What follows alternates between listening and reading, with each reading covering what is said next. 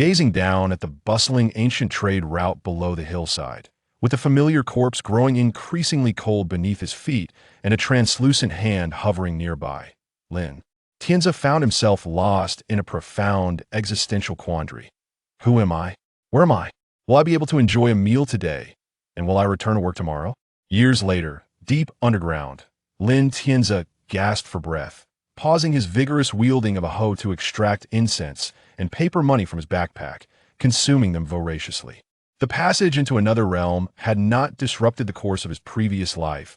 The heart of a modern youth signaled its exhaustion, resolutely resigning from the burdens of existence. Fortuitously, unlike those unfortunate souls who succumbed to the trials of their new worlds, Lin Tianzi seamlessly transitioned into a spectral being, evolving from a mere consumer of sustenance to an ethereal entity.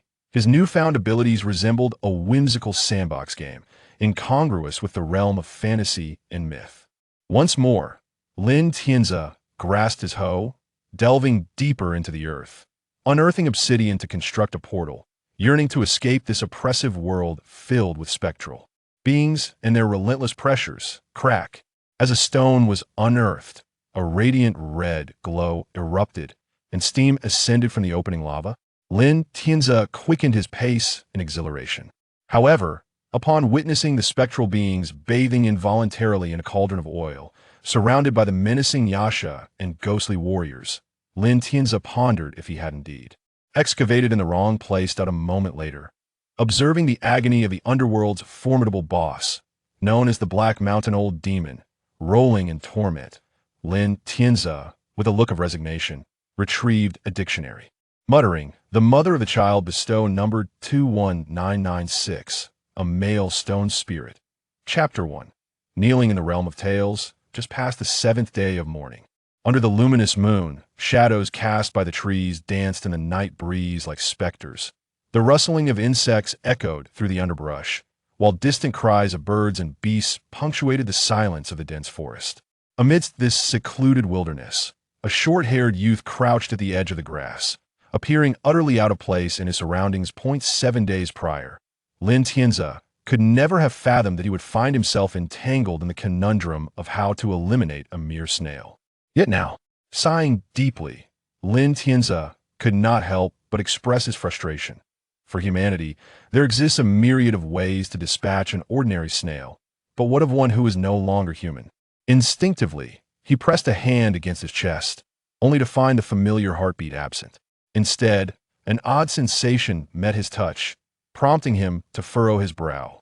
The sensation was akin to caressing a slab of frozen pork that had languished in the refrigerator for over a week, soft yet stiff and cold, imbued with an unsettling chill.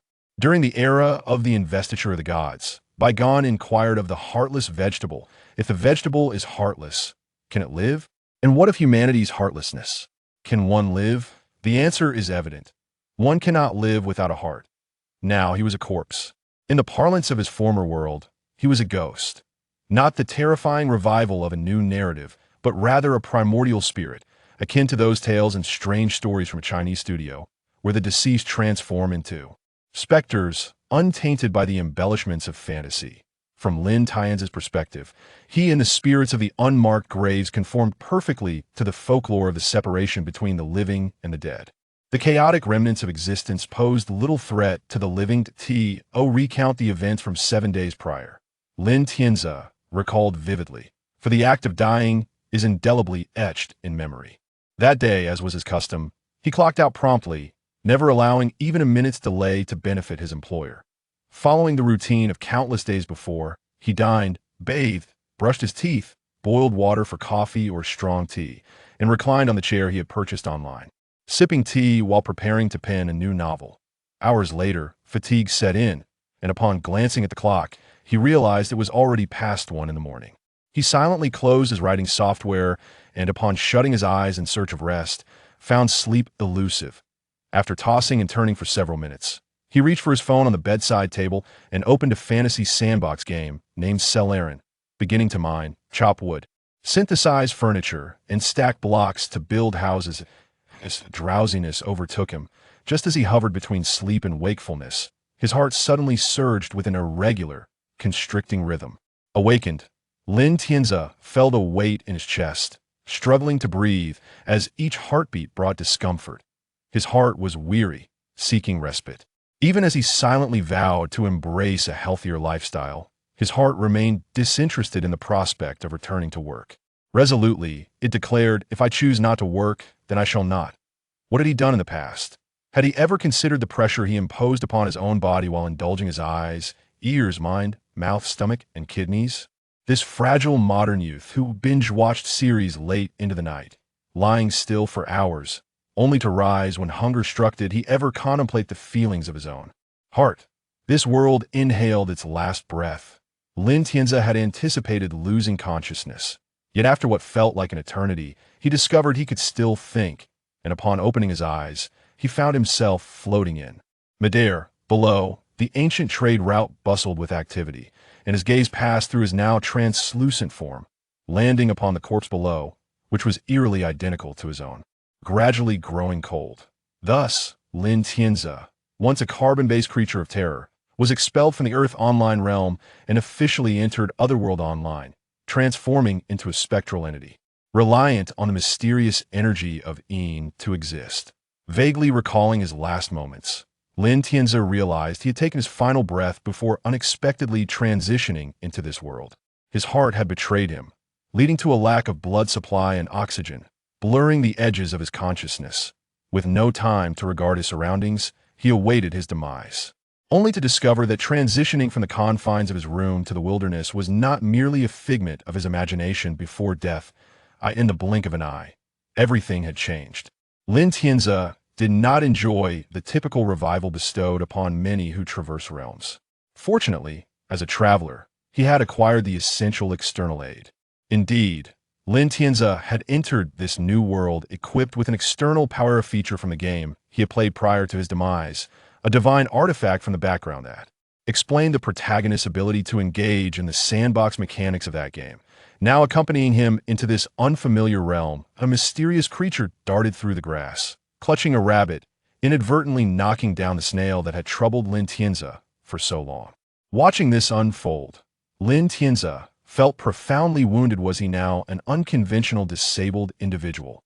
Observing the creature, which resembled a fox adorned with avian feathers, he witnessed the rabbit's spectral form dissipate upon death, drawn into an invisible vortex.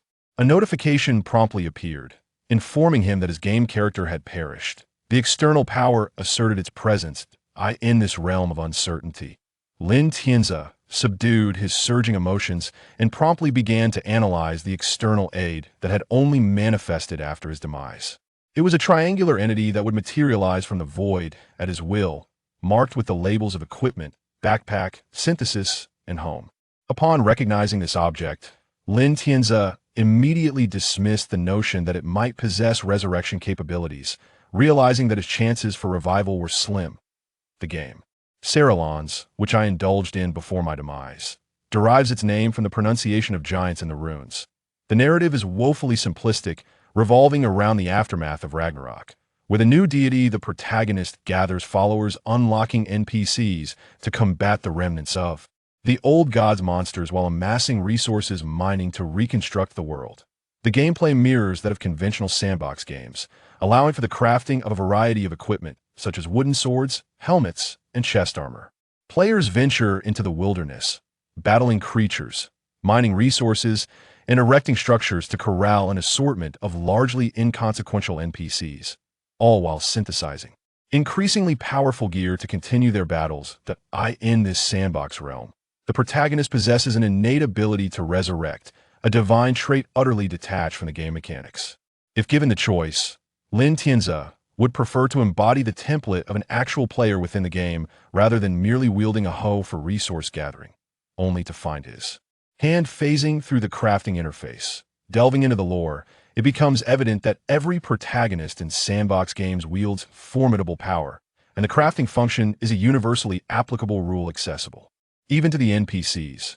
Consider Steve from the legendary Minecraft, who, within mere moments, can unleash 16 punches capable of shattering the renowned oak, known for its unparalleled hardness.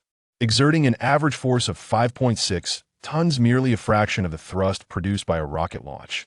This calculation pertains solely to his strength in felling trees within the game. Steve can obliterate even harder materials like stone, diamond, and obsidian with his bare hands. According to popular discourse, he could carry an astonishing 2,000 terabytes of bedrock.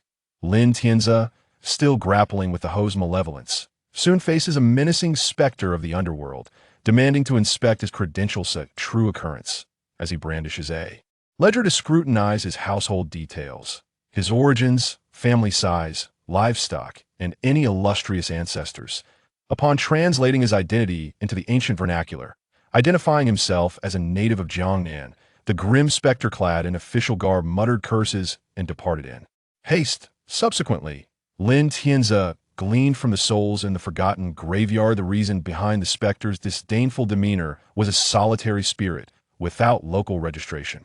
Deemed a pauper in the realm of the dead, his inability to procure offerings or incense, coupled with his status as a foreigner without relatives to honor him, marked him as impoverished in the afterlife, rendering the specter's visit futile. It was akin to a distant taxi driver arriving only to find a fare canceled, receiving no gratitude in return. As a ghost, Lin Tianzi found himself troubled by the sunlit world, a natural inclination for his kind. As for why he, a newly emerged spirit, was unafraid of daylight, it pertains to the rules governing this realm. Here, the recently deceased are referred to as living souls, existing in a liminal state between life and death, neither fully in the underworld nor in the realm of the living. Impervious to the elements of light and shadow, Lin Tianzi interpreted this as being in a quantum superposition, allowing him to be unaffected by external sunlight, while the specters of the underworld remained unyielding in their demeanor. Observing a snail blissfully consuming leaves, he impulsively crushed it underfoot, only to realize it remained undeterred, continuing its feast as if he were but an intangible whisper, leaving no mark upon it, while he felt as though treading upon impenetrable steel. Resolving to abandon his hesitations, Lin Tianzi drifted towards the forgotten graveyard. In the days since his death, he pondered deeply, undertaking various experiments during the hour following his 7th day of mourning as a newly deceased spirit. He found the life force of the living akin to an impenetrable fortress, rendering him vulnerable to this inexhaustible passive energy field more suffocating than ordinary mortals encountering the innate barriers of noble lineage. I cannot vanquish the snail or procure its shell for crafting buttons. Therefore, Plan B shall be postponed. With today marking the end of my mourning period, I am effectively half a ghost, perfectly positioned to join the communal warmth of the forgotten graveyard family. It is time to implement Plan A. Some unrotted private planks remain in the graveyard, and while materials for adornments are scarce, I shall first gather the 6 pieces of armor. Chapter 2. Bewitched in a realm where every piece of equipment and accessory enhances one's abilities, the most disconcerting aspect of the ghostly world is the scarcity of resources. Lin Tianzi, despite his advantages, could not extract any benefits from the lifeless beings around him, save for the materials acknowledged by his extraordinary abilities. With a mere thought, the sight of the tetrahedron-marked backpack rapidly enlarged before him, unfolding into a panel composed of 810 transparent slots, much like in most sandbox games, where inventory space is perpetually insufficient. Lin Tianzi, having only recently arrived in this world, found his backpack already filled to 1/8 of its capacity. His eyes roamed over the contents of the backpack, akin to a wealthy merchant evaluating his limited possessions, pondering whether any materials could be synthesized into a remedy for the unknown buff afflicting him. Wooden axe X1, wooden pickaxe X1, wooden sword X1, wood X7, rags X3, yellow paper X18, iron block X1, corpse X1, slippers X1, shorts X1. The first 3 items corresponded to mining, lumbering, and battling slimes, a starter kit included from the outset in sandbox games. Indeed, these were artifacts of significance, as the game's backdrop was set in a mythical world. All items resembled legendary artifacts like Thor's hammer, Mjolnir. However, the artifacts produced by the sandbox system varied in potency. For Lin Tianzi, who relied on these advantages to survive and ascend to greatness, he had certainly made use of them. Once equipped, even the most ordinary of specters became mere prey before him. For instance, upon his arrival, Lin Tianzi extracted the wooden pickaxe, though he could not physically wield it. This represented the preservation of the game's mechanics. If he lingered over an item in his inventory for more than 2 seconds, its information would automatically manifest, just as it would in a game. Item: wooden pickaxe, digging bonus, 2. 5. Damage, 2. Melee, knockback, 2. 5. Usage time, normal, rarity, common, sell price, 10 copper coins, research, requires 1, synthesis, 10 units of wood. The attributes bore no deviation from those found in game. Yet therein lay the crux of the matter. As a specter, he could not physically interact with the pickaxe, leaving him uncertain if it could mine the cubic blocks characteristic of sandbox games. Even attempting to use the system to perform clever maneuvers, such as floating in the air to strike down foes with the pickaxe, would fail, as the item would simply hover in midair, rendering his efforts futile. As a nearly decade-long enthusiast of online novels and a part-time writer, Xianxia scrutinized the game's equipment statistics. Without hesitation, he placed the item in his equipment slot, acquiring a stable 2D as attack power. With melee attacks, even a gentle breath would allow him to benefit from this enhancement, granting him a semblance of ghostly authority. Otherwise, it was naive to expect the specters and the unmarked graves to welcome an outsider and offer selfless assistance. The wood, iron blocks, and various materials he possessed translated into makeshift boards for carrying corpses and rags from the deceased. The yellow paper symbolized offerings burned at crossroads for wandering spirits, while the iron block was merely remnants of corroded metal, akin to coffin nails. Initially, Xianxia had not anticipated that the sandbox system would recognize these items as materials.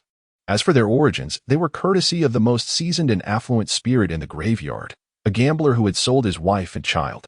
Were it not for this old wretch, who could only manage a thumbprint, Xianxia would have found it far more challenging to grasp the intricacies of this world and its ghostly inhabitants, thus utilizing the system's backpack to his advantage.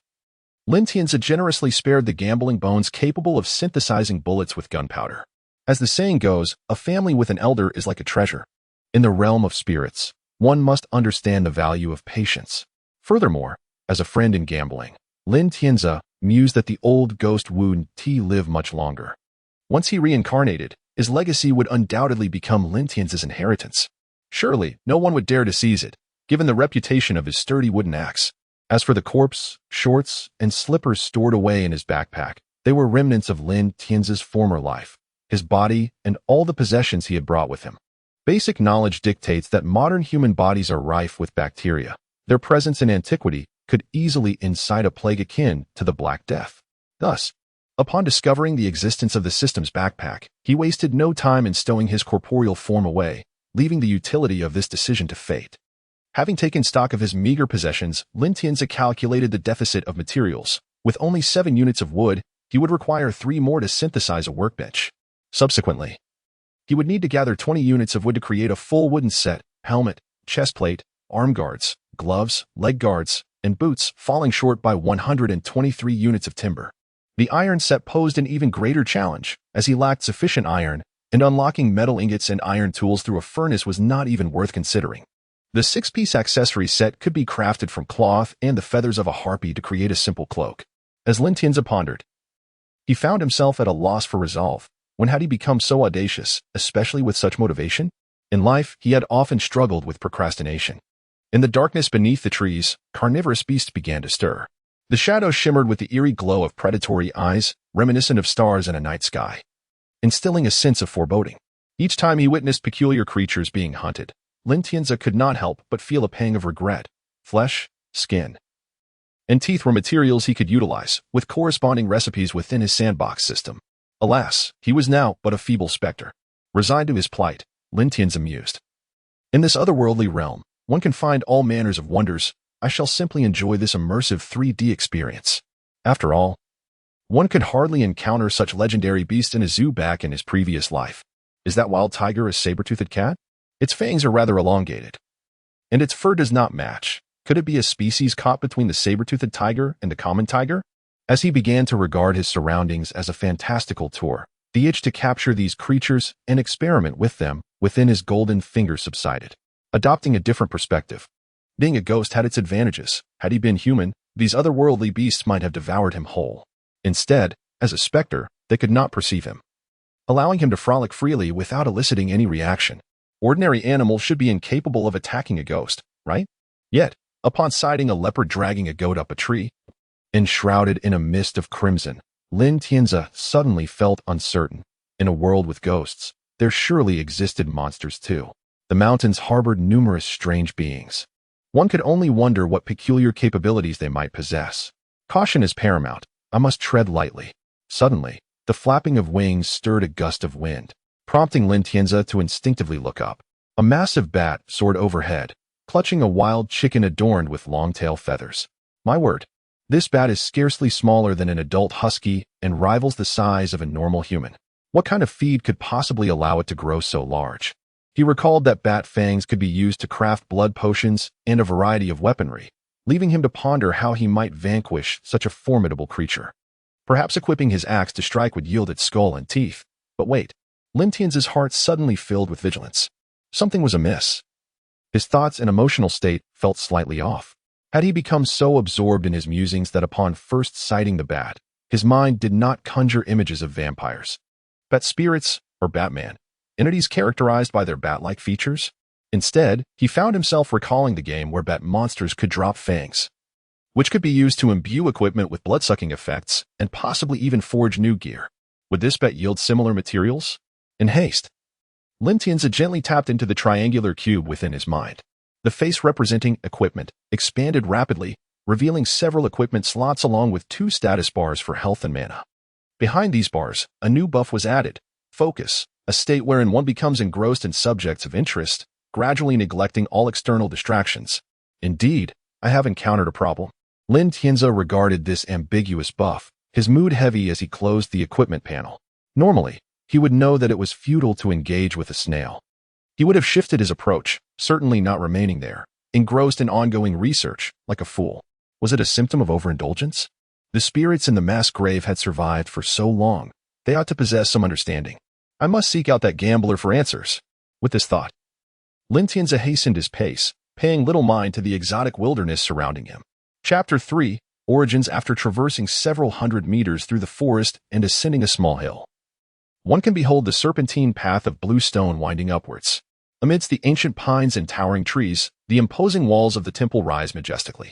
Behind the temple lies a chaotic burial ground, which served as Lin Tianzi's transient abode in this alternate realm. This temple, nestled deep within the mountains, is home to over 200 monks, both venerable and novice. A massive sandalwood plaque hangs above the Vermilion Gate. However, the entrance bears no inscription, for the temple remains nameless. Upon hearing this, Lin Tianzi was momentarily taken aback, yet he could not help but admire the sentiment. The realm of Lan Rua is boundless.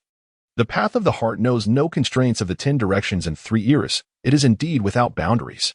In the pursuit of tranquility and the cultivation of the mind, is any place not a sanctuary? Must one confine oneself to a temple?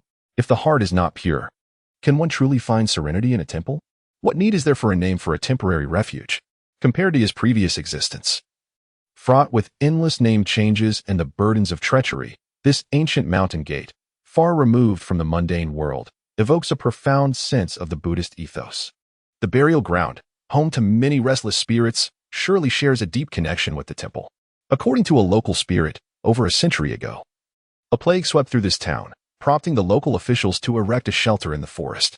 Those suspected of infection were confined there, and if their symptoms were pronounced, they were unceremoniously dragged into the woods and buried without question. A wandering monk, upon hearing of this tragedy, arrived to preach and administer aid. After tending to the afflicted, the monk perceived the lingering resentment of those who had perished unjustly under the plague and oppressive governance, fearing calamity might ensue. Thus, he transformed the makeshift shelter into a temple and consecrated the burial ground as a sacred space, taking in dozens of orphaned children as lay disciples.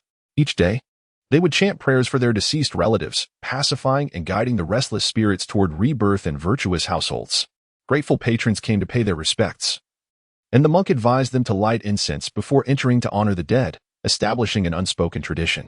This land, once unlikely to develop into such a chaotic burial site, found itself fortuitously intertwined with the lives of a childless elderly couple.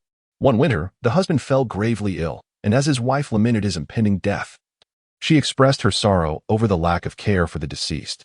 In a fit of anger, the husband, already bedridden, rebuked her, suggesting she should bury herself in the woods alongside the plague victims, as they at least received proper funerary rites. Unbeknownst to her, The wife's earnestness led her to take her husband's words to heart, believing the burial ground was a place of good fortune, blessed by the monks. Thus, she buried her husband there and prepared a grave for herself beside him, awaiting her own demise. This peculiar story spread initially among beggars and idlers who sought the fortuitous location for their own final resting places. Subsequently, the local authorities, motivated by the need to manage the deceased from distant lands, allocated funds to construct a charitable burial site, fearing the chaos that could arise from improperly handled corpses. The county magistrate, upon learning of the situation, sanctioned the use of this land for burials, despite the ongoing maintenance issues with the charitable establishment. Over time, the notoriety of this site grew, as influential families began using it to discreetly manage the deaths of their servants and concubines, seeking to avoid public scrutiny while ensuring peace within their households. The monks, aware of the unspoken arrangement, chose to turn a blind eye to the multitude of graves, focusing solely on their own kin. As the years passed, the temple's influence grew, and the local populace ceased to frequent the site. Xianxia glanced at the temple above, hastily lowering his gaze as he hurried past. Towering above the temple is a magnificent seven-tiered stupa, adorned with bronze bells that hang from its eaves. Yet in the night breeze, they remain eerily silent, as if they were solid weights. In his quest for understanding, Xianxia sought to learn the significance of the stupa, deciphering the esoteric terminology that eluded him, but he ultimately deduced that it represented a form of protective fortune. Many folktales speak of such protection, wherein a radiant aura wards off malevolent forces, and those who find themselves in misfortune may inadvertently invite harm if not vigilant. In contrast to the tales of barrier wards in ordinary homes, this temple exemplifies a commanding presence. It is not merely a renowned temple, but one where the protective aura surpasses even that of the mountain it resides upon. Interestingly, while the stupa effectively repels malevolent beings, it does not target spirits that were once human. This distinction is why Xianxia dubbed it the embodiment of protective fortune. From his perspective as an outsider, Xianxia recognized that this world exhibits a profound aversion to the otherworldly, a sentiment echoed in his limited experiences since his arrival. The living are shielded by the vitality of the sun, and as the leader of all beings, one may ignite an eerie flame upon their shoulders while traversing the night. Though he had heard of this notion in his previous life, witnessing it firsthand left him perplexed, for the flames seemed to emanate not from within, but rather as an external augmentation. Indeed, this world possesses a certain magic, yet upon closer examination, Xianxia sensed that the source of such wonders could be uncovered. This peculiar notion of three flames aligns more with human nature than with objective phenomena. If one were to speak of robust vitality, how can humans compare to ferocious carnivores? Why is it that lions, tigers, and bears do not possess such vigor as a wild boar? As for the rather abstract concepts of fortune, prosperity, and longevity, why do they only seem to manifest during solitary nocturnal journeys? It was only later, upon realizing the uncanny resemblance between this world and the historical myths of previous lives, that clarity emerged. Tracing back to the ancient, untamed era, one can find the three sovereigns of heaven, earth, and humanity. The heavenly sovereign governs the harmony of weather, while calamities and blessings intertwine. Following this were the Central Emperor, the Eastern Azure Emperor, the Southern Flame Emperor, the Western White Emperor, and the Northern Black Emperor, 5 epics steeped in myth, their durations lost to time. Xianxia soon grasped that this peculiar establishment of 3 flames might indeed be a construct of the postnatal realms, humanity, and the divine. In a world that can be perceived as a civilization of individual cultivation, it is entirely reasonable that, throughout its extensive history, rules have been established to formulate heavenly decrees and regulations, creating protective mechanisms for humanity. In the realm of science fiction, akin to the imagined future in Dune, there exists a protective stance where everyone possesses a shield that cannot be penetrated by interstellar artillery, thus resorting to slow, cold weaponry for self-destructive skirmishes. Hence, even upon learning that a scholar in the nearby town could commune with spirits and foxes, ethereal entities devoid of physical form, along with various species and sizes of foxes, and that this scholar bore a normal and intelligent child, Xianxia felt little astonishment. Truly. Chapter 4. The ghostly interception. Xianxia was uncertain whether the rumors held any truth or if the world of idealism was simply too bizarre. It was said that the realms of yin and yang were supposed to remain separate, except when it came to female ghosts giving birth to living children. There were even instances where spirits, bound by their obsessions, lived among the living, unaware of their own demise. and could even achieve great wealth and status through the imperial examinations. The fortunes of dynasties and the prowess of sorcerers could not discern the authenticity of these beings until they heard tales of their own demise. Awakening from this dreamlike state, they would dissipate into wisps of blue smoke, leaving only their garments behind. The notion that one could reverse life and death, even procreate, while remaining oblivious to their own death was a quintessential reflection of idealism. Fortunately, the heavens had their laws, the mortal realm its regulations, and the underworld its own decrees. The realms of gods, Buddhas, ghosts, monsters, and demons operated under their own set of rules, and as long as these were not transgressed, the living held a status akin to that of a national treasure, protected by layers of safeguards. In a mass grave, the chilling wind swept through the desolate trees, akin to a woman weeping in sorrow. An inexplicable wave of coldness surged forth, causing Xianxia to involuntarily shiver, yet he felt invigorated. Much like stepping into an air-conditioned room on a sweltering summer day, it was a rare occurrence to find the living among the dead. As mass graves were traditionally seen as places rife with the uncanny and the forbidden, filled with the remains of unclaimed corpses and an aura of terror, it was common knowledge that the living did not dwell in the realm of the dead, making it unnecessary to approach such places. Thus, when Xianxia unexpectedly encountered a woman without legs, draped in vivid crimson garments, beckoning him from beneath a grand tree at the entrance of the mass grave, he barely resisted the impulse to flee in terror. The woman's face appeared as if dusted with flour, an eerie pallor that was almost frightening. At first glance, her features were quite delicate, provided one overlooked her eyes, which were devoid of whites, with black pupils filling the entirety of their sockets, resembling dark, hollow voids. Perhaps influenced by the horror films he had watched in life, Xianxia, now a wandering spirit himself, found himself gripped by a profound unease at the sight of the woman. She was utterly terrifying. This ghost bore an uncanny resemblance to the haunting beauty from the tales of old, evoking a subtle, chilling horror that epitomized what it meant to experience fear in a Chinese context. Once the initial shock subsided, Xianxia recognized the identity of this unfamiliar woman, or rather, the ghostly figure. He specifically recalled the crimson attire she wore, a mark of a vengeful spirit, rarely seen in the vicinity for decades. Within a city's radius, there was only one such ghost in red. Although she was buried in the mass grave, she did not linger among the dead but instead gazed down from a cliffside, as if awaiting someone. Just as dragons have various forms, such as water dragons, sea dragons, and earth dragons, so too do ghosts possess myriad varieties and subspecies. The nature of a ghost is often influenced by the individual's attributes during their lifetime, such as being a pure young virgin for 9 lifetimes or a beggar for 10. As commonly discussed among online communities, the process of reincarnation is indeed intricate. And the same can be said for becoming a ghost in this world, dictated by one's fate. It is only logical that not every individual who passes away transforms into a formidable spirit. If that were the case, this world would be overrun by ghosts. Given the vast number of lives that exist, the simplest method to discern a ghost is to examine their attire. Within 7 days of passing, based on their life actions and state at death, a ghost receives garments bestowed by the heavenly order, which come in 5 colors: red, yellow, black, white, and blue. Xianxia was unaware of the specific conditions that could empower a ghost, but he could infer a few traits from the legendary spirits that existed only in folklore. One must possess a unique birth chart, perhaps born in an especially auspicious year, month, or hour. Being interred in a location of extreme negativity could provide a multiplier effect for cultivation from the moment of death.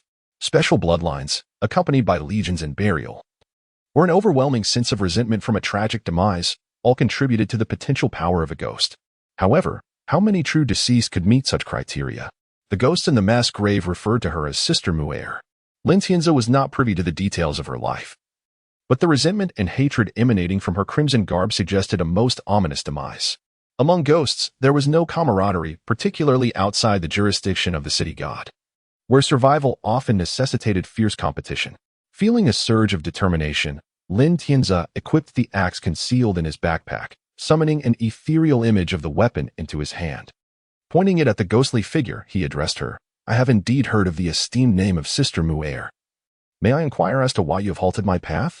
In stark contrast to the disconcerting voices often depicted in horror films, Sister Mu'er spoke with a voice so sweet it could stir one's very blood. "I merely came to see who was wandering so far into this domain. Initially suspecting an intruder, only to discover it was you, young Master Lin. You are clad in the heavenly white robes, Yet have you already passed the 7 days? Why does she know me, despite our lack of acquaintance? This cannot be mere coincidence, Lin Tian's mused, growing wary of her intentions.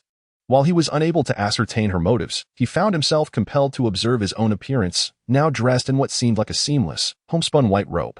Out of the corner of his eye, he surveyed the surrounding woodland, contemplating how to engage should a confrontation arise, or how to escape if he found himself outmatched, all while engaging in idle banter to buy time. I have not committed any heinous acts in life, thus I bear no karmic burdens. I cannot wear black or red robes, and I am certainly no paragon of virtue to don the blue and jade attire.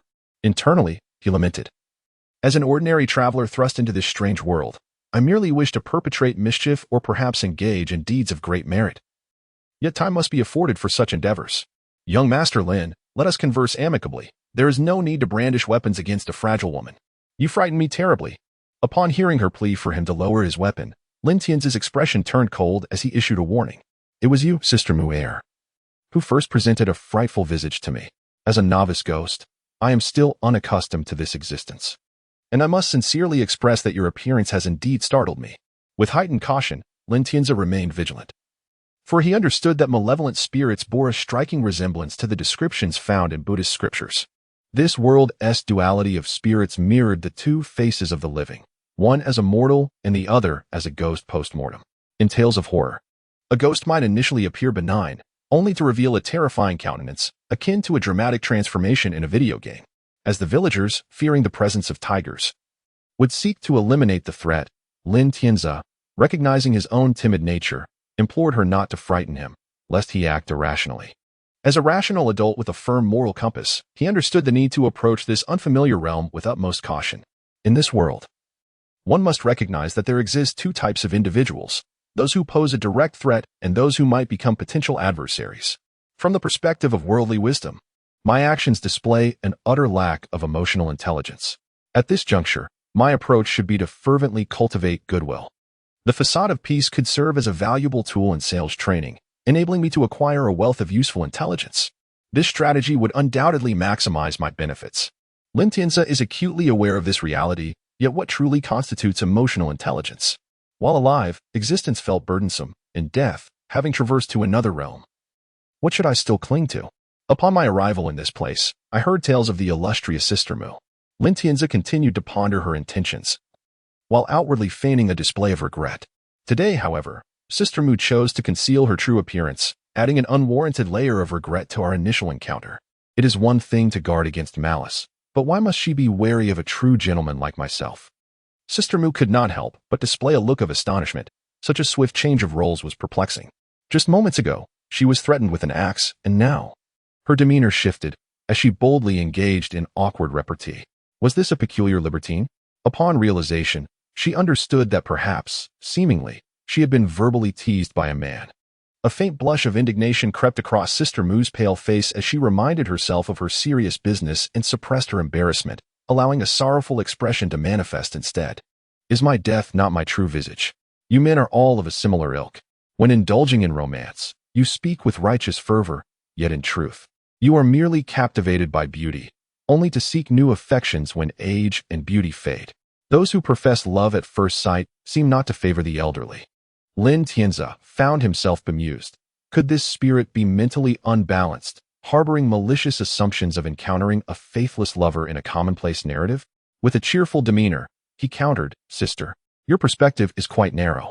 Who says an 18-year-old lad cannot fall for a 70-year-old woman? Not only is it possible, but it can also be genuine love.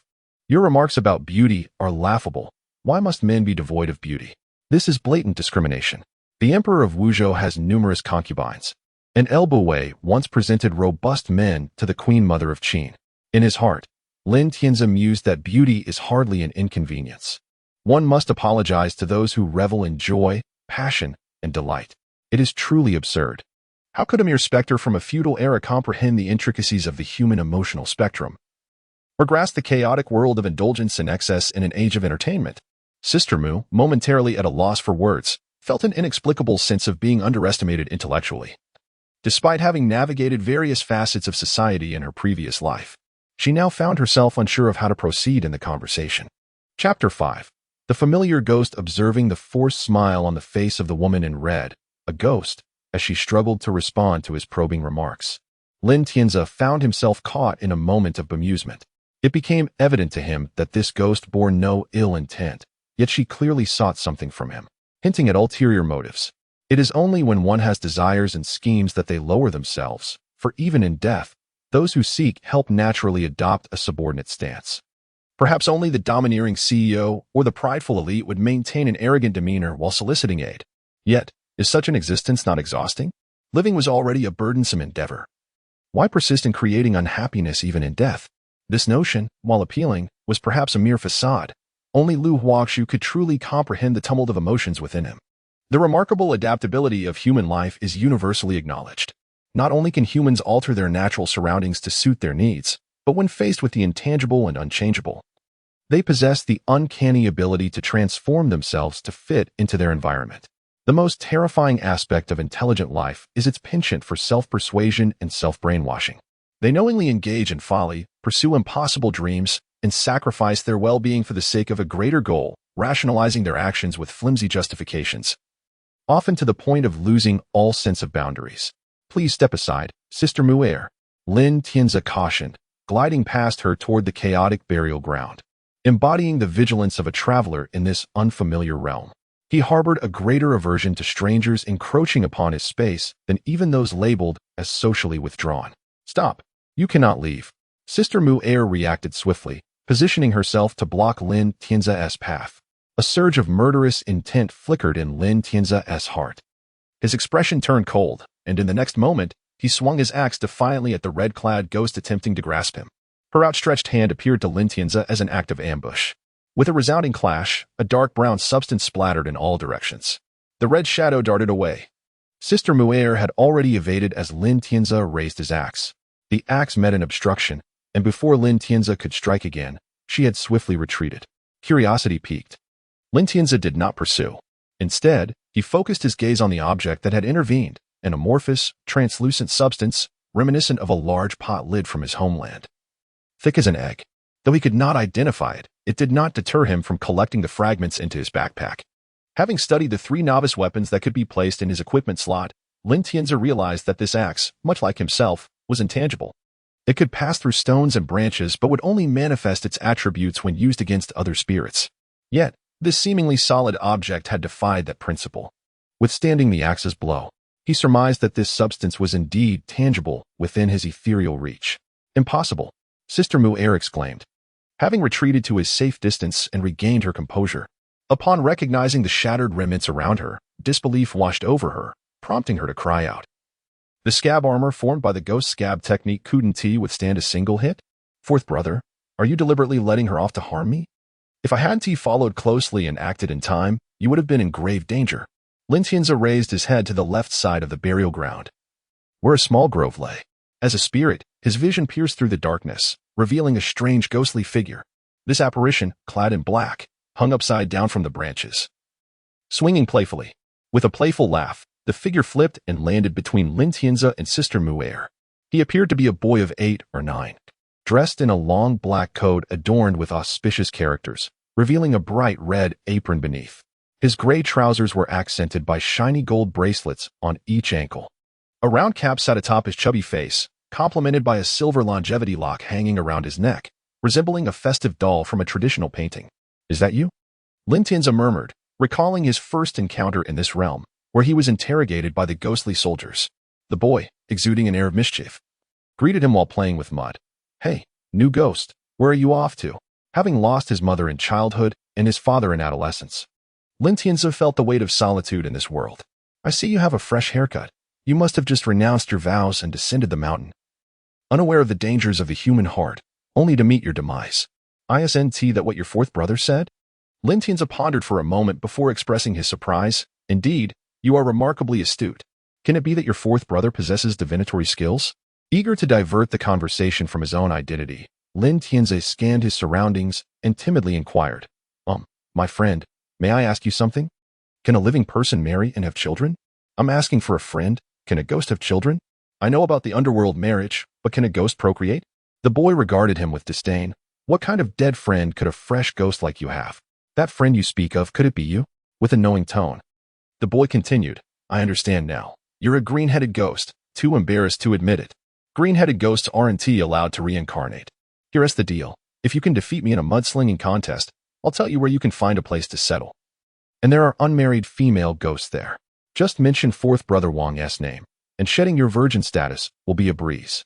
Thus, Lin Tianzi spent the afternoon engaging in mudslinging with the boy, following his guidance to ultimately locate the chaotic burial ground. Later, Lin Tianzi would learn that he had encountered a formidable character. Those who died 7 days ago retained their connection to the living world, wearing the same clothes in death as they did in life. After the 7th day, once their yang energy had depleted, their garments would vanish, replaced by the 5 colored robes befitting their ghostly identities. As the old gambler's rhyme goes, black clothes denote wickedness, red signifies danger, blue resembles immortality, yellow approaches the divine, and white signifies a ghost aspiring to humanity. Unless one encountered those ghosts who changed attire, one could discern a ghost's nature merely by observing their clothing. Chapter 6. Joining the fray. Falsehoods are ultimately transient. The garments burned in worship or purchased from the ghostly tailor are not destined for permanence. Within a few days to a month at most, these clothes will fade or be reduced to mere ashes. The enduring ghostly attire is a rare treasure in the realm of spirits, where color is but an inconsequential detail. Lin Tianzi has long understood that the clothing worn by the spirits is not merely fabric. It embodies their life's deeds and misdeeds, reflecting both external evaluations from the world and their own self-assessment mirrored in the cosmos. The concept of the 5-colored ghostly garments has become a well-known rhyme among ghosts, representing a form of common knowledge. Red attire signifies lingering resentment and malice, black denotes the weight of sin, yellow is emblematic of virtue and reputation, while blue reflects the essence of one's true nature. A ghost clad in red is akin to a lunatic, shunned by others, while black-clad spirits are reminders of their heinous acts, having harmed many in life. The resplendent yellow attire indicates a life filled with great merits. As for Lin Tianzi, dressed in white, he is often depicted in various horror films and stories as a mere supporting character, embodying the essence of inconsequence. Indeed, in this world, the white-clad ghost is universally recognized as ordinary, an unremarkable life followed by an unremarkable death, though he may perceive his existence as rich and grand. It is merely a series of mundane activities, chasing chickens, herding dogs, fishing in rivers, and fleeing from bees while attempting to disturb their nests. In life, he was but a drop in the vast ocean of humanity. In death, a speck of dust in the underworld. The only hope lies in the next life, aspiring to rise above the ordinary. Yet, Lin Tianzi rejects this notion. As an outsider, he finds himself stranded in a desolate wilderness without having accomplished anything. The fault does not lie with him, but rather with the world's assessment mechanism. As a transmigrator, he should be evaluated as an extraterritorial demon in the realm of immortal fantasy. Instead, he appears ghostly pale and clad in white, resembling a faceless bystander from a comic, lacking any semblance of distinction. Ghosts dressed in red are known as fierce spirits, clearly formidable from their very name. Unlike the white-clad supporting characters in ghost stories, they often serve as the ultimate antagonist, requiring protagonists to endure countless trials, seeking the wisdom of various masters, and sacrificing friends along the way to confront the final boss. These spirits may carry deep-seated grudges or possess inherently erratic and malevolent natures, surpassing even the most fiendish of creatures.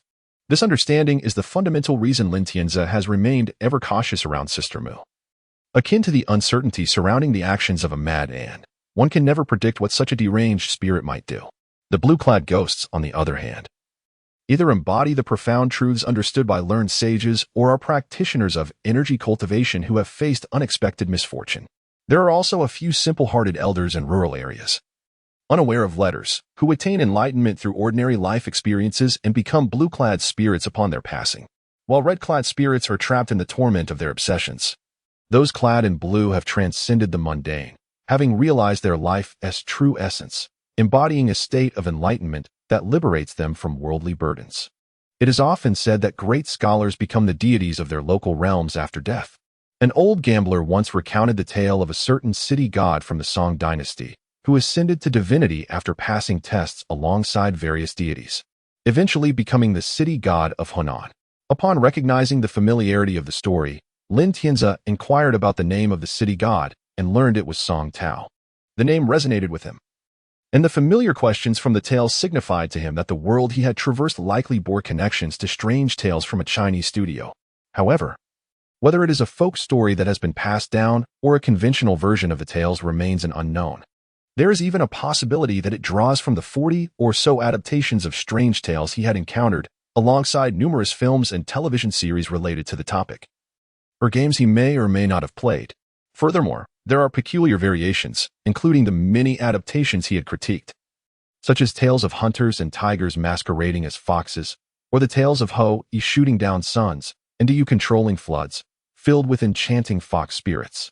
In summary, the possibilities are overwhelming, and Lin Tianzi finds himself as a novice, still unacquainted with the world's backdrop.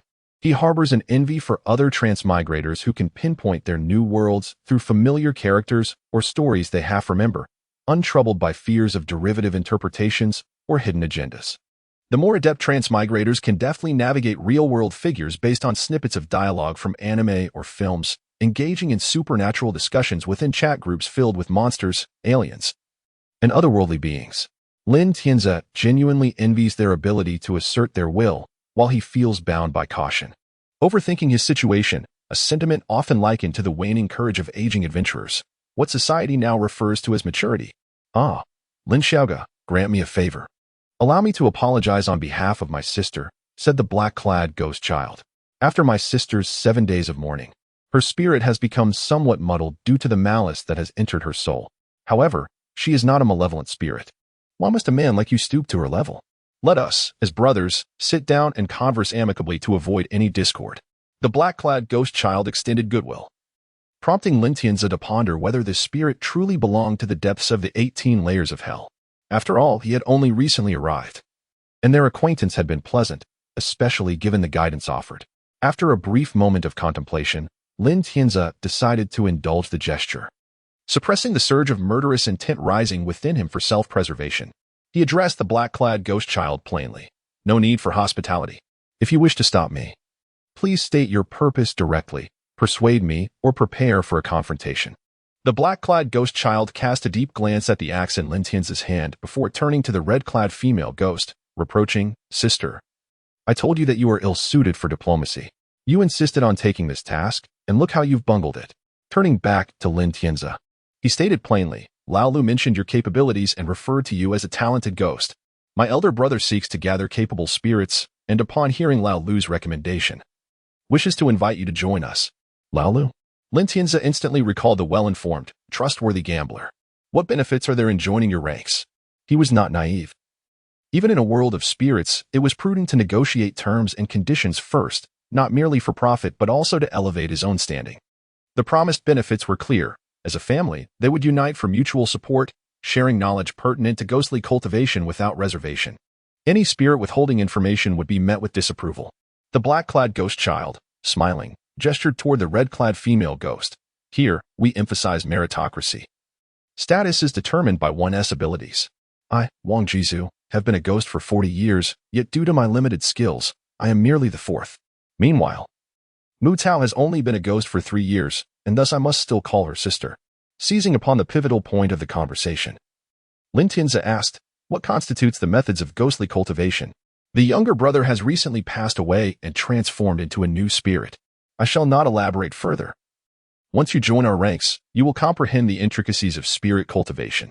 My bond with the younger brother is fortuitous, and thus, I will not withhold any truths. In essence, it is to follow the will of heaven and respond to the affairs of mankind. What does this imply? Lin Tianzi gestured for the other to continue. The scriptures state that the world is akin to a sea of suffering, with all beings submerged within it. This sea of anguish resembles a grinding stone, where the sun and moon alternate in their celestial dominion, a force beyond human resistance. This exemplifies the cyclical nature of heavenly principles. Just as a spirit may be possessed by the malevolent essence of blood, resulting in memory loss, both humans and flora may perish, all manifestations of this formidable power. To align oneself with it, to follow its current, is to remain unharmed by it. Each spirit possesses a unique demise. By delving deeply into the specifics of one's own death, the path of cultivation will naturally unveil itself through the subtle guidance of fate. Requiring no further explanation from me, you will understand in due course. The principle is much as the second sister articulated. Humans are ultimately not mere instinctual beasts. A great power has inscribed a tome on the impermanence of life and death. And the vast majority of spirits in this world utilize it as a foundational reference for their cultivation. If Brother Lin is intrigued, I would be willing to impart this knowledge without charge. Lin Tianzi smiled and replied, Brother, I have heard that what is free is often the most expensive.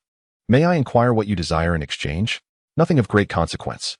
The teachings on the impermanence of life and death are widely disseminated. With diligent inquiry, you will surely encounter a few elder spirits who have not yet reincarnated and can guide you in your cultivation. Lin Tianzi's expression shifted, and he affectionately called out, Second sister, fourth brother, henceforth, I shall be more accommodating. Ah, by the way, who is our eldest? Our esteemed elder is none other than the renowned Wang Jizu. You truly did not know? Perhaps the sixth brother did not inform you. No matter. I shall enlighten you. Our elder is the mountain deity presiding over the Lanrua Temple and the mass grave, the lord of the Black Mountain in both the realms of Yin and Yang. Chapter 7, Cultivation, Part 1. It is often said that in life, one can never anticipate whether tomorrow or an unexpected event will arrive first. In the fleeting blink of an eye, an entire lifetime can pass. The heart beats erratically, squeezing out vitality from every limb and sinew as coldness begins to creep into the extremities. Lin Tianzi, for reasons unknown, feels an uncanny familiarity with this experience of death, an unsettling sense of déjà vu. In an instant, this haze is shattered by a pang of anxiety. Indeed, earlier he had felt discomfort in his chest, but youthful vigor led him to dismiss it, attributing it to a mere awkward sleeping position that left his flesh sore. Without further contemplation, he hastily dialed for help, succinctly explaining his condition and location. Following the doctor's instructions over the emergency line, he adjusted his posture and regulated his breathing. Yet, his heart continued to race until it was suddenly seized by excruciating pain. His mind began to swirl in dizziness, and regret washed over him for not seeking medical attention sooner, or for not residing next to the hospital. He did not wish to die.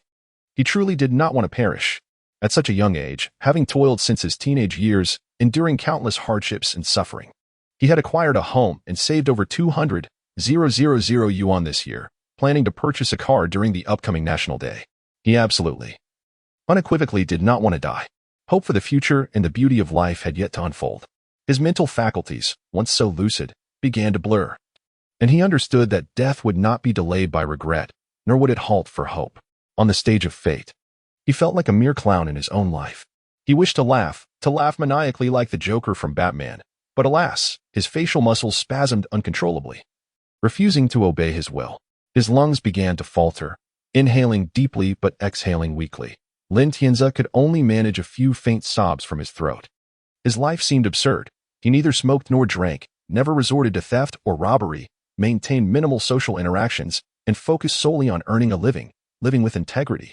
Within the confines of a finite life, he had crafted a plan to live as he desired, striving for the future while still young. Yet here he was, collapsing at the very first hurdle. Was it not laughable? The end of his life seemed farcical, and the money earned at the cost of joy through maturity was even more ridiculous. Breath became increasingly difficult, and Lin Tianzi realized that even after calling for emergency help, it was too late.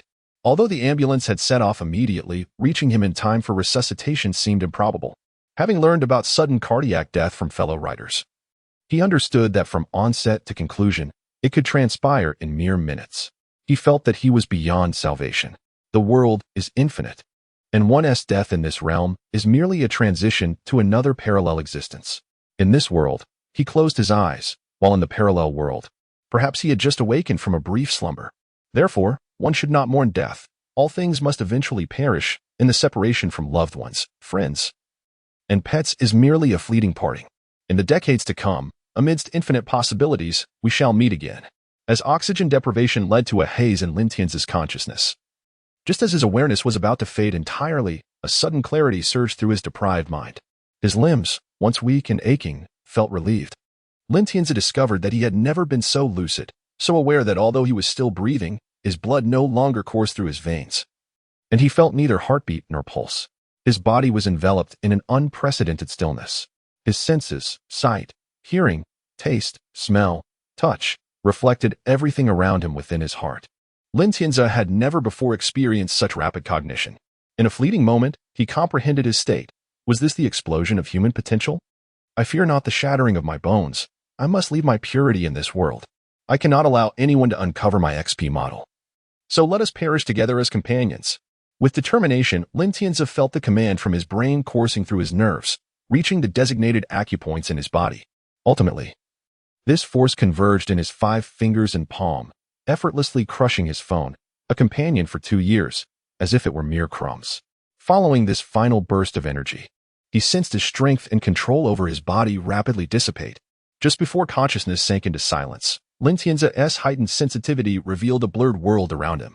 Abruptly, he transitioned from his rented room to a verdant forest alive with birdsong and blossoms, leaves swaying in the breeze. In the next instant, boundless darkness and weightlessness enveloped him. With a sudden jolt, Lin Tianzi sprang from beneath the stone that had sheltered him. A chill night breeze blew, the cold moonlight bathing him.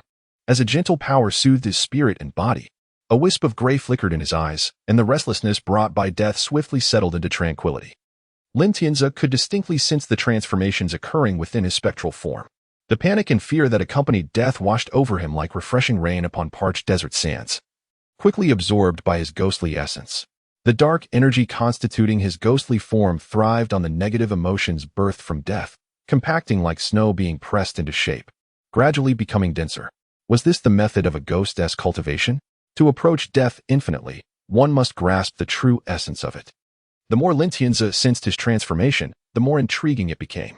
In life, the soul clung to the body.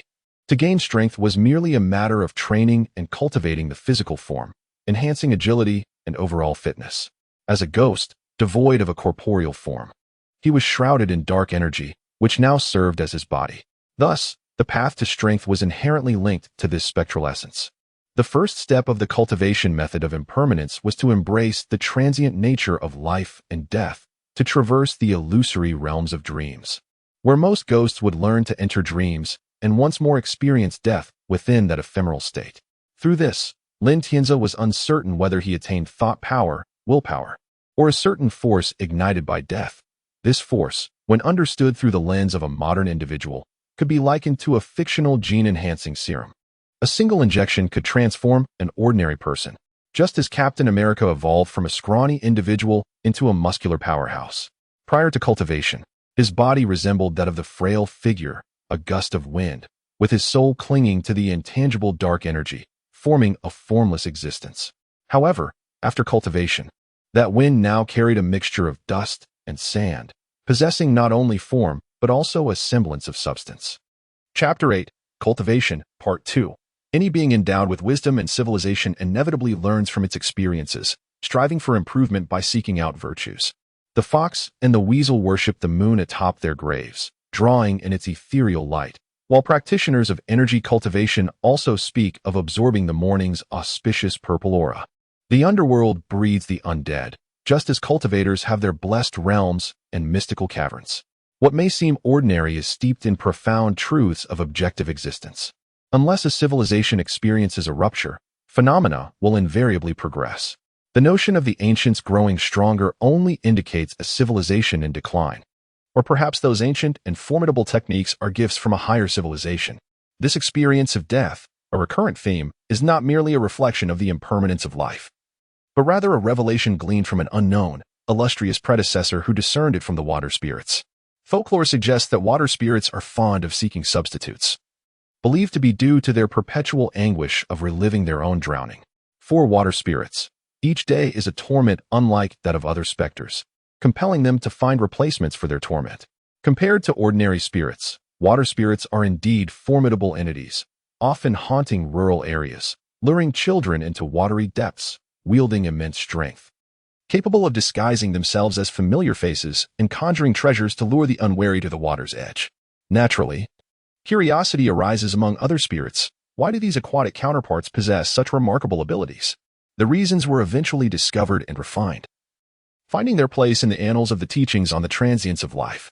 Lin Tianzi reflects on his decision to join this group as a student. Just days prior, he faced the black-clad ghost child, and now he finds himself invited by fourth brother Wang Jizu.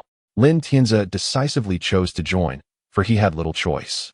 The old gambling ghost was the sixth, the black-clad ghost the fourth, and the red-clad sister Mu the second. Clearly, This was a collective with a leader, a third, a fifth, and possibly even a seventh and eighth, with an unknown number of spirits involved. As a solitary spirit still in the novice village, joining an organization seemed quite reasonable, especially one composed of ghosts. How exhilarating. On the other hand, their purpose piqued Lin Tianzi's curiosity. Initially, he had made friends in this world with a wooden sword at the mass grave, and now the old gambling ghost was part of their organization, implying that if he did not align with them, he would remain lost at the grave, likely learning nothing. With no alternative, he recognized the value in understanding ghosts and the path of cultivation. Most importantly, he felt reassured that his affliction could be cured, allowing him to focus on a singular pursuit without the distractions of other concerns. This was not a sign of illness, nor was it mere navet.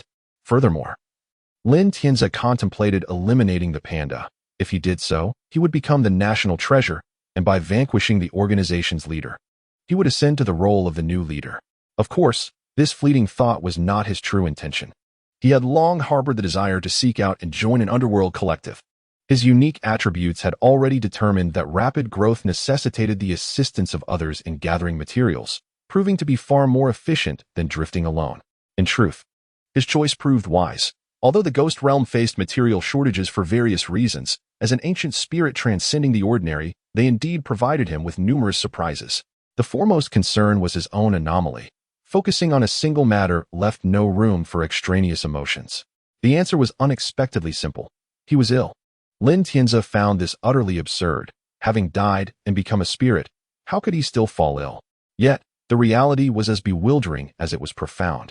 The body and soul are intrinsically linked. Upon the body's demise, the soul, akin to a stream without source or a tree without roots, is inevitably affected. According to folklore, a spirit's essence departs from the body for 7 days following death, a period known as the head 7. During these days, the 7 souls of a person detach and, mingling with external yin energy, reconstruct into a ghostly form. After the head 7, the souls return, and thus the spirit exits the state of being neither yin nor yang, becoming the most fundamental ghost. Throughout this process, nearly all spirits, save for a fortunate few, encounter ailments. Some, like Sister Mu, are afflicted with malevolence clouding their minds, while others, like the black-clad ghost child Wang Jizu, suffer from memory loss. He recounts his quest to find his sister, recalling that they were bought as living sacrifices, trapped in a deluge that prevented the construction of flood defenses. They were buried alive in rubble, but through sheer will and the aid of the river, they escaped, only for Wang Jizu to succumb to his injuries from the mud and water. He believes his sister survived, yet the reasons for his search remain a mystery to him. In his anger at being trapped, Wang Jizu retaliated against the dikes along his escape route, resulting in catastrophic flooding that displaced countless souls. He explains that despite his youth at the time of death, his actions were heinous, rendering him a fearsome black-clad ghost. His misdeeds in life led to his posthumous status as a wanted spirit in the underworld. Among those he once knew, several siblings share his fate. Though most were less fortunate, captured and condemned to the tortures of the underworld's depths. Lin Tianzi realizes he has seemingly lost the dignity associated with being a traveler and has unwittingly boarded a ghostly ship. As the night deepens, an angry exclamation echoes. And beside the stone where Lin Tianzi stands, a centuries-old locust tree swiftly withers, its once vibrant foliage turning to decay before crumbling under its own weight. A chilling wind sweeps through, revealing a monstrous figure, towering 3 meters tall, its skin a fiery red, muscles coiling like ancient roots. Upon seeing this fiery creature with a blue face and blood-red hair resembling a tattered broom, Lin Tianzi respectfully bows. "Greetings, third brother." "Goodness, I'm not well at all." The creature bellows, glaring at Lin Tianzi with eyes as wide as copper bells. 18. "You miserable brat. Why are you howling like a ghost in the dead of night? You nearly scared me to death." With a soft giggle, a beautifully adorned female ghost steps out from behind the fearsome creature, adjusting her attire to conceal her modesty. She playfully addresses the blue-faced spirit. "My dear sir, in our line of work, there are rules. Now that you're here, I can complete this transaction. If you're unsatisfied, just offer more gold, and I shall gladly continue your business without charging a service fee. Would you care for an additional transaction?" Your shriek scared away all my customers, you wretched creature. The red-skinned monster retorts. 18. "I warn you, if you disturb my business again, I will not let this slide." With that, the crimson entity turns, embracing the ghostly maiden beside him, producing 2 silver ingots from his waist and handing them to her. Let us proceed with this. Of course. Chapter 9. The sandbox player's leader is the fated Black Mountain. Xianxia gazed silently as the towering ghostly figure vanished into the locust tree, clutching the female specter in its grasp. His lips twitched momentarily, leaving him uncertain of what expression to wear. The crimson creature, who ranked third in his newly joined group, had once been a second-generation monk at the temple by the mass grave, known as Lan Bei. The fourth member, Wang Jizu, had recounted tales of his demise, which could be simply attributed to his loquaciousness. In life, Lan Bei was distinguished primarily by his imposing stature. He was said to stand 8 feet tall with a waist of 10 spans, his hair resembling steel needles, and his countenance was rather fearsome. He set forth, wielding an iron pillar that propped the mountain gate as a makeshift staff and weapon. With his menacing appearance and formidable iron staff, he traversed the path without encountering any opposition, his journey remarkably smooth. Despite having grown up in a secluded mountain environment, surrounded solely by monks, Lan Bei was not devoid of benevolence. Upon encountering a scholar who appeared anxious and cautious, opting for the main roads over the smaller paths and avoiding nighttime travel, Lan Bei's curiosity was piqued.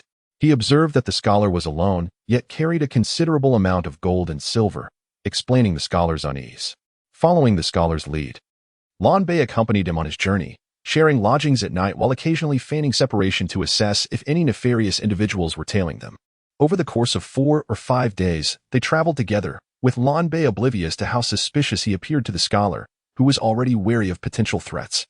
The scholar initially perceived their companionship as mere coincidence, but Lan Bei's protective behavior soon painted him as a suspect in the scholar's eyes. As a result, the scholar became increasingly cautious, ultimately deciding to escape under the cover of darkness. Unaware of how much he resembled a predatory figure, Lan Bei paid no heed to the scholar's departure and continued on his way, burdened with his staff and Buddhist scriptures. The scholar, laden with weighty possessions and traversing in darkness, could not hope to match Lan Bei's swift strides. By sheer happenstance, both arrived at a roadside and around midday. Upon seeing the imposing figure of Lan Bei block the entrance, the scholar's fears were confirmed. In a panic, he shouted for help, revealing his identity and denouncing Lan Bei as a robber. Fate intervened fortuitously, for within the inn was a diminutive, wiry man who, upon hearing the scholar's claims, recognized an ancestral connection between their families. After a brief conversation to confirm their identities, this man resolved to act heroically. He spoke ill of Lan Bei who, true to form, reciprocated with his own caustic remarks. Misunderstandings lingered. Their exchange barely reached a third sentence before they engaged in combat. Lan Bei, confident in his martial prowess, was taken aback when the agile, simian-like adversary proved to be exceptionally skilled and remarkably strong. In a few exchanges, the man shattered half of Lan Bei's bones and seized the iron staff from his grasp. Effortlessly, he flattened and twisted the iron, using it to bind Lan Bei to an ancient tree before departing with the scholar, leaving Lan Bei ensnared. Passers-by, wishing to intervene, found themselves powerless. Lan Bei, in a fit of rage, appeared deranged, causing those nearby to hesitate in coming to his aid. Thus, Lan Bei met his end, trapped within the embrace of the tree. Once a formidable figure, his transformation into a xianxia, a type of ghostly entity within the Buddhist realm, was fitting, given his previous identity as a monk. The Great Wisdom Treatise posits that those who harbor wrath and indulge in vices, yet engage in acts of charity, may find themselves reborn as night-dwelling xianxia, enjoying various pleasures. Xianxia are distinct among spirits, akin to a unique class of beings, akin to an elite template in gaming terminology. However, Lan Bei's status as merely the third in rank, with a more powerful counterpart in the red-clad ghost, reveals that he squandered his potential, indulging in earthly delights rather than fulfilling his role as a guardian of the temple. Is this ghost deranged? Do I truly appear so easy to bully? His own inadequacies compel him to assert dominance before the female specter, barking like a mad dog and seeking to reclaim his pride at my expense. He desires face, while I have no shame. Is that it? Xianxia found himself seething with indignation, every thought fueled by the oppressive atmosphere, igniting a fierce need to dismantle the arrogance of his adversary. In this moment, the world around him darkened to a bloody hue, and he could no longer contain his fury. With a mere thought, a virtual backpack interface materialized before him. He immediately equipped an axe, summoning the spectral image of a lumberjack's axe to his hand. The traditional fantasy realm has its merits, emphasizing longevity, human connections, and the brutal realities of life. Within the legacies of Journey to the West and the Investiture of the Gods, Possessing magical artifacts allows even the weakest disciples to assert themselves before their masters. A gravelly yet magnetic voice suddenly resonated in Lin Tianzi's ear. 14. Lan Bei is simply brash. Do not take offense. As the voice echoed, the surrounding trees seemed to animate, shifting their branches to allow moonlight to cascade down upon Lin Tianzi. Immersed in this ethereal glow, he felt as though a bucket of cold water had been doused over him, washing away his anger. Turning to regard the elegantly scholarly figure in golden armor who had materialized beside him, Lin Tianzi waved dismissively. Black Mountain Leader, enough. I understand. His words are merely hollow bravado. We are brethren, after all. It's a trivial matter. My cultivation is still too weak to suppress this ghostly affliction. Perhaps I should seek a different place to dwell. There, a vibrant and enticing bloodline beckoned. Compared to this golden opportunity, Lan Bei's tribulations are indeed trivial. It would be best if he refrained from wandering alone at night. Otherwise, he may unwittingly provoke a righteous individual who would not hesitate to end his journey. Chapter 10. The unassuming leader. The only aspect that raises suspicion is the formidable power of this golden mountain, which is beyond one's capacity to excavate. As Lin Tianzi's gaze lingered on the golden-armored figure for more than 2 seconds, a series of messages cascaded beneath the health bar, ultimately forming a virtual panel. A stone giant stitched corpse, mutated. Health. Chapter 11. Similar flowers. Upon hearing Lin Tianzi's words, Lord Heishan's expression darkened with displeasure. Fourth brother, we are all kin. Why speak as if we were strangers? Without the support of my brothers, I would not have reached this point today. This makeshift troop stands tall on this mountain only because of the assistance of our siblings, allowing us to maintain our place and avoid the exclusion of those beasts in the mountains. Lin Tianzi felt amusement within while outwardly shaking his head in feigned disapproval. Brother Heishan, your sentiment is excessive. Brother Xianxia has spoken highly of your benevolence. Having experienced the plight of wandering spirits, I understand their profound suffering. Having secured my own position, I feel compelled to extend a hand to those still adrift. It weighs on my conscience otherwise. Lin Tianzi remained silent, finding the situation amusing. The mighty pretended to be a novice, reminiscing about past hardships, a delightful quirk that transcended realms. Seeking commonplace items and offering them as gifts to my brother, a gesture of mutual aid. Today I assist you, and tomorrow, you assist me. It is but a small token, a mere trifle from my collection of items acquired from the realm of the deceased, the quantity of which is unknown. To prevent Lin Tianzi from being overly polite, Lord Heishan casually retrieved a palm-sized sachet from his waist. With a gentle shake, a frame approximately 2 meters wide and 3 meters high materialized from the sachet and fell to the ground. The frame, filled with numerous bottles and jars of various sizes, contained a few books. Noticing the curiosity that Lin Tianzi could not conceal, Lord Heishan explained with a warm smile. Fourth brother, it is rare to see you so flustered. This is a shrinking talisman I encountered years ago while seeking ghostly tears from an old shaman who wished to save his only grandson. It was exchanged from him. Legend has it that during the ancient Xia dynasty, deities, demons, and extraordinary beasts flourished across the 3 realms and 6 paths. In a certain mountainous region, a tribe of peculiar monkeys, whose name has been lost to time, possessed formidable innate powers and divine abilities. These monkeys could reduce stones the size of several stories to the size of quail eggs, using them as weapons, leaving ordinary beings with no escape from a fate of being turned to pulp. This shrinking ability was derived from the teachings of a revered master who gleaned wisdom from these monkeys. Alas, the old shaman's ancestors possessed only half a scroll of this divine technique, while the other half, cast away like a handful of gravel, remains lost to the ages. Lin Tianzi pondered swiftly, extracting useful information from Lord Heishan's casual remarks, and complimented, Brother, good deeds are rewarded, and your fortune runs deep. Perhaps one day, just as you acquire the shrinking talisman, the other half of the technique may find its way to you. Ha. Lord Heishan laughed heartily, clasping his hands together. I appreciate your kind words, dear brother. However, time is of the essence. I must attend a meeting with a friend. As for the records of the past you seek, I currently do not possess any true heirloom. I have only managed to procure this dubious mythological novel. I shall keep an eye out for you. Safe travels, brother. Lin Tianzi bowed respectfully, observing Lord Heishan transform into a wisp of mountain wind as he drifted away, his smile growing ever brighter. This world, rife with the unfamiliar yet tinged with a sense of familiarity, is utterly fascinating. An entity without a name, calling himself Heishan, allied with formidable spirits. The villain from my previous life, also named Heishan, led the realm of the wronged. The realm of the wronged? A nameless temple established in a tranquil location. Often referred to as a lonji by the Buddhist faith, stands adjacent to a mass grave. It is neither deep mountain nor bustling town. Located in the southern city of Genoa, Lintianza was no fool. When coincidences abound, they cease to be mere happenstance. Are they akin to blooming flowers? Or did I arrive in this world too early? Reaching out to touch the accompanying relics, he felt a surge of tension as he prepared to validate his theory. With paper figures carrying the living and iron sheets afloat to fairy souls, may the ancestors protect me, this bug must succeed. Chapter 12. Encountering Bugs and a Brief Discourse on Celestial Beings, Part 1. With a heart tinged with anxiety, Lintianza summoned the virtual compartment belonging to his backpack. Upon witnessing the appearance of a cloth pouch icon beside the virtual compartment, he focused his thoughts with trepidation. The cloth pouch opened automatically, revealing a row of items: 8 clay pots, 2 mud basins, 7 bottles, 1 candlestick, 1 ancient book, 2 decayed soils, 1 iron, 1 shelf from the crafting station. Lintianza exerted force against the shelf, causing a clay pot containing a small portion of decayed soil to shift slightly, but it remained otherwise still. A flicker of surprise crossed Lintianza's face. Had he truly experienced death anew, yielding such immediate results? He had presumed that even with all his might, he would be unable to influence the pot, akin to a mere leaf swaying in the wind, yet it had moved.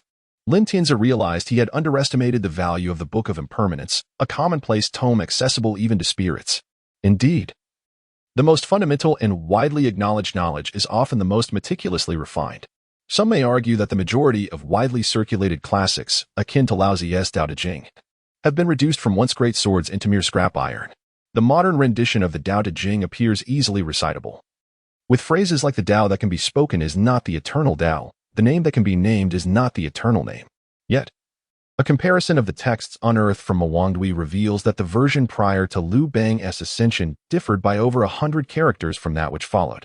Throughout successive dynasties, the text underwent alterations to obscure its meanings, with authors modifying a few words to conceal insights from others, leading to numerous revisions of a once uniform classic. While the latest version may seem indistinguishable from its predecessor, should a time traveler present the current Tao Te Ching to its original author, Laozi would scarcely recognize it. Thus, a time traveler who could embody the essence of the Warring States period might confidently brandish the Tao Te Ching, a title appended by later generations. Armed with a myriad of adaptations, one could flaunt their knowledge before the venerable sage without fear of reprimand. After all, one would be wielding a text attributed to later scholars, accompanied by a title of their creation. The intricacies of influence between the past and present are indeed tenuous. The wisdom passed down through generations is susceptible to the ravages of time.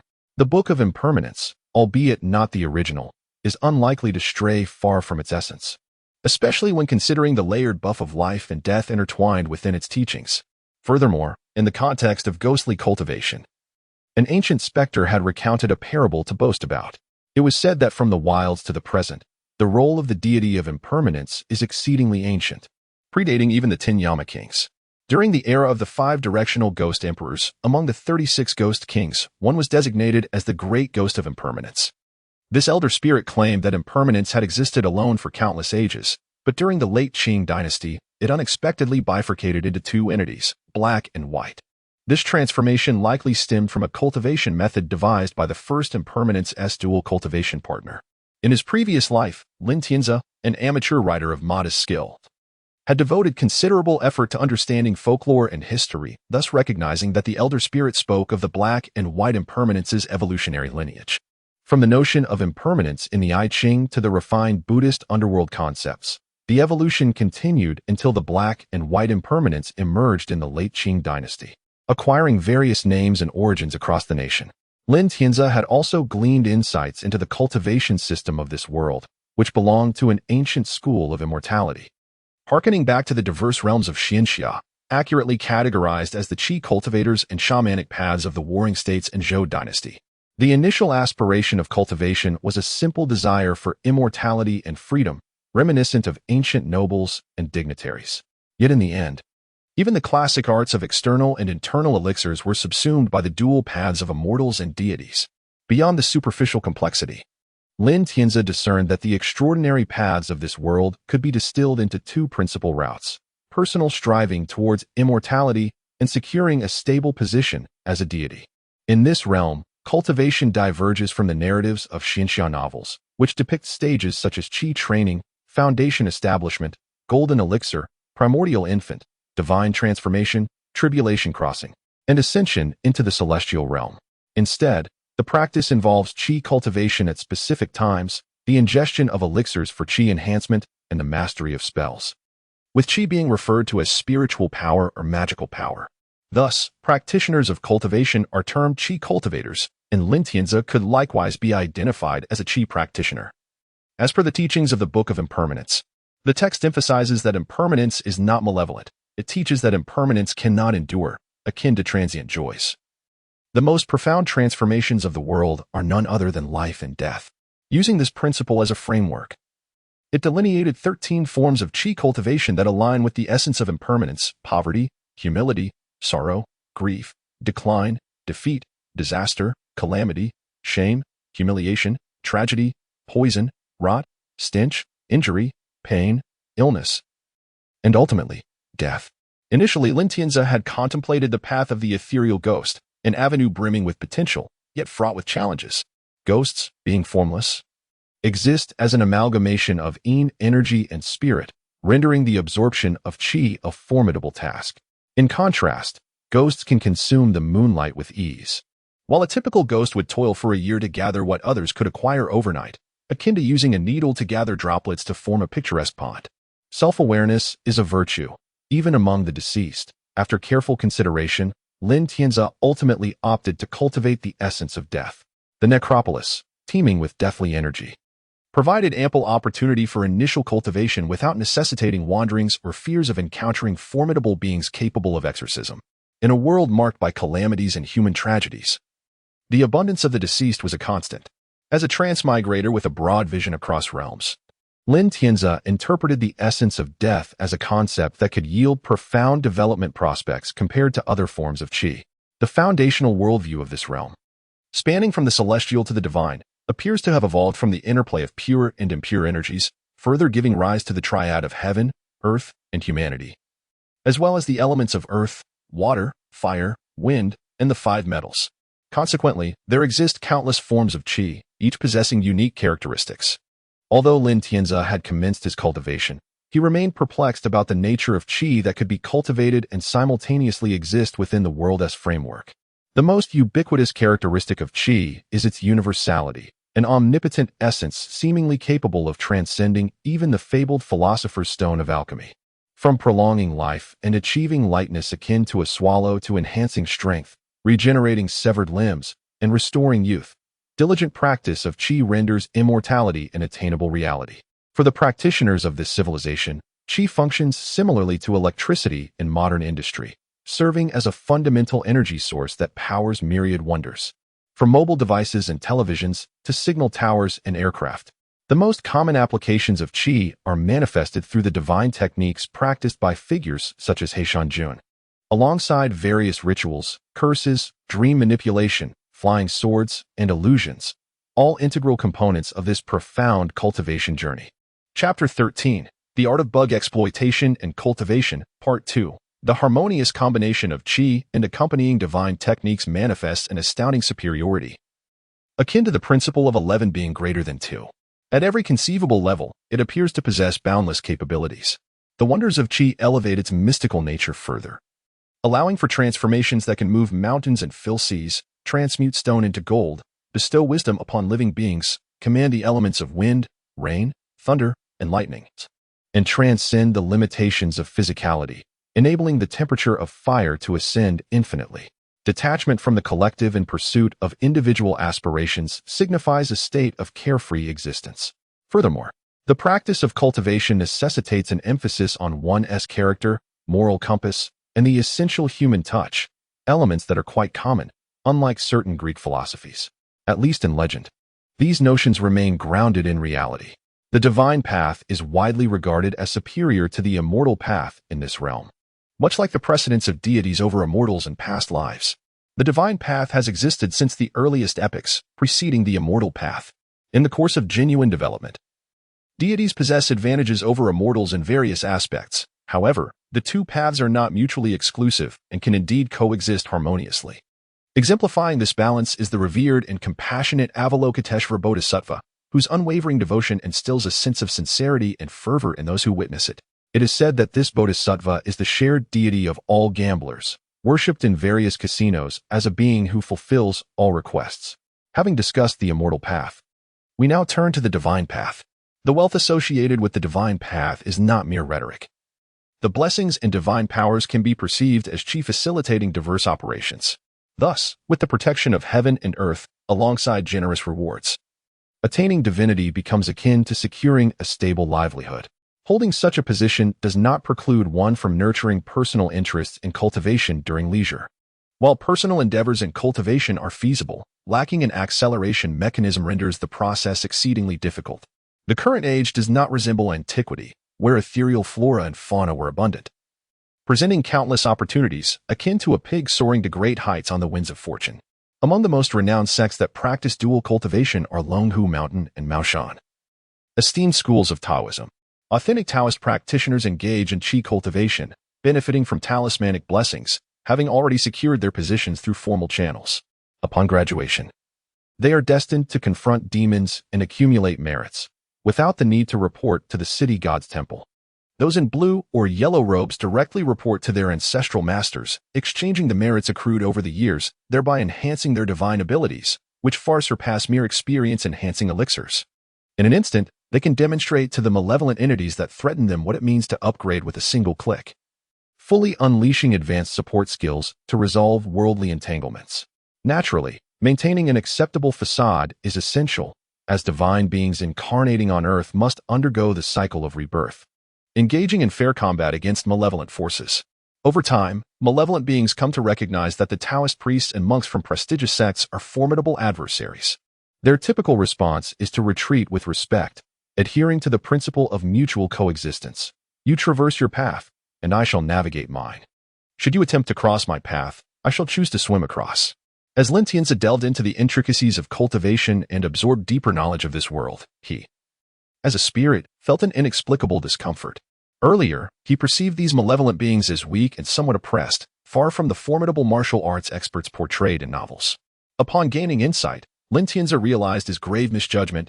They were not oppressed, but rather protected and cared for.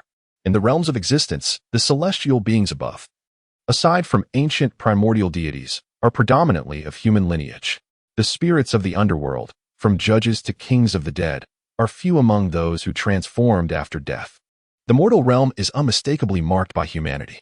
Those entities existing among humans find fertile ground for survival, wielding profound powers to dominate ordinary folk, and even some that feed on humans to enhance their capabilities. How have they not faced extinction?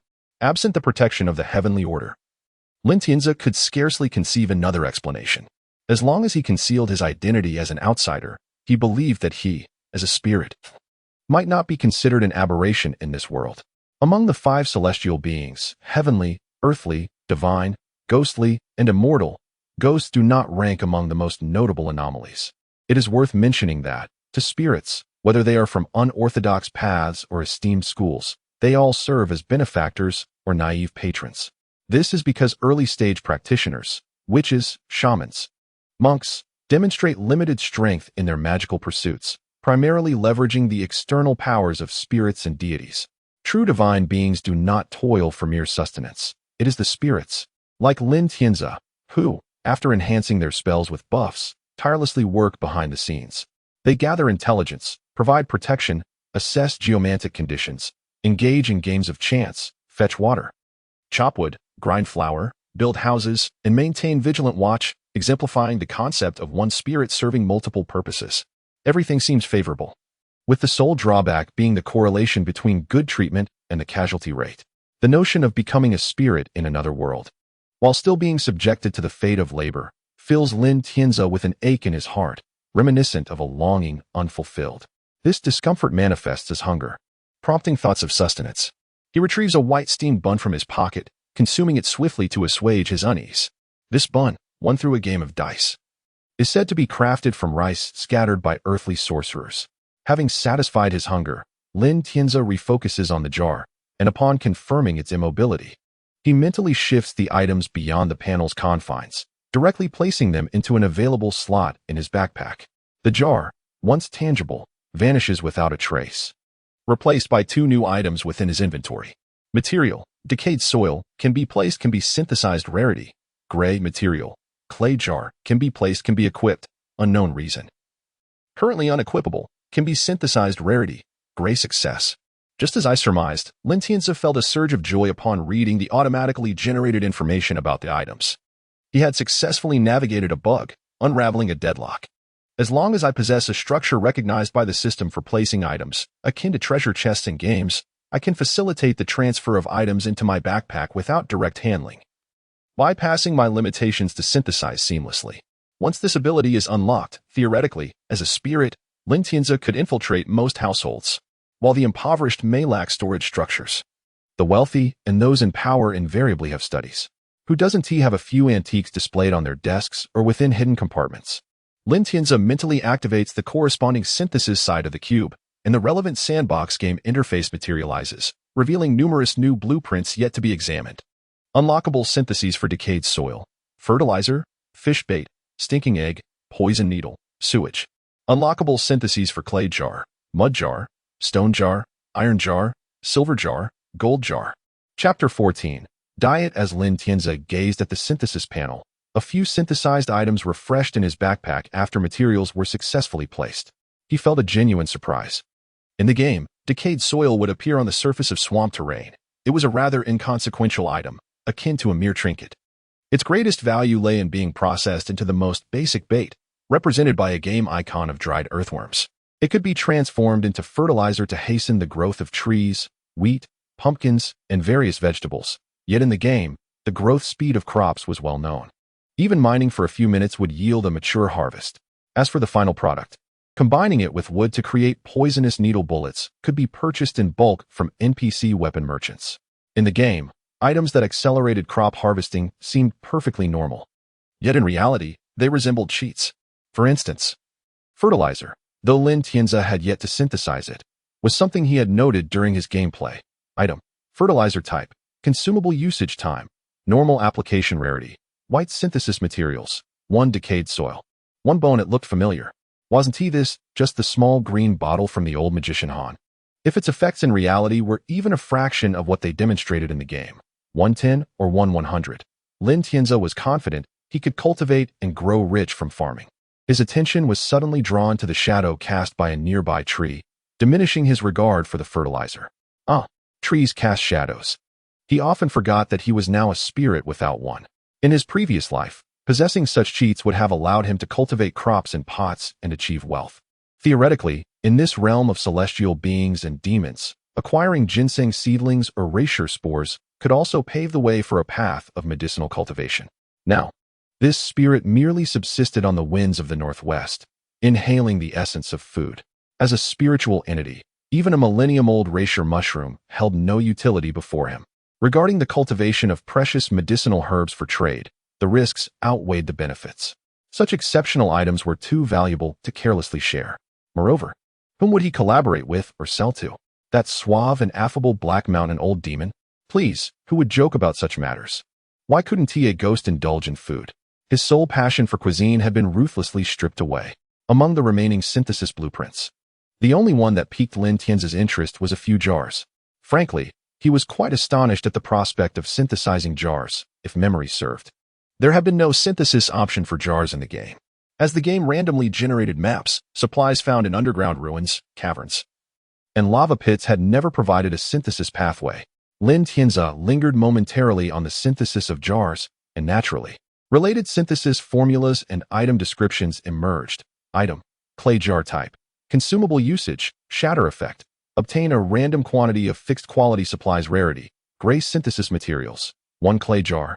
5 copper coins. Having read the description of the clay jar, xianxia then glanced at the remaining materials for synthesizing jars, which included 1 clay jar alongside varying quantities of gold, silver, and copper coins. He found it somewhat amusing. Was this not a peculiar version of a mystery box? If he recalled correctly, in the game, items, aside from the exceptional black level ones, were categorized by the colors of the rainbow: red, orange, yellow, green, cyan, blue, and purple. Then there were the system's metallic trinity, such as ordinary white items, and the gray refuse like the soil dug up or would chop down. If the quality of jars began from gray, achieving the quality of a golden jar would likely coincide with the limit of normal mode before defeating the first World Guardian boss. Lin Tianzi resolved to synthesize a few when he had some spare currency. He indeed possessed in-game currency, uncertain whether it was related to the divine faith and power. Sharing some commonality. The gold and silver ingots, originating from the spirits of this world, were automatically recognized by the triangular magic cube as currency from the game. These underworld currencies were collected by the underworld, unified and distributed after being forged from all the incense faith directed towards the deceased. Lin Tianzi found this model rather intriguing. Akin to a university student leaving home to study, with family regularly sending money for living expenses. Each time his family paid homage, their heartfelt longing could provide about 25 silver ingots, while 2 silver ingots could buy 5 buns for the ghosts, and 7 silver ingots would procure a roast chicken. As for the origin of these foods, they were naturally conjured from gold and silver ingots. The essence of gold ingots was the incense faith.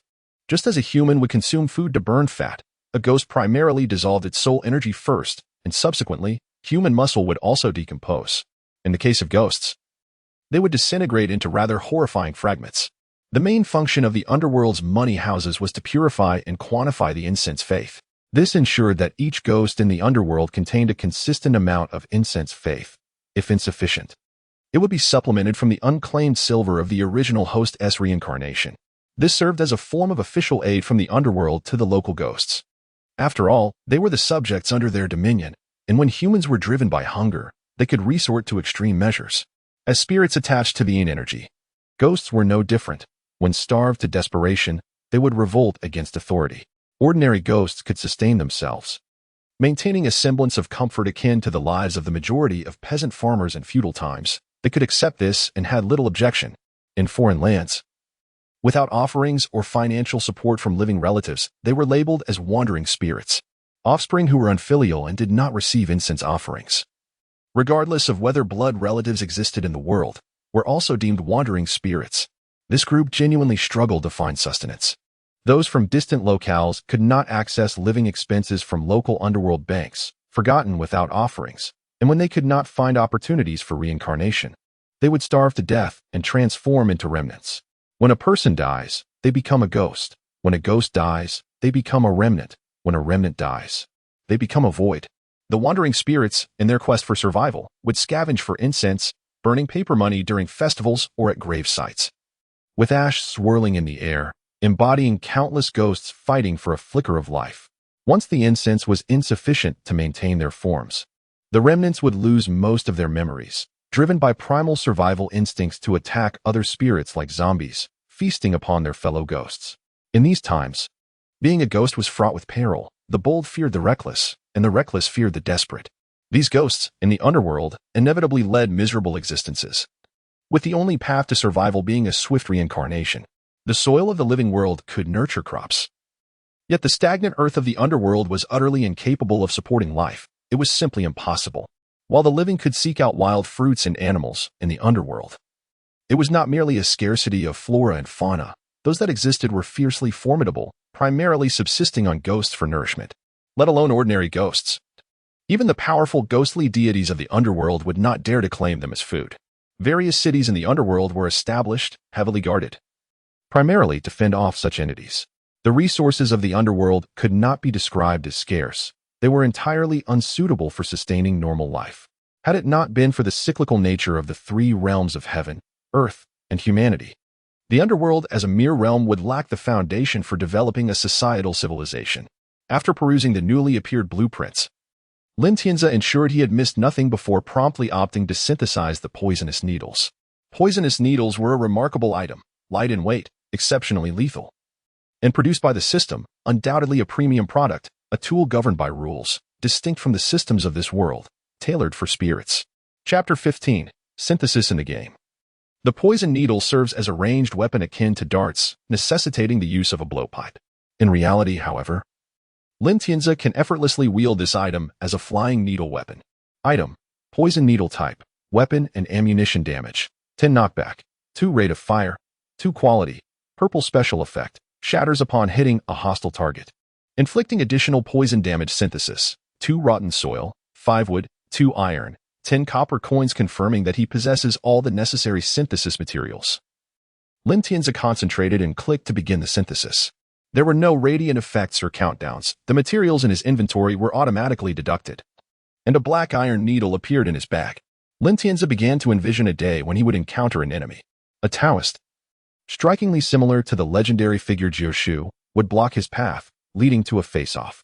Suddenly, the Taoist would brandish a peachwood sword, a money sword, and numerous other demon-slaying artifacts, intending to rid the world of evil, or rather, to bully the pitifully weak Lin Tianzi.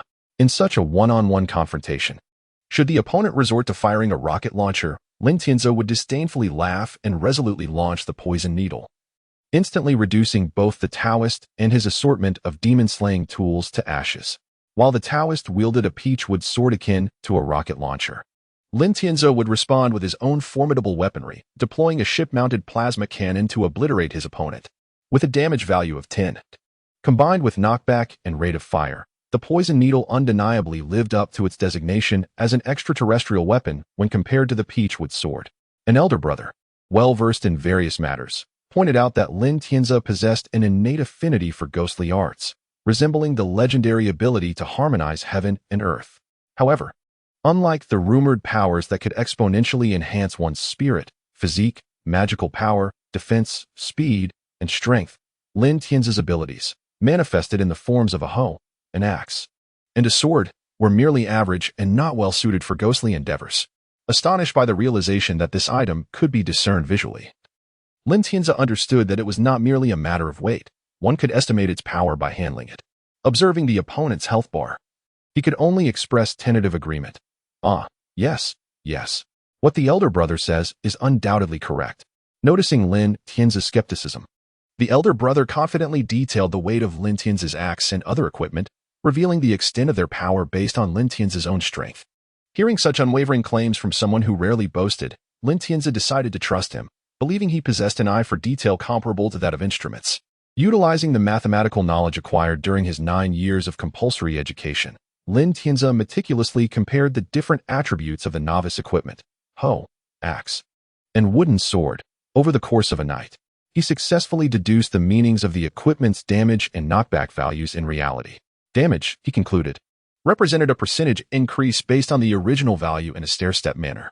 Knockback could be likened to a critical hit, enabling further multiplication of damage values. For instance, an untrained adult male's one-handed striking power typically ranged from 40 to 80 kilograms. Lin Tianzi, having died unexpectedly, humbly estimated his own punch at around 100 pounds. Damage, 1,100 pounds of force. Using this as a foundation, the additional 0.1 translates to an increment of 1/10, equating to 110. Following this formula, the novice hoe's damage of 2, combined with Lin Tianzi's 100-pound strength amplified by 5 times, meant that a single strike from Lin Tianzi would yield a force of 650 pounds, with the knockback value contributing an additional 2.5 multiplier. The final damage inflicted upon the enemy would amount to approximately 51,625 pounds. As someone with a basic understanding of physics, Lin Tianzi was not swayed by the fantastical portrayals often found in novels, where merely consuming a pill could yield thousands of pounds of strength. He found it rather absurd to think that, after acquiring extraordinary abilities, a mere hoe could unleash a destructive force of only 1,600 pounds. The axe, exhibiting 3 points of damage, initially perplexed Lin Tianzi as he struggled to reconcile the numbers. It was only after calculating the damage values of 2 and 3, using 1 as a baseline, that he aligned with the elder brother's observations.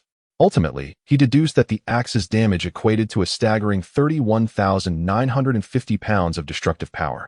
When combined with the axe's knockback force, it certainly justified its title as a weapon favored by formidable warriors, bringing honor to icons such as Pangu, Xingtian, and Dayu. With a knockback value of 4.5, it surpassed even the sword, which was specialized for combat. Though he was also a ghost, having died several decades prior, he realized that wielding an axe with a destructive force of 8,775 pounds against a boss with an extensive health bar would be an insurmountable challenge. Lady Wood, fortunate enough to escape unscathed, was spared Lin Tianzi's wooden sword, which, as a combat weapon, boasted a damage rating of 5 and a knockback of 4 points. With a potential destructive force of 6,500 pounds, he could have easily crushed a shield with bloodstains, but refrained from doing so. The ostensible reason for his restraint was his desire to avoid burning bridges, as he had conveyed to the Black Mountain Lord in the red-clad ghost. The underlying truth, known only to xianxia, was that the simplistic graphics of the sandbox game limited the wooden sword to a singular thrusting motion.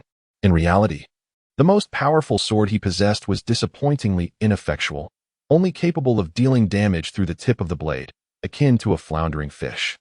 Even if he devised a creative solution using a baseball bat, coffin boards, or corroded iron, the limitations imposed by the lengthy casting time rendered those strategies impractical. Currently, xianxia's state could be aptly described as akin to fireworks, powerful offensively but fragile defensively, akin to the grand spectacle of ignited fireworks, yet vulnerable to fire and water. Aware of his weaknesses, xianxia remained vigilant and cautious, adhering to a somewhat extreme mindset. There are always nefarious individuals seeking to harm me, which he used as a form of self-hypnosis. Thus, the first piece of equipment he sought was a speed-enhancing snail button, yet he found himself stymied in that pursuit. In a scenario where he could cheat, even the snail's shell would be rendered non-existent. What frustrated the ghosts most was that the sandbox system did not acknowledge the abundance of snail shells found in the forests after the demise of the snails, insisting instead on the acquisition of fresh loot as if defeated monsters in the game had dropped them. To be honest, it was only in the presence of formidable bosses like the Black Mountain Old Demon, whom he could not confront, that xianxia relaxed his mindset and regained a semblance of normalcy. As a result, upon acquiring a powerful weapon, xianxia's spirits began to lift. He was not a computer, and relying solely on mental calculations would not suffice to ascertain the level of destruction the needle could inflict. However, merely glancing at its statistics, it was clear that it would pose a significant threat to the Black Mountain Old Demon, especially considering that poison damage, prevalent in most games, would result in continuous health degradation. Chapter 16. The historical book to speak of shortcomings. This needle is, without a doubt, a disposable item. How exasperating. What a delightful dilemma. xianxia murmured softly as he collected the remaining decayed soil into his backpack. His gaze fell upon the books resting on the wooden shelf, bound in thick cowhide paper, alongside various earthenware vessels. The decayed soil was merely an unexpected surprise. His initial intent was to acquire an ancient tome, one that could be fashioned into an ornament known as a historical book. As xianxia struggled to pry open a heavy iron door, he finally managed to turn a page of the book, revealing faded characters that, after enduring the test of time, suddenly began to radiate a soft luminescence. Before he could comprehend the phenomenon unfolding before him, the glow of the text intensified, ultimately manifesting as a vision of a scholarly institute, where the sound of recited texts echoed through the air. Confucius remarked, "Is it not a joy to learn and practice what you have learned? Is it not a pleasure to have friends come from afar? Is it not the mark of a gentleman to remain unperturbed by the ignorance of others?" It was as though the elder had sensed xianxia's gaze. The old man lifted his head to look towards xianxia, his form growing larger amidst the resonant sounds of reading. xianxia's expression shifted through various emotions as he regarded the book in his system's backpack. Shock, bewilderment, and a multitude of feelings swirled within him. A book is a treasure. It can reveal the extraordinary, showcasing a scene that embodies either a noble spirit or the tangible essence of the author's intellect, a relic of a great scholar, invaluable both in the ghost realm and the human world. Yet, why was it bestowed upon him? Furrowing his brow, xianxia fell into contemplation. What could the Black Mountain Lord mean? The book was indeed what he desired, but it was not intended for him. Rather, it was meant for the tasks assigned to the ghosts in his team. A few days prior, upon his initiation, the nominal leader, the Black Mountain Lord, had gathered a motley crew of ghosts, both young and old, to hold a gathering. At this assembly, the ghosts exchanged their insights on cultivation, each voicing their needs for assistance and what they could offer in return.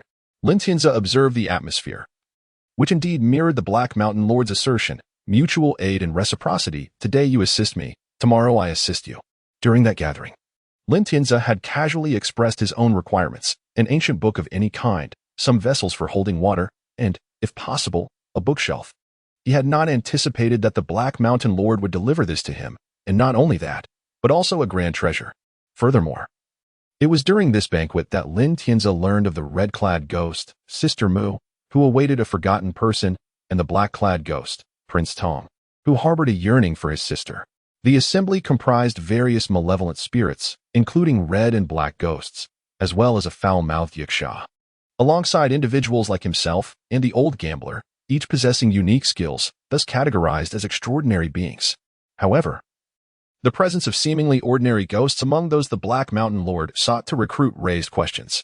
Why would he extend his assistance to such ghosts? Surely, he could not merely be a benevolent soul. If he were, the chaotic graveyard would not be filled with famished spirits. The cultivation of oneself encompasses various types of ghosts, those drowned, burned, ill, impoverished, each with some degree of combat proficiency. Yet, similar to the myriad professions in the human realm, some ghosts live peacefully, while others merely bide their time awaiting reincarnation. What could they possibly contribute to the Black Mountain Lord? They could hardly even bolster his isekai-ed of strength. They would merely serve as burdensome companions. For instance, there was the ghost known as Laoba, who had been vanquished by exorcists. At the banquet, Xianxia exchanged a few words with her. She was a striking white-clad ghost, exuding an aura of delicate beauty, akin to a natural beauty untouched by cosmetics, fit to be a modern-day influencer. As a white-clad spirit, she bore no reluctance to seek reincarnation. Having been born into a modest family dealing in cosmetics, and her death had been rather mundane, she succumbed to illness. Xianxia, curious about how such a ghost could become a wandering spirit, learned through casual conversation that her father had acquired a peculiar stone that glowed at night, intending to use it for his cosmetic business. However, it seemed to curse the family, leading to their gradual demise. After her death, her family had reincarnated, while she remained barred from rebirth due to her unmarried status. Xianxia nearly lost his composure upon hearing her tale. The more he inquired, the more he felt the stone resembled a naturally occurring radioactive mineral. He intended to probe further about the stone's whereabouts when the ghost, misinterpreting his curiosity, shyly mentioned she had a love interest, thus pushing him away from her circle. Following this, he was teased by the old gambler and Prince Tong for his interest in the girl, lamenting that he had missed his chance. Xianxia could swear on the lamp that it was not fear of swearing to the heavens that restrained him. Rather, it was the realization that a traveler in a mythical world swearing to the heavens would only hasten his demise. To his conscience, he merely perceived the radioactive mineral as akin to defeating a standard difficulty boss, reminiscent of the mightiest creature in Norse mythology, the despairing dragon, Nidhogg, which hungered after the bones of gods and giants following Ragnarok. In that game world, it evolved into a higher difficulty, where premier resources like green copper would emerge from the depths. After parting ways with the white-clad ghost, not only did he suffer a loss, but he also inadvertently affected those close to him. Numbers 10 and 11. Xianxia recognized the considerable effort the Black Mountain Lord had invested in aiding this ghost, such as providing her with ghostly currency derived from incense offerings, enabling her to bribe the city's spectral guards for a temporary pass to meet her beloved. Now that the white-clad ghost had perished, what had the Black Mountain Lord gained besides the loss of accumulated incense offerings? The purpose, the process, and the result, the 3 steps of logical development, were clear to him. He understood the process and the end result, yet the Black Mountain Lord's intentions eluded him. Xianxia felt an instinctive unease. Receiving this ancient book seemed to hint that he and his fellow spirits were gathered for the Black Mountain Lord's ulterior motive. Confusion intertwined with his thoughts, and he recognized his own limitations. He possessed a modicum of cleverness at best. If he were truly a genius, he would not be in his current predicament as a mere laborer, as someone who had yet to secure a ticket to a successful life. Xianxia doubted even his small wits, deeming himself merely a representative of mundane wisdom as described by a certain Choda. Thus, as an ordinary individual, Xianxia resolved to act decisively. When faced with uncertainty, he chose to dismiss it. He focused on cultivating his land, relying on his own strengths. Regardless of the Black Mountain Lord's intentions, the Lord should not provoke him. He was akin to a 4th catastrophe that had completed the construction of his home, gathered his lights, furniture, doors, windows, and bedding, and established a home panel capable of constructing resurrection points throughout the map. It is well known that the 4th catastrophe never queries one's identity, location, or experiences. It simply seeks out the enemy. Setting a modest goal, he aimed to gather equipment, stockpile half a backpack of healing potions. And regardless of the Black Mountain Lord's health, Xianxia was unafraid to exchange his own life force for his. In the past few days, he had gathered enough wood to fashion a workbench. The historical book required an ancient tome, soil, metal, wood, a water bottle, and torches. He was still short of water and 2 types of torches. Water would come with the rain, and he had some leads regarding the torches. Just as Lin Tianzi pondered this, a figure, filthy and resembling a specter, floated towards him, calling out, "Old Lin, do you want a wife?" Chapter 17. Awakening of Ghostly Arts. Old gambler. You are not a matchmaker. Do you really think you can bring someone to me? Lin Tianzi mused, fully aware of his inadequate skills to wield such artifacts. Since he could not take it with him, he resolved to leave it behind. The wooden rack in the game was considered a transitional item, easily crafted with 20 units of wood, intended for the storage of potions and other minor items. Item. Wooden rack can enhance room comfort, suitable for storing appropriately sized and weighted items. Larger and heavier items reduce storage capacity in comparison to the space-saving storage chests made from wood and metal ingots. The wooden rack was merely a tasteless decoration, not worth lamenting over if discarded. Lin Tianzi recalled that the primary function of the rack was to combine 10 units of ancient books collected from ruins with 20 units of wood at a workbench to create a bookshelf for crafting stations. If it could produce books, Lin Tianzi might have been more reluctant to part with it, but as it stood, it was merely an unfinished wooden frame. What worried Lin Tianzi was the possibility that the books in this world might not conform to the aesthetic required for crafting a bookshelf. After all, the tomes from this magical realm were distinctly recognizable as parchment scrolls. In a parallel world where paper, one of the 4 great inventions, had been invented during the Han Dynasty, it was evident that the current books were monopolized by the elite families. Collecting 10 scrolls acknowledged as books by the system proved to be quite the challenge, and he feared he might become stuck at that juncture. If you truly desire one, I can indeed procure it for you, the old gambler teased, winking conspiratorially. But I fear that young lady might find your humble appearance unbecoming. Unbecoming?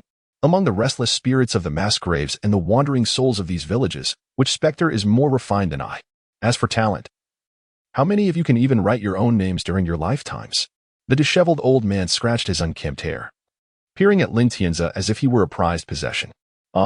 Little brother Lin, your conditions seem remarkably favorable. I cannot find a single flaw. Moreover, having just become a ghost, you possess an offensive ghostly art, handsome looks, and considerable talent. I've heard of a powerful ghost in 10 Mile Pavilion with over 600 years of cultivation who has yet to find a partner. You might. Stop. Lin Tianzi interrupted, drifting several steps forward to halt the old man's incessant rambling. This talk of matchmaking from the underworld was akin to the relentless nudging of relatives during the New Year festivities. Lin Tianzi had gathered some understanding of the strictures governing reincarnation in the underworld, which often resulted in such nuisances. It was absurd. Who wished to die early? The regulations regarding unmarried male ghosts and the inability for female ghosts to be reborn were utterly vexing. Old gambler, from where do you intend to introduce such a lady to me? Are you suggesting that your descendants in the realm of the living, perhaps your granddaughter or great-granddaughter, have remembered you, offering paper offerings at your grave to establish a connection? Get lost. I certainly did not lead a virtuous life in my days. I sold my wife and children. Before my demise, I came to terms with it, but alas, it was too late. I dug my own grave. They need not bother searching for me, out of sight, out of mind. It is better they remain oblivious to my resting place. Really? Lin Tianzi's gaze fixed intently on the disheveled old ghost, a sense of intuition suggesting he had glimpsed the underlying truth of the man's thoughts. You think that even if they knew where your grave lay, they would not come to burn even half a sheet of paper for you? No one mourns your death. Your children would shed not a single tear. They would merely feel a sense of relief. You dread the thought of them coming to your grave, smiling as they scold you, do you not? You. The scruffy old ghost, as if having his wounds exposed, turned a shade of purple akin to liver from anger, pointing a trembling finger at Lin Tianzi, ready to explode. Stop. Old gambler, wait a moment. Lin Tianzi interjected, stepping in to halt the old ghost, his brows furrowing deeply. Those words were not my intent. They were merely observations. He had always believed that becoming a ghost would grant him insight into different realms. Initially attributing it to nearsightedness, he had developed a form of visual disturbance. Stop. Lin Tianzi felt his own words were somewhat absurd, yet they held a kernel of truth. What had begun as light banter turned peculiar when his focus shifted to the old ghost, and suddenly, the world before him blurred, transforming before his very eyes. To be precise, the transformation was within the old ghost. His face, limbs, and body were inscribed with characters in simplified Chinese, the language of Lin Tianzi's past life. Countless words scrolled slowly across the old ghost's form, akin to advertisements on a modern electronic billboard. Instinctively, Lin Tianzi's attention was drawn to a line of text racing across the ghost's chest. The peculiar condition of being a spiritual entity had rendered him overly focused, compelling him to devote most of his attention to the inscribed words. Without realizing it, he began to read aloud, and upon completing the reading, he was struck by the realization that the content was rather excessive regarding this old fellow. In a moment of distraction, his vision blurred once more. When the world returned to normal, the characters on the old gambler's body had vanished entirely.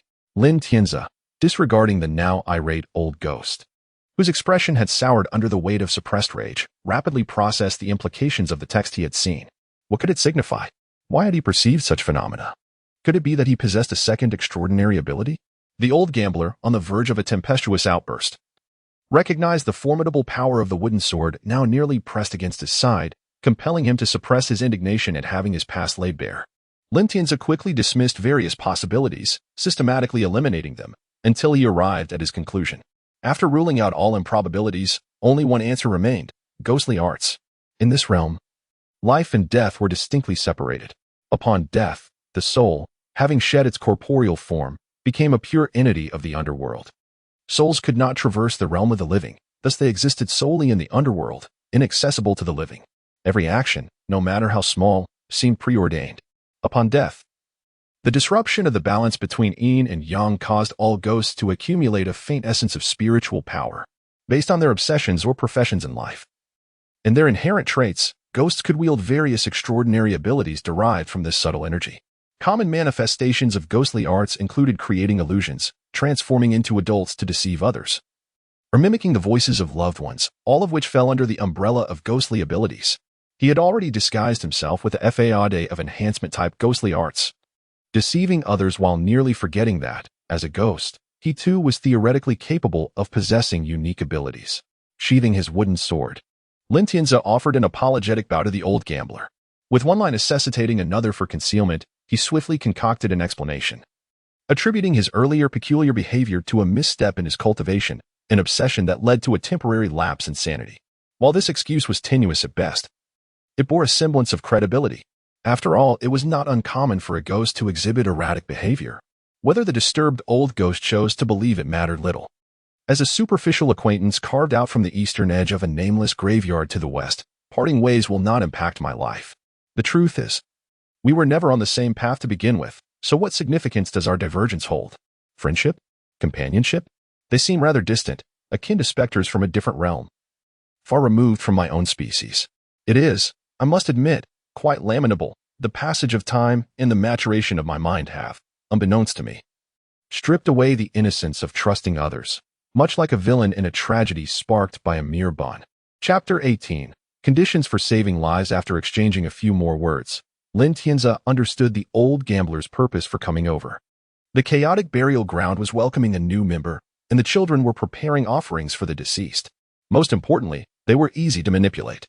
The banquet was a feast that everyone enjoyed, but the local ruffians were not inviting Lin Tianzi, the dragon crossing the river, for a delightful meal. Rather, they wanted him to support them in an impending conflict.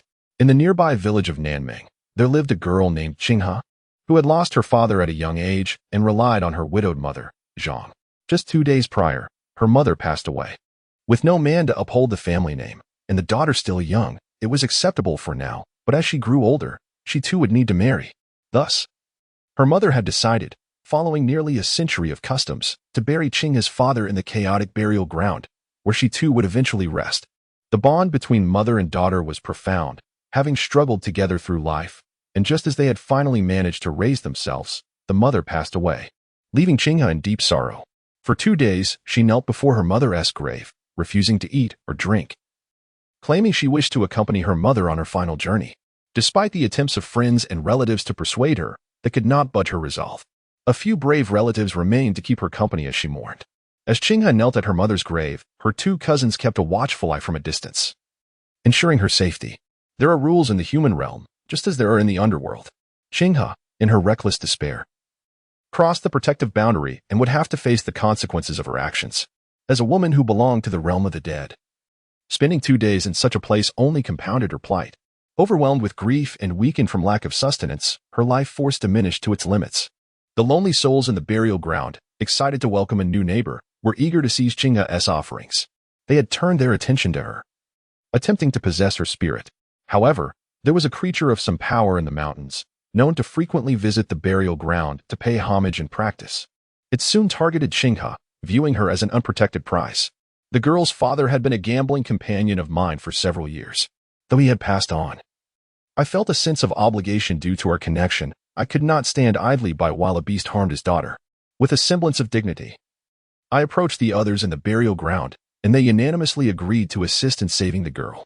Initially, we would need to work together to drive away the creature, which would require some effort. Upon realizing this, I sought your help, Brother Lin. You have such compassion? Lin Tianze scrutinized the old gambler, who, on the surface, seemed unbothered by the revelation of his past, appearing to have deflated after a brief moment of anger. Could someone so despicable in life truly value the bonds formed at the gambling table? Lin Tianze had little faith in that notion. Clearing his throat awkwardly, the old gambler, his weathered face tinged with embarrassment, spoke again. It's not just any ordinary offering. The paper figures of the golden boy and jade girl are accompanying her in the afterlife. With sincere intentions, they could ease my passage into reincarnation. This is how it should be. Saving a life is worth more than constructing a grand pagoda. I shall take on this task. Lin Tianze nodded thoughtfully, recognizing the merit in such a sentiment. It was indeed rare for anyone to invest effort in matters devoid of personal gain, especially beings who had become increasingly detached from their humanity after death.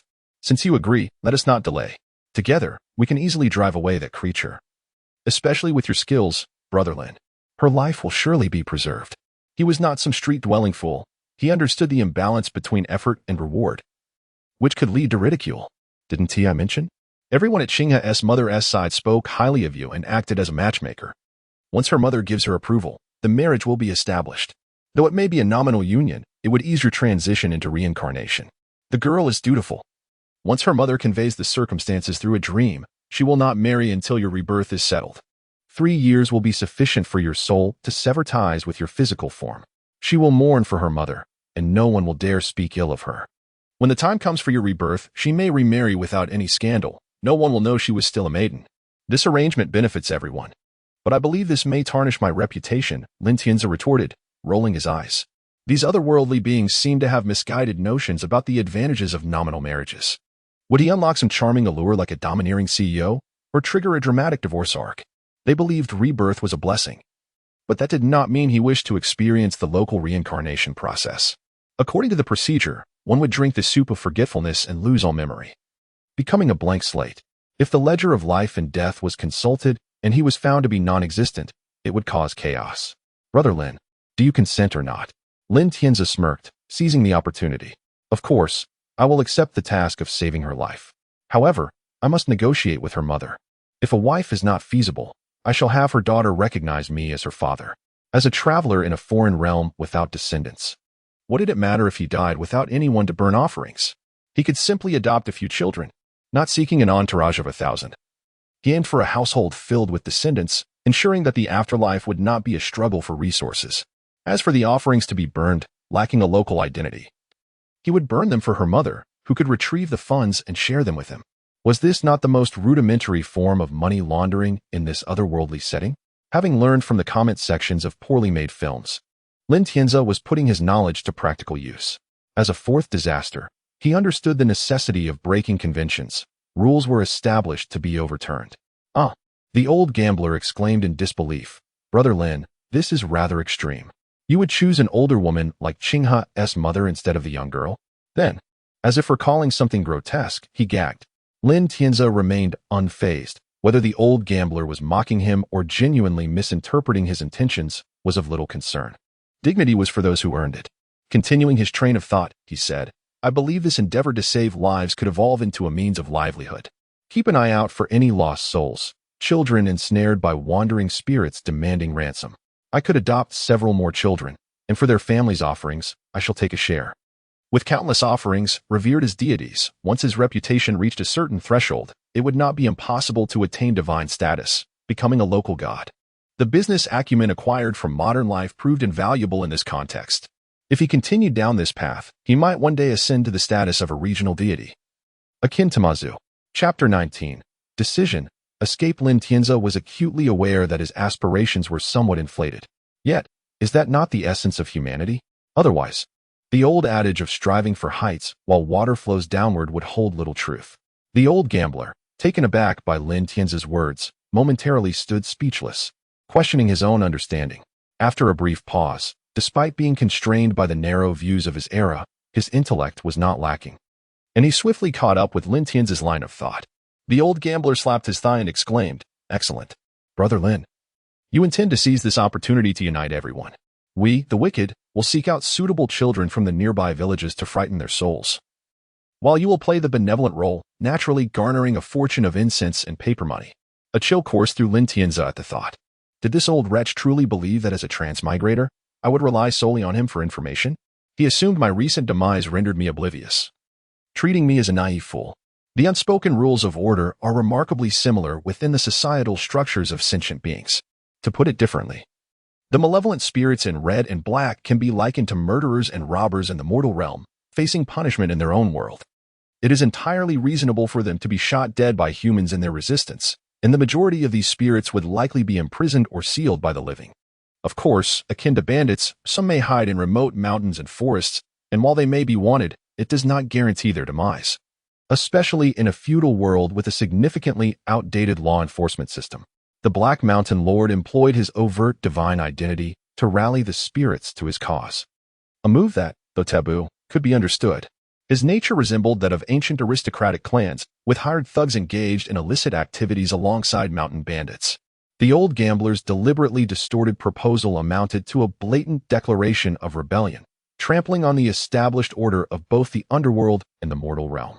Should he follow through with such a plan, Lin Tianzi could easily envision his own grim fate, besieged by the officials of the underworld, Taoists, monks, and extraordinary figures of the living. Even if he somehow survived, it would merely be a temporary reprieve, as enduring would only exacerbate the situation. Unless one possessed the vast powers of Sun Wukong, who could overturn heaven and earth, the currently weak Lin Tianzi could hardly withstand the backlash of disturbing the established order. In folklore and tales, how many spirits have met their end at the hands of divine retribution for their malevolence? Oblivious to the cold glint in the eyes of the youth before him, the old gambler darted his gaze around, as if fearing eavesdroppers, and lowered his voice to speak. "I know several spirits who are connected to shamans capable of traversing the realms. As long as you use your ghostly powers to subdue them, you can establish connections in the surrounding areas. With wealth to be earned together, we can have them assist in relaying messages and cover our tracks, thereby increasing our manpower." In due course, the position of Black Mountain's Lord. Lin Tianzi felt a surge of anger at the suggestion of plotting against the Black Mountain Lord within his territory. Maintaining a composed demeanor, he interjected, "Old gambler, cease your nonsensical talk. I merely sought to understand how to aid people and earn a reward. Previously, I inquired about how ghosts harm others, and it was mentioned that wandering spirits might collide with the innocent, causing children to lose their souls. I also heard about the deep bond between Xianxia and her mother. The daughter, devastated by her mother's death, dared to face the eerie and cold graveyard, kneeling by the grave for days without food or water. A mother's love endures, willing to sacrifice everything for her child's safety. In that moment, I felt deeply moved, empathizing with all parents." Lin Tianzi's words dripped with sarcasm, and in his heart, he had already placed this old gambler at the top of his list of impending demise, without shame or regard. He was like a stubborn piece of meat, unafraid of threats and ungrateful for favors. Lin Tianzi felt a tinge of regret. This audacious companion had greatly aided his understanding of this world, and he had initially intended to keep him around for further information. However, when the time came to bid farewell, he resolved to act decisively, ensuring the old gambler's departure was swift and painless, thus honoring their so-called friendship. Regardless of whether this old fool was akin to the likes of Ma Su or Zhao Kuo, inept allies, or simply harbored malicious intentions, Lin Tianzi deemed it unnecessary to dwell on the reasons. There was no need to ponder whether it was due to his awakening ghostly powers that led him to inadvertently unveil the old gambler's secrets, inciting his wrath. Perhaps it was merely the culmination of their superficial friendship, with the old gambler harboring concealed malice, and Lin Tianzi's dismissive attitude had become the final straw. Or perhaps it stemmed from the hidden machinations of the Black Mountain Lord, who had informed him of a lone girl encountering a beast in the woods, coaxing Lin Tianzi into the fray for an undisclosed purpose. None of that mattered. It was all inconsequential. Lin Tianzi could sense the insidious intent woven into the old gambler's words and schemes, an overt attempt to sow discord. It was evident that this old wretch harbored no good intentions.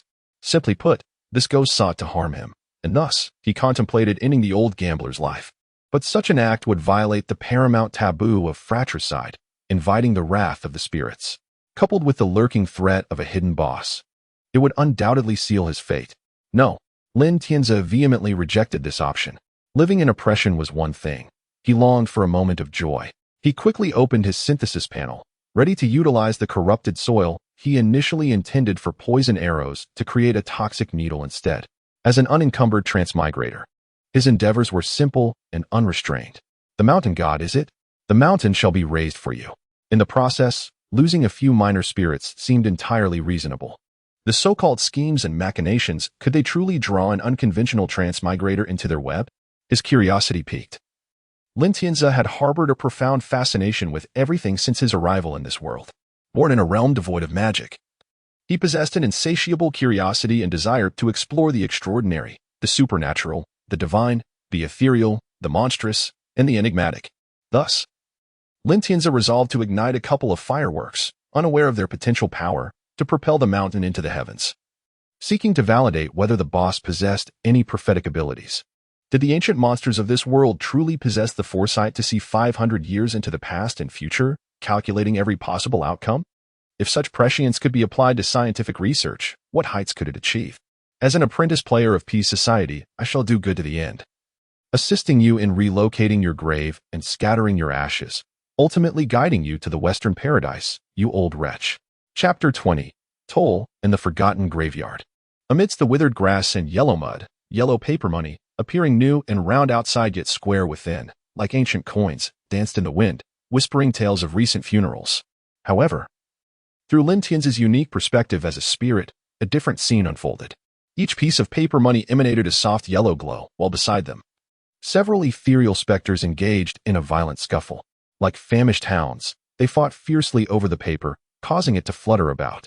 The immobile paper money represented the victors, with stronger phantoms suppressing the contenders, feasting upon the incense and belief imbued within. This was but a temporary state, as occasionally, spirits defeated in other skirmishes would surge forward, igniting fresh bouts of contention.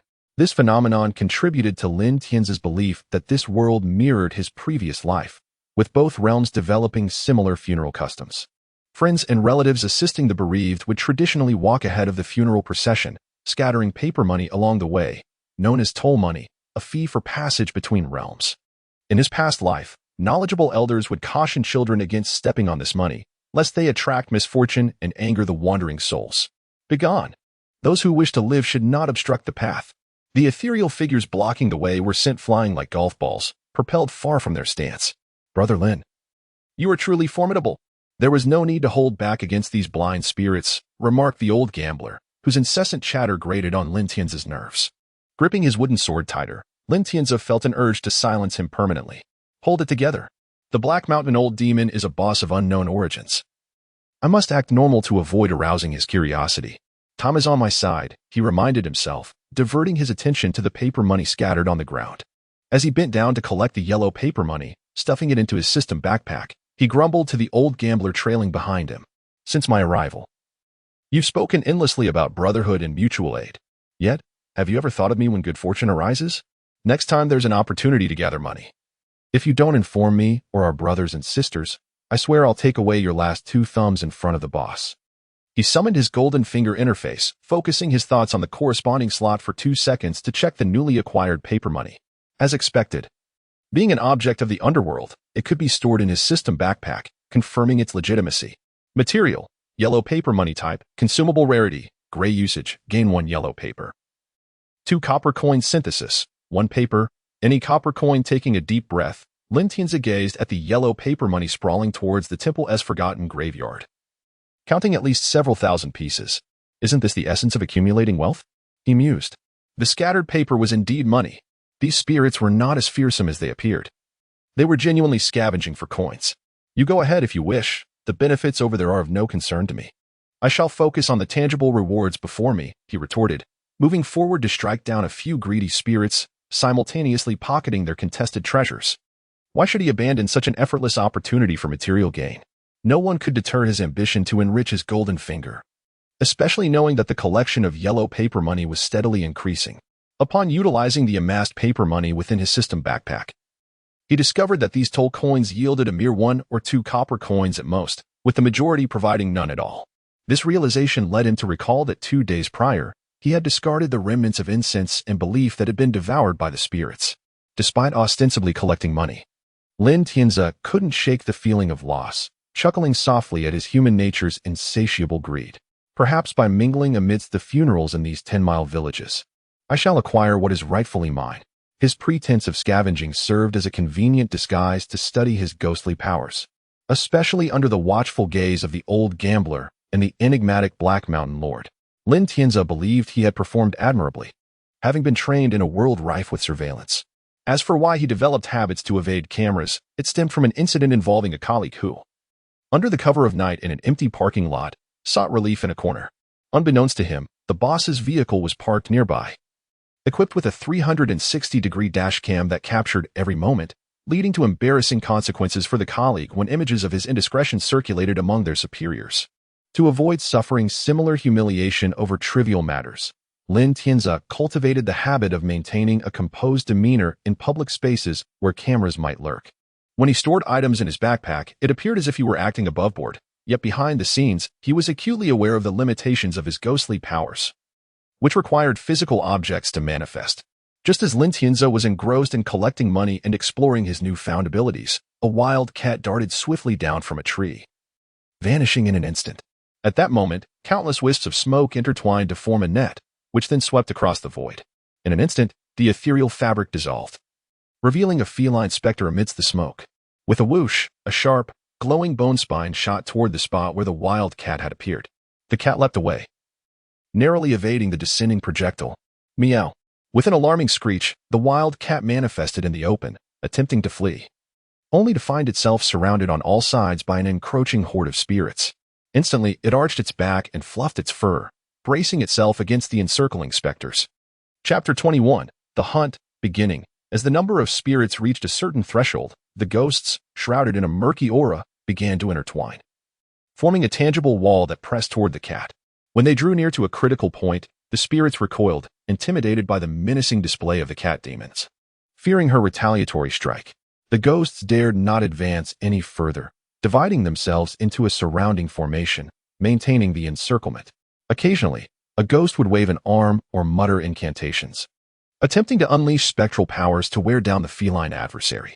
Yet, the majority of these supernatural attempts dissipated like snow melting under the sun before they could approach the cat demon.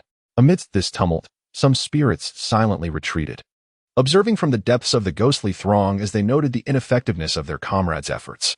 On a distant hillside, a tall and robust young male ghost, his hair tied in a simple high ponytail, was the first to perceive the shift in atmosphere within the encirclement. Below, a childlike ghost, tasked with delivering commands, watched as the youth furrowed his brow deeper, pulling out a piece of fatty meat he had been savoring all day. With enthusiasm, he inquired, "Brother Xingming, how is it? Is that raccoon spirit faltering? Shall we charge and vanquish it, feasting upon its years of cultivation?" As the child ghost spoke with excitement, licking the grease from his fingers, the young ghost replied, "Wait a moment, the situation seems amiss. Let us observe for a while longer." This young ghost, named Su Xingming, had been a renowned hunter in life, his lineage steeped in the traditions of the forest. He often boasted of his prowess, claiming to possess the means to subdue even the fiercest beasts and spirits. However, he had inadvertently provoked an unknown entity and, despite his fearlessness, succumbed to a venomous bite, leaving him eternally in the depths of the wilderness. Due to his reputation, the spirits had sought his counsel for this hunt, inviting him to provide strategic oversight. Reluctant to involve himself, Su Xingming had received a sudden message from his superior, revealing that his chance for reincarnation had arrived. At a banquet, he had overheard a tale from a spirit chronicling deeds and misdeeds. The maiden xianxia, due to her filial piety, had caught the attention of the heavenly emperor, who decreed that her life of hardship would be redeemed through the birth of a prodigious child, destined for greatness. The spirit of Black Mountain casually remarked that this child was destined to be xianxia's, and the identity of the father was inconsequential. Su Xingming, however, contemplated deeper implications, such as the possibility of this future child bearing his surname. The spirit of Black Mountain also hinted at a significant trial awaiting Qinghe, a culmination of her tumultuous past.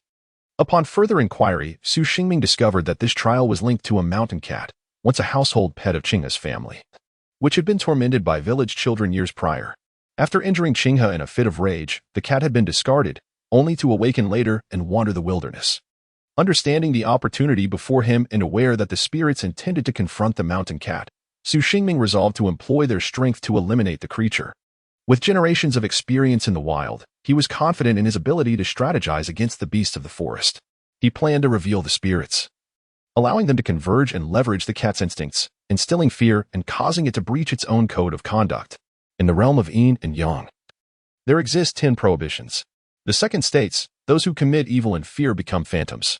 There was also the prohibition that Qinghe had violated, those in the realm of death graveyards, mourning halls, mortuaries, who breach taboos will be plagued by malevolent forces. Yet, the mountain cat proved to be a formidable opponent, transformed into a vengeful spirit. It had an innate connection to the ethereal realm, possessing a faint spiritual essence that was exceedingly fragile. The spirit's powers, while potent, functioned more like illusions to the living, akin to a powerful hypnosis. Against a mentally fragile being, the ghosts could wield considerable influence, but against one with steadfast resolve, their powers would crumble like a paper tiger. Su Xingming, having been a ghost for a considerable time, understood these dynamics well. He initially aimed to intimidate, allowing the spirits to lurk in the shadows before launching a sudden attack to destabilize the cat demon. However, even amid the chaos, the cat demon remained unharmed, raising two pressing concerns. Either the creature had grown too powerful for the spirits to affect, or it was merely playing, exhibiting the capricious nature of its feline kind. As more spirits realized their ineffectiveness, doubt crept in, prompting the first to flee, causing the encirclement to falter. Su Xingming grew increasingly despondent, lamenting his greed. He should have simply frightened the creature away. Now, he found himself in a precarious situation, unable to retreat without losing all chance of resistance, yet unable to press forward against the cat. As dawn approached, or with the first spirit to withdraw, the encirclement would likely collapse. If only the spirit of Black Mountain were present, his divine support could have quelled the creature's audacity. Chapter 22, The Hunt. End. The cat demon was initially quite frightened, but soon realized that being struck by these peculiar entities merely caused some discomfort, hardly even ruffling its fur. Gradually, its fear subsided. Upon witnessing the relentless assault from the spirits surrounding it, a glimmer of mockery flickered in the cat demon's eyes. How foolish these creatures were. They had seemed formidable. Yet this was all they could muster.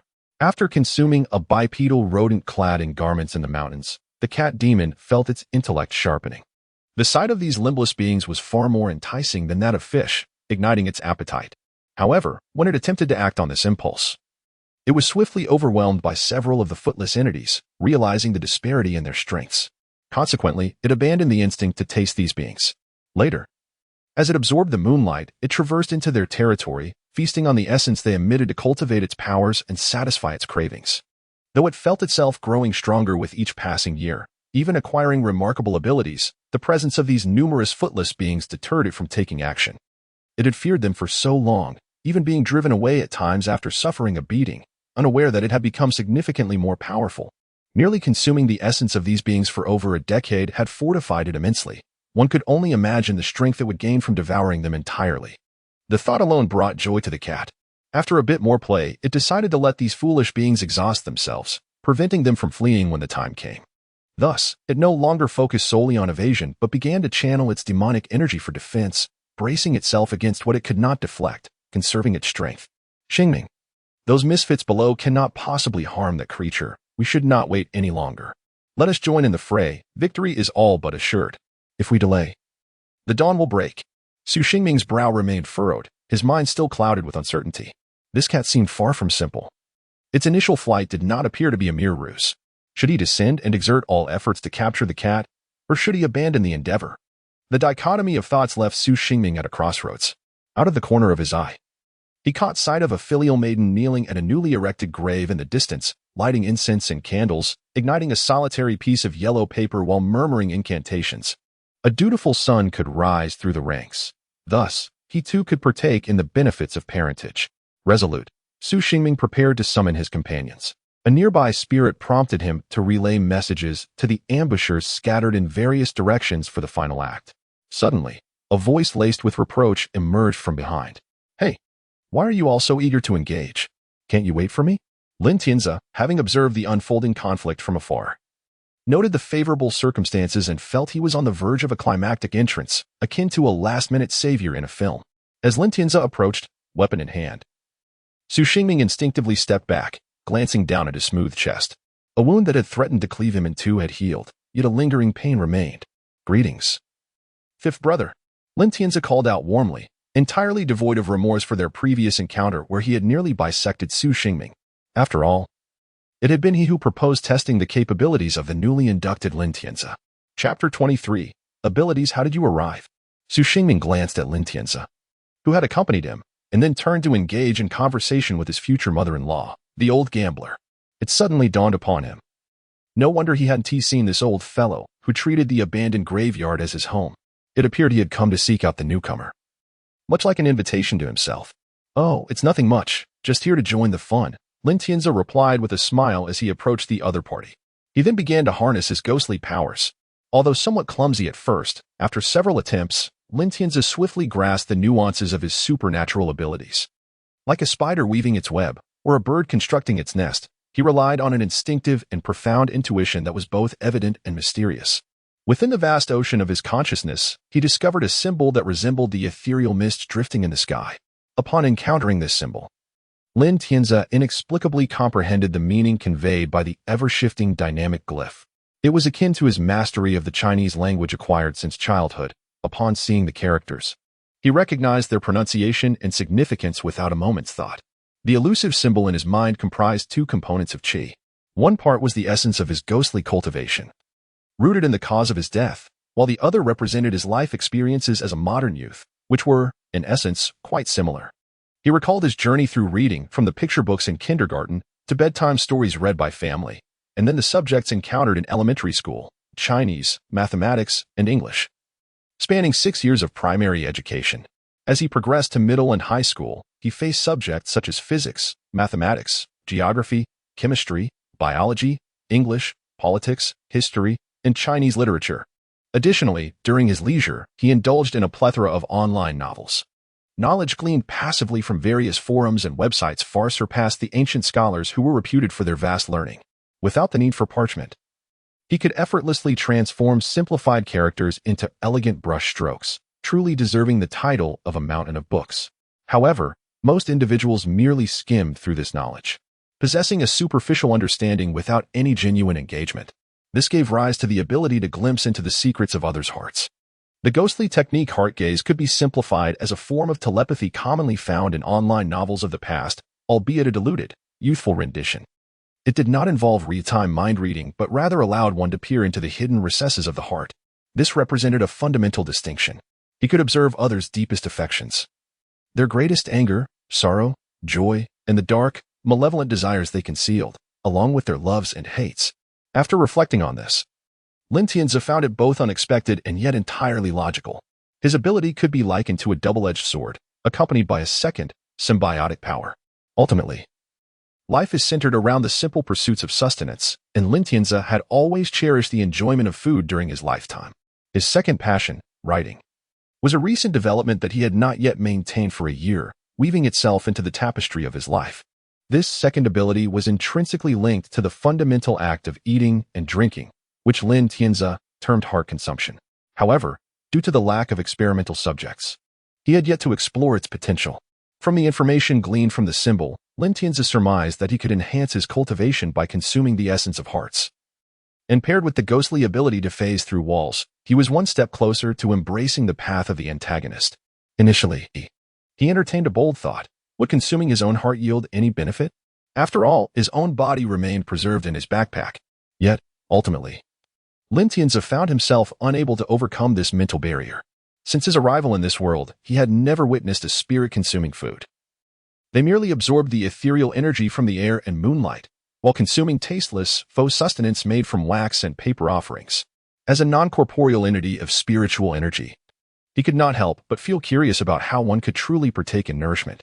Besides this somewhat macabre notion, Lin Tianzi also contemplated a contingency plan during his journey. Chapter 24. Observation in the game. Restorative potions are far more accessible than crafting equipment from timber obtained by chopping trees. A single unit of sand can be transformed at a furnace into 2 glass bottles. Additionally, a piece of glazed pottery combined with rain or simply proximity to a water source allows one to effortlessly concoct a potion that restores 10 points of health. Mushrooms are abundant in this world. One must remember that the elusive glitchy, a type of mushroom, thrives in the deep forests. The only challenge lies in the furnace. The ubiquitous slimes in the game guarantee a 100 drop rate of slime gel, and with just one piece of wood and a portion of gel, one can create magical torches. These are essential in the sandbox game, serving a multitude of purposes, and xianxia's greatest frustration pertains to the related crafting materials. Slimes are a local specialty. They abound in the magical realm, and it would indeed be a marvel to encounter them in the realm of Eastern mythology. As for ordinary torches, the sandbox system seemingly dismisses them, as the game categorizes torches into 2 types, one crafted from 10 pieces of wood, termed as torches, and the other a magical torch made from 1 piece of wood and a portion of slime gel, which serves as a crafting material. It is unfortunate that the Eastern mythological world lacks the means to produce an everlasting torch. The only thing xianxia could think of was the legendary mermaid oil, historically used as a burial offering, still whispered about in the underworld. If mermaid oil were insufficient, xianxia could only place his hopes on the meat-like glitchy, akin to the taishui found in the classic of mountains and seas. That, however, is a matter for the future, as he exercised his abilities. The world before xianxia became a blur, and in the next instant, countless minuscule characters seemed to crawl over Su Xingming's body like living entities. Xianxia, unable to suppress his curiosity, scrutinized the exposed chest of Su Xingming. He observed the robust arms, indicative of years spent drawing a bow. Thoughts of pilfered fruit and hidden coins, kept secret from family, crossed his mind. The old gambler had utilized it once. Again on the fading spirit of a ghost by the roadside, and now this instance. xianxia began to discern the secrets he, too, could glimpse. These were all tools for inciting enmity. Revealing many of these secrets would undoubtedly provoke Su Xingming to the brink of fury, potentially leading to mutual destruction. Yet, amidst his searching, xianxia found no truly valuable surprises. If only there were a lady to ensnare, something that could hold sway over the spirits. xianxia would not drain Su Xingming's remaining labor value. To do so would be a disservice to the unique, ghostly abilities he possessed, unrivaled within hundreds of miles. Su Xingming was indeed a peculiar flower among the spirits. As xianxia remarked, under the tutelage of the ghostly trainer, the red and black night spirits are akin to demigods, beasts of divine heritage. The old gambler was a slightly stronger elite compared to his ordinary peers. While xianxia was perceived as an ordinary being with a modified edge, mistaken for an exceptionally powerful player, Su Xingming, in contrast, was a variant, a shining Pokemon of his kind. During their last gathering, xianxia engaged in a surprisingly amicable spar with Su Xingming, who had previously held him in disdain. He praised Su Xingming's ability to confuse the realms of yin and yang, adept at dealings with specters, where even the spirits could only recognize his form, not his essence. As a ghost long deceased, reduced to mere bones, he was animated by a swarm of maggots, transforming into flesh and vital organs, and undead, a mere skeleton animated to life. Su Xingming had masqueraded as a living being for years, deceiving both the spirits and villagers, a testament to his remarkable abilities. Driven by curiosity, xianxia resorted to dark means, excavating Su Xingming's abdomen and chest, observing the writhing intestines, the pulsating heart, and the exposed flesh. Truly, there was not a single flaw to be discerned. In contrast, the classic story of the painted skin from Strange Stories from a Chinese studio, where the painted ghost required makeup to remain undetected, seemed utterly inferior. It was then that xianxia noticed the short-haired monk, who had been unabashedly scrutinizing him with a gaze that roved from thigh to chest, provoking a twitch at the corner of Su Xingming's eye. Such a wasted visage, unmarred by the ravages of time, revealed him to be a mere lecher. The intensity of that gaze unsettled Su Xingming, evoking a sense of vulnerability as if stripped bare of all secrets. The volume of his voice suddenly elevated. Brother Lin. Brother Lin. Ah, xianxia.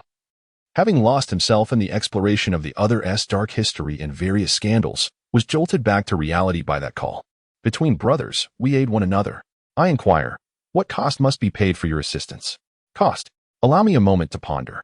xianxia discreetly pinched his thigh, using a hint of pain to ground himself. His ghostly ailment was worsening, a peculiar form of acclimatization failure. Brother Su, I fail to comprehend the benefits this holds for you. You must clarify before I decide whether to assist. Lin Tianzi addressed the crux of the matter, recognizing the long-standing entanglement with the misfits of the burial ground, who sought to maintain their steady source of sustenance. The old gambler had not lived a virtuous life, and upon crossing the threshold to the afterlife, he would encounter numerous tribulations. The enduring nature of the paper effigies from the funeral shop hinted at underlying secrets. A master artisan, or descendants with profound filial piety, could invoke a spark of divine light into the paper figures, embodying both protection and servitude, and at critical moments, could even shield the deceased from calamity. Su Xingming thrived amidst the intertwining of the realms, living rather comfortably without a reason to involve himself further. Chapter 25. Rather than strengthening oneself, it is preferable to betray others. As the saying goes, desire breeds weakness. Su Xingming remained indifferent to the trifling gains brought by the orphan girl. Yet, what compelled him to engage in this matter? Words lingered on the tip of his tongue, but he found himself momentarily at a loss. He was entirely unfamiliar with this newly joined ghostly companion. As an elder who had just established his position as the Black Mountain Lord, he had encountered countless brothers and sisters over the years, having known hundreds who were simply reincarnated souls. Given the various reasons for their demise, he could not genuinely regard this nominal brotherhood as sincere. Furthermore, even blood brothers must keep accounts clear. Should the other party discover the fortune revealed by the Black Mountain leader, competition would surely ensue. Feeling a sense of caution rising within, Su Xingming promptly changed the subject, gesturing towards xianxia, who knelt before the grave, oblivious to the surrounding events, and chuckled awkwardly. Love at first sight? Lin Tianzi interjected at an opportune moment. Seizing the cue, Su Xingming spoke more fluently, continuing with feigned earnestness. Indeed, love at first sight. I have taken a liking to that girl. I have never felt such affection for anyone before.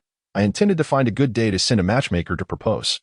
Alas, her mother has passed away, and there she is, kneeling before her mother's grave, crossing the boundary between the living and the dead. And that beast has set its sights on her. Naturally, I cannot bear to see that creature harm her. I implore my brothers to lend me a hand. Any request you have, I shall comply. Should you frown, I, Su, shall not be a man. Is that so? I shall certainly assist with this matter. Lin Tianzi wore a face of complete trust, though inwardly he could not help but question what scheme Su Xingming had regarding the young girl. Love at first sight? Lin Tianzi was 90% certain that Su Xingming's intentions were not merely carnal lust. The remaining 10% was due to the peculiarities often found in a world akin to that of strange tales from a Chinese studio. Why did Lin Tianzi doubt Su Xingming's claims of love at first sight? Primarily, Su Xingming was a man with a family and children. Given his background as a member of a well-off household, it was reasonable to assume that his legitimate wife would not be unattractive. In contrast, xianxia, a farm girl subjected to the elements, could not boast of a flawless complexion. Beauty is often concealed beneath fair skin, and with her less-than-ideal appearance, xianxia's attractiveness diminished. While her foundation was not lacking, she could only be considered a village beauty in a broader context. As her reputation spread, suitors would naturally approach her for friendship, inviting her for drinks or to lend a hand, as she was a renowned martial artist in her locality. In such times, entertainment venues were limited to a few types. When people entertained her, they would certainly introduce Su Xingming to the more famous places of pleasure, and as their interactions increased, his horizons would expand, rendering it improbable for him to still admire xianxia, the village flower from such a remote area. Thus, Lin Tianzi speculated that there must be hidden motives behind Su Xingming's actions, although the latter was reluctant to share them, since he was unwilling to disclose his intentions. Why should Lin Tianzi persist? His purpose for coming here was rather simple, to join in the excitement and, incidentally, deal with the old gambler. Before leaving, he planned to deliver a decisive blow to the Black Mountain Lord. Lin Tianzi wore a benevolent smile, expressing his willingness to assist, yet reminded Su Xingming of the established rules, mutual aid and fair trade. I desire nothing for myself, only a small favor from you, fifth brother. Rest assured, this small favor is not at all difficult. Upon hearing this, Su Xingming, filled with suspicion, inquired, What is it that you wish for me to do? My request is quite simple. Speaking of love at first sight, I too encountered someone I fancy after descending the mountain, a fox spirit in human form. An ominous premonition suddenly surged within Su Xingming. Thus, I wish for you, fifth brother, to transform into a 1.5-meter tall, white-haired, ponytailed, flat-chested little girl with one red eye and one blue eye at the tender age of youth. Do not forget the fox ears and tail. You may choose between white or orange. When the time comes, please act like a true fox spirit and playfully tease me. Su Xingming's rage flared instantly. You insolent wretch! How dare you humiliate me thus? Is there truly such a fox spirit in this world?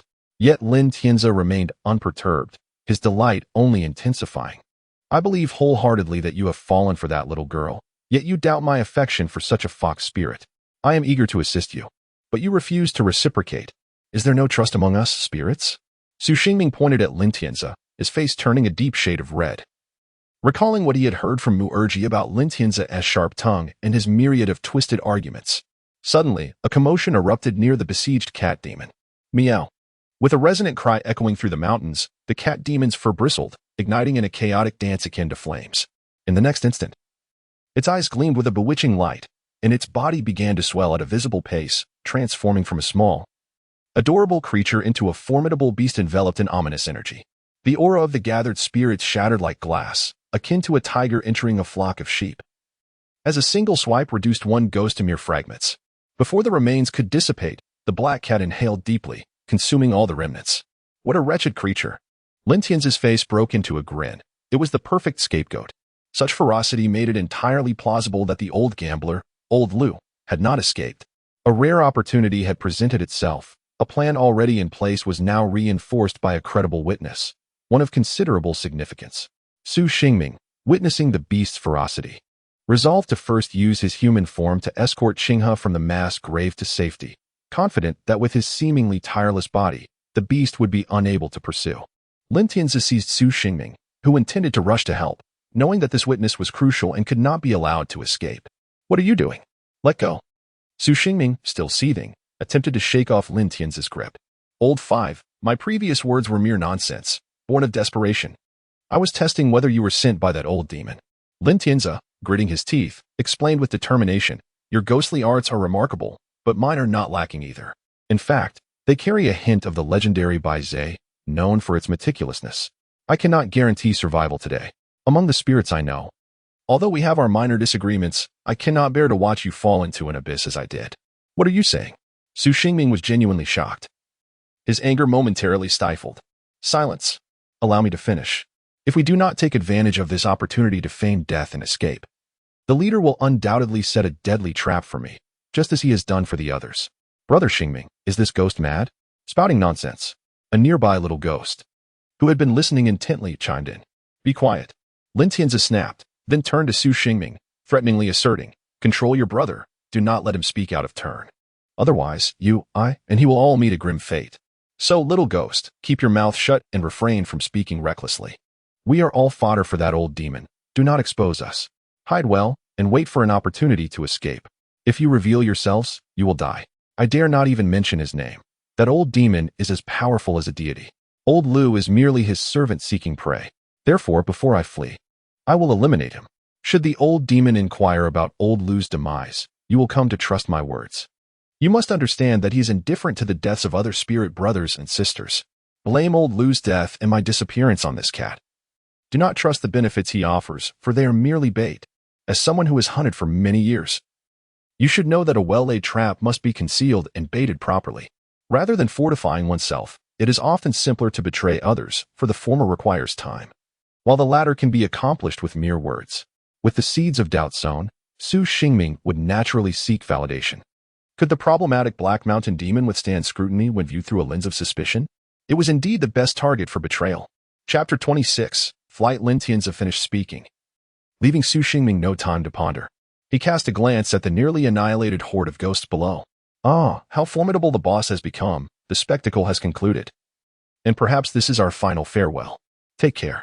I feign death. Be cautious. Lin Tianzi cupped his hands towards Su Xingming and relinquished control of his ghostly form. He lifted off the ground slightly, a few inches, and with a powerful swing of his axe, he plunged it into the earth. The reaction propelled him forward like a streak of white light, aiming straight for the old gambler. In this rapid motion, Lin Tianzi harnessed the force to enhance the power of his axe, catching the old gambler completely off guard. The ghost burst like a punctured balloon, disintegrating into a shower of fragments. This transpired in the blink of an eye, leaving Su Xingming bewildered. The once detestable figure had suddenly spoken a torrent of incomprehensible words. And before he could grasp their meaning, he felt a gust of wind sweep through, and Lin Tianzi vanished from sight. Only a lingering phrase remained in his ears: the mountains and waters will meet again. If fate allows, remember to transform into a fox spirit next time. So I may behold the extraordinary. In the next moment, a sound of shattering echoed nearby. As Su Xingming instinctively turned his head, he saw the old gambler, who had been standing there just moments ago, dissolve into a cloud of smoke and debris. A white figure sped away rapidly, leaving behind a distant echo. The awakening of spring has arrived. With the rumble of thunder resonating in the sky, the spring rain descended, heralding the rebirth of nature. As dusk fell, the fine rain of March, shrouded like mist, enveloped the ancient city of Genoa, lending it an air of faded grandeur, reminiscent of an elderly figure in twilight.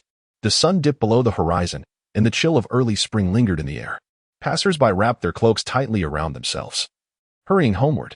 Outside the city, amidst the neighboring hills and forests, a figure clad in white stood against the cold rain and wind, gazing down at the cityscape.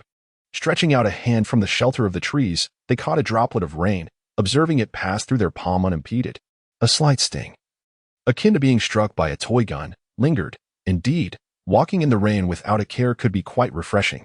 The idealistic world seemed absurd, for standing directly in the rain was intolerable, yet sheltering beneath the trees brought no sensation of dampness. This notion echoed the tales of vampires in certain stories, who could evade the sun's rays simply by wielding an umbrella or hiding under eaves. It was a matter of mutual respect, a playful give-and-take. Yet, the classical ghosts of folklore were quite pitiful, fearing the sun. Even lesser beings, such as lowly zombies, were not immune to its effects. It was indeed discomforting to be unable to endure even a simple rain, particularly while fleeing. This spring rain, marking the awakening of nature, impeded Lin Tianzi's escape. It fortified his resolve to evolve further. After the 7th day, he became more opaque, resembling a living being, and with newfound cultivation, his form gained substance. He believed that with his growing strength, he would eventually shed the shortcomings of his spectral existence. As he observed the rain-soaked ancient town, his thoughts wandered. Suddenly, a youthful voice broke through the stillness from the woods behind him. Lin, I thought I was mistaken. You are indeed alive. In that case, I must ask on behalf of the boss why you feigned death, and what of old Lu? Was he truly devoured by a cat? Lin Tianzi turned to see a familiar figure hanging from a branch, dressed in black embroidered with auspicious characters. Recognizing Wang Jizu, he recalled the alternative application of his newfound abilities and how he had managed to escape far from where he was. Yet, after only a few days of quietude, he found himself cornered once again. Ah, it's Brother Wang. It has been months. I've missed you dearly. As he approached, Lin Tianzi summoned the mightiest wooden sword to his hand. Upon seeing the sword, Wang Jizu jumped to a distant branch, eyeing Lin Tianzi's weapon warily. Shaking his head as he sighed, we are acquainted. I harbor no grudge against you. I merely seek clarification on why you are prepared to act so ruthlessly. I have wronged you in no way. His words suggested that Lu's demise was suspect and that Lin Tianzi's feigned death was linked to it. Mid-sentence, Wang Jizu retracted his earlier suspicion, adding, wait, why did that old Lu assist you in hiding? Lin Tianzi pondered his response. As a close combat fighter, he was at a disadvantage if he distanced himself. Should he resort to old tactics and cast aspersions once more? If not for Wang Jizu pushing him into the graveyard, he would have been targeted by Lu, who had drawn the attention of the old monster, initially perceiving it as a blessing. He had heeded Lin Tianzi's counsel to join their perilous endeavor. Lu, aware of the old monster's secret, had opted to keep silent to avoid drawing attention. What did you say? Wang Jizu exclaimed, astonished. You pushed me into a perilous situation? The entire affair was peculiar. Why would a ghost kill an acquaintance like Lu yet spare the one who had helped him conceal his actions? Wang Jizu had intended to flee and spread the word but sensed a deeper intrigue behind the scenes. He jumped down from the tree and clasped his hands together, saying, Lin, I truly know nothing. Please enlighten me, starting with your motives for Lu's demise. As far as I know, you two had no enmity and even got along well. Lin Tianzi smirked inwardly at the opportunity to weave a tale.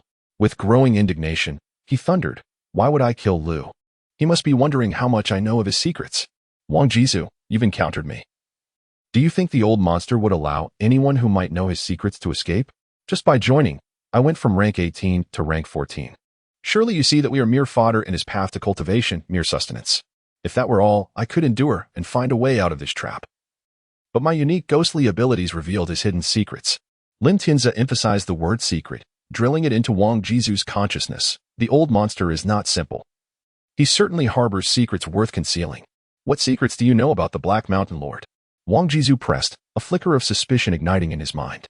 Lin Tianzi gritted his teeth, as if making a difficult decision, before finally relaxing his expression. My ghostly abilities are not mere enhancements. With a thought, he replaced the wooden sword in his hand with an axe, revealing its increasingly transparent spectral form. Brother Wang, have you ever heard the term ghostly craftsmanship? Chapter 27. Deception and Mastery. Wang Jizu muttered to himself, masterful craftsmanship? The term divine craftsmanship seemed vaguely familiar to him, yet its meaning eluded him. He scoured his memories for any related associations, but found none in the dim recollections of his past life.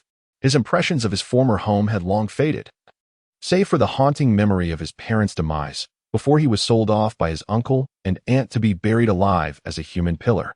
In a state of abject poverty, he remembered the gnawing hunger that left him listless, a memory that surely was tea from his previous life. When then had he heard such a phrase? In the years following his death, he had occupied himself with two pursuits, wandering in search of his sister and, like a bee, seeking out the wounded to collect their healing blood scabs to refine his ghostly arts. Suddenly, a flash of insight struck Wang Jizu. He recalled that decades ago, he had assisted a certain sorcerer in malevolent endeavors, during which the sorcerer had venerated his ancestors at a modest shrine. Upon that shrine hung a small couplet, masterful craftsmanship from Lu Ban. Exquisite sculpting transforms decayed wood into rebirth. Tentatively, Wang Jizu ventured, is divine craftsmanship attributed to Lu Ban? Indeed, Lin Tianzi affirmed with a slight nod, acknowledging the truth in Wang Jizu's words. Lu Ban, revered as the patron saint of craftsmen, is known for his ability to transform decayed wood into marvelous creations. He fashioned tools for various artisans, farmers' hoes, woodcutters' axes, tailors' needles, blacksmiths' hammers, and the wooden swords used by Taoists in their rituals. Wang Jizu grasped the concept. Lin Tianzi likened himself to a blacksmith capable of forging tools for other artisans. You have understood correctly. Do you recall when Lord Heishan remarked upon the axe in my hand, suggesting it resembled a divine artifact, yet felt somewhat askew? Lin Tianzi was well aware of Lord Heishan's insinuation. His own abilities stemmed from a new pantheon born from the twilight of the gods in a fantastical world. The dissimilarities were to be expected, serving as a foundation for his deception. However, my ghostly arts are not confined to mere mortal tools. I can create artifacts for both the mortal and divine realms. The axe I wield is, in truth, a divine artifact, albeit one conjured through my ghostly arts. Which is why Lord Heishan found it ambiguous. With sincerity etched across his face, Lin Tianzi bared his secrets, as if to convey that his claims were indeed genuine. You must know that an experienced individual can discern the weight of an object with a mere heft and can ascertain the age of wood and its provenance, even distinguishing between years of drought and abundance. Influenced by my innate ghostly arts, I possess the capacity to evaluate materials akin to a seasoned craftsman. During the banquet, I surreptitiously assessed whether any among you possessed the materials I sought, inadvertently applying my arts onto Lord Heishan, and then I discovered. What did you discover? Wang Jizu pressed eagerly, oblivious to the glimmer of amusement in Lin Tianzi's eyes, akin to a hunter spotting his prey ensnared.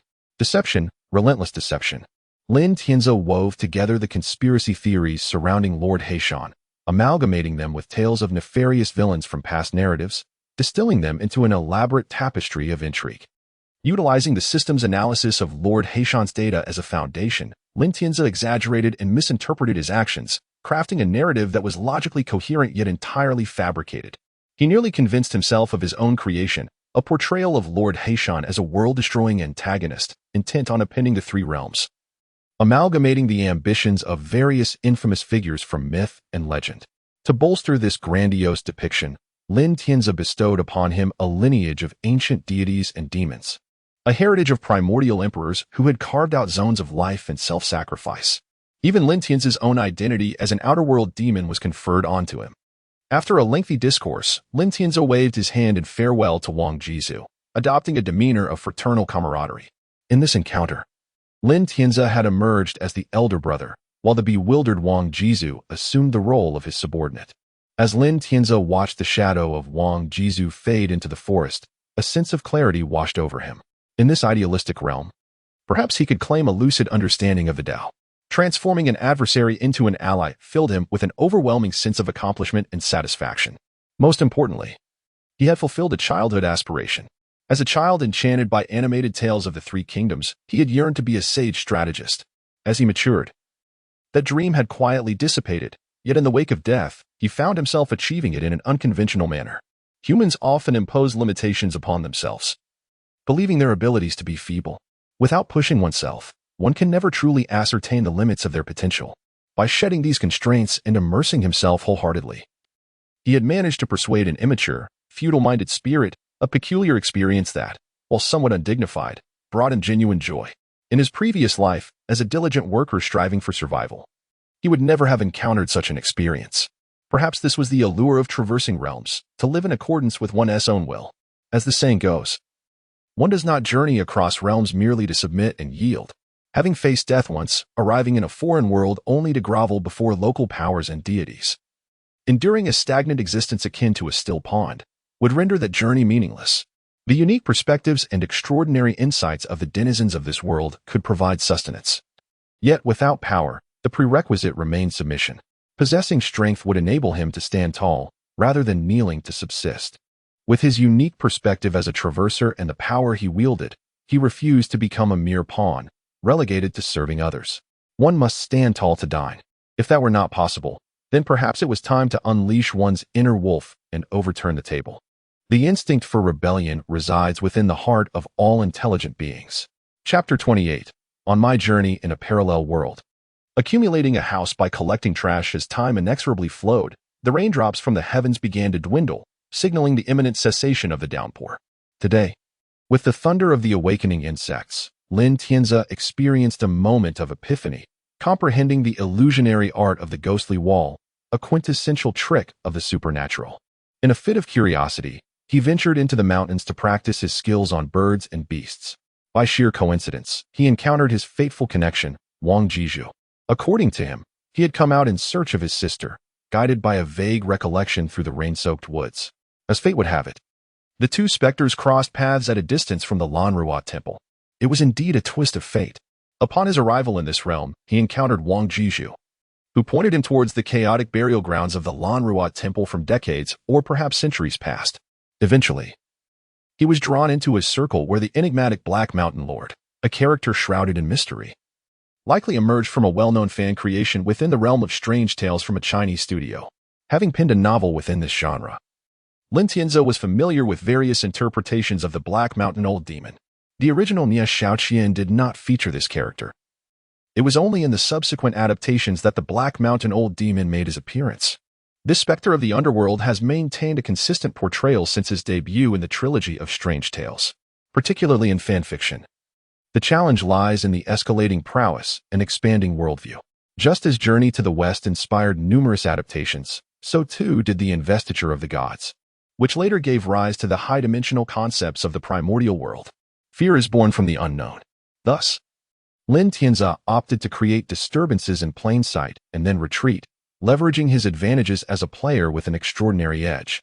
In recent months, he had undertaken the singular task of scavenging for refuse in the homes of hospitable villagers, collecting all that could be salvaged and taken away, evading the lurking dangers. Xianxia spent several months amassing materials for a house, relying on kitchen scraps and suitable firewood. Through relentless toil day and night, he successfully gathered the necessary components for a dwelling. The notion of constructing a house from refuse in a parallel world filled Xianxia with a sense of inspiration. In this mythic parallel realm, each household employed guardians, manifesting as auspicious couplets, peachwood charms, and door gods. These door gods represent an economical yet effective form of protection, standing guard for an entire year once the spring festival couplets were affixed and incense offered. The minimal investment associated with these protective talismans belies their efficacy. They are believed to be manifestations of legendary warriors, serving as vigilant sentinels.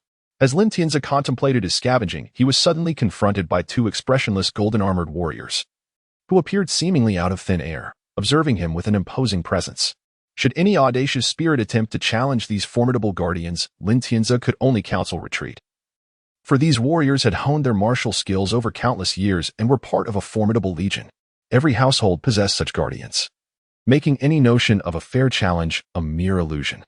Xianxia typically scavenged from two types of places: the genuinely impoverished families who could not afford to display door gods during the new year.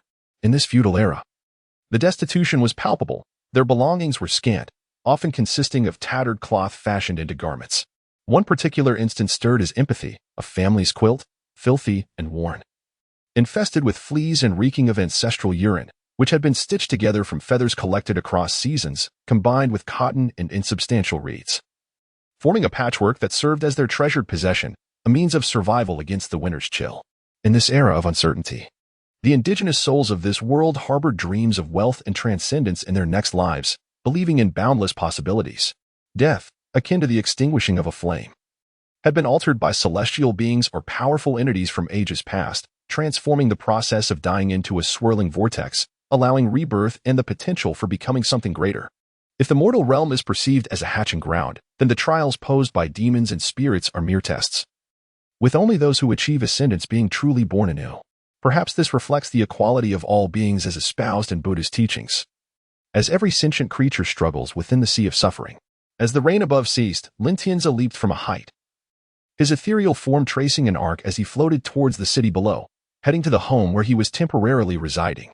The unknown remains eternally elusive, and pondering it is futile. In his previous life, myriad conspiracy theories abounded, yet the connection between this world and the celestial realm seemed distant, bearing little relevance to his existence as an unregistered visitor from another dimension.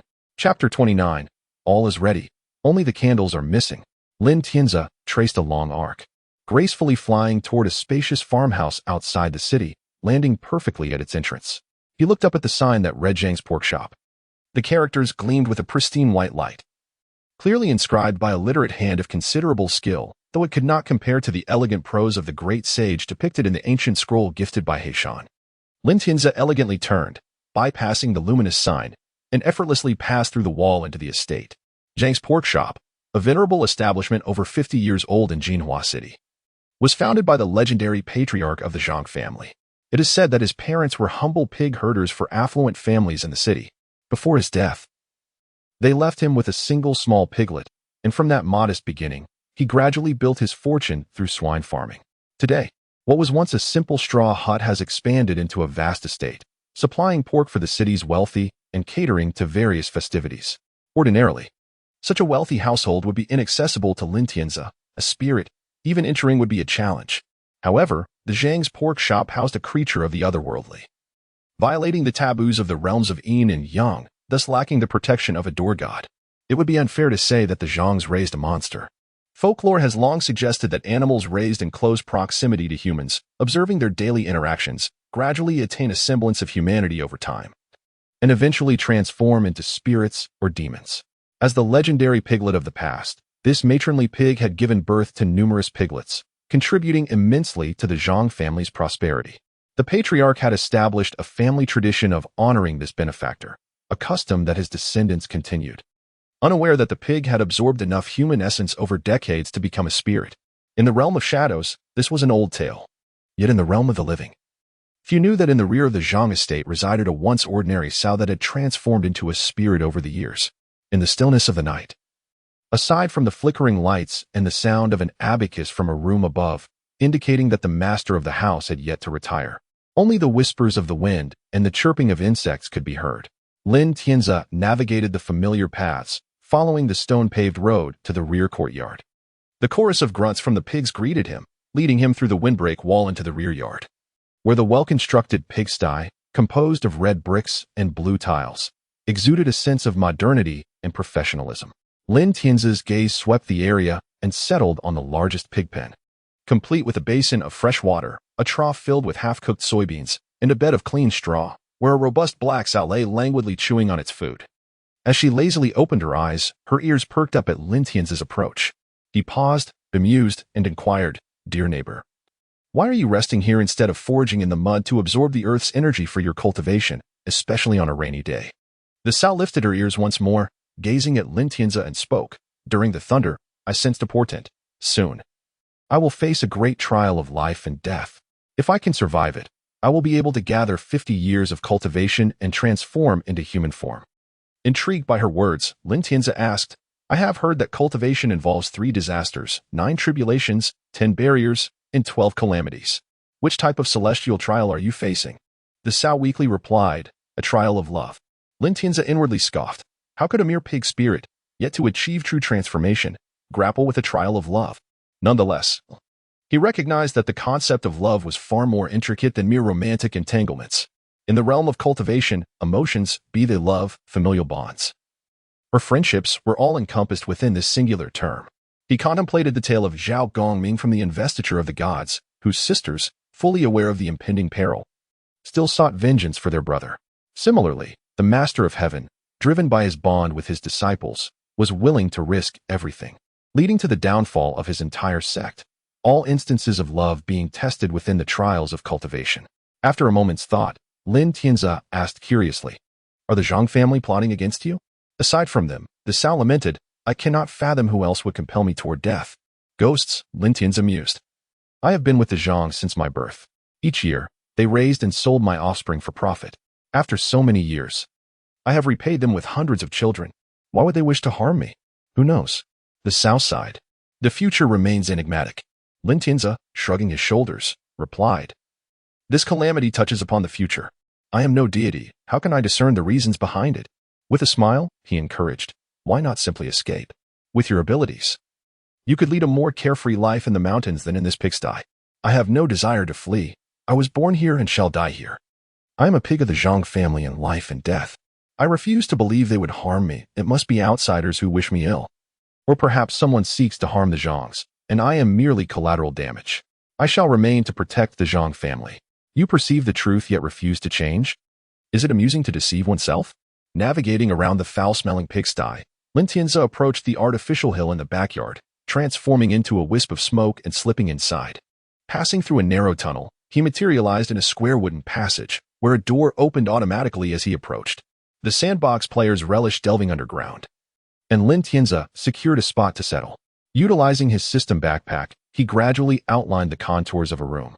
He fashioned wooden bricks to reinforce the structure, ultimately creating a wooden chamber measuring 5 by 5 by 5 meters. In the center of the room stood a complete set of tables and chairs, yet it lacked any items representing light. A candlestick, torch, lamp, or bonfire, any object symbolizing illumination would suffice to activate the dwelling, at least according to the game's design. A room with doors and windows required a minimum of 3 foundational pieces of furniture and a source of light. All 3 elements were indispensable. Chapter 30. Relocation. Approaching the desk, Lin Tianzi gazed at the neatly arranged scrap paper, extracting 3 blank sheets.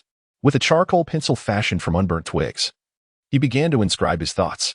As the saying goes, teaching a disciple may lead to the demise of the master, whether in the ancient past or in this world. The art of inheritance has always been closely guarded. With doors and windows tightly shut, and under the cover of night, one would clandestinely concoct secrets, often rising without lighting a lamp, employing every means necessary to ensure confidentiality. Unknown skin reinforcement formula, acquired from the 3rd woodcutter in the village east of Li Family Town. It enables the skin to become extraordinarily resilient for an hour, impervious to the thorns, vines, venomous creatures, and insects of the mountains, rendering their bites ineffective. By manipulating smooth, non-abrasive iron objects in hand, the friction between several metallic items produces a brilliant sheen. Subsequently, one would wash their hands in well water drawn under moonlight, transforming the liquid into a dark hue.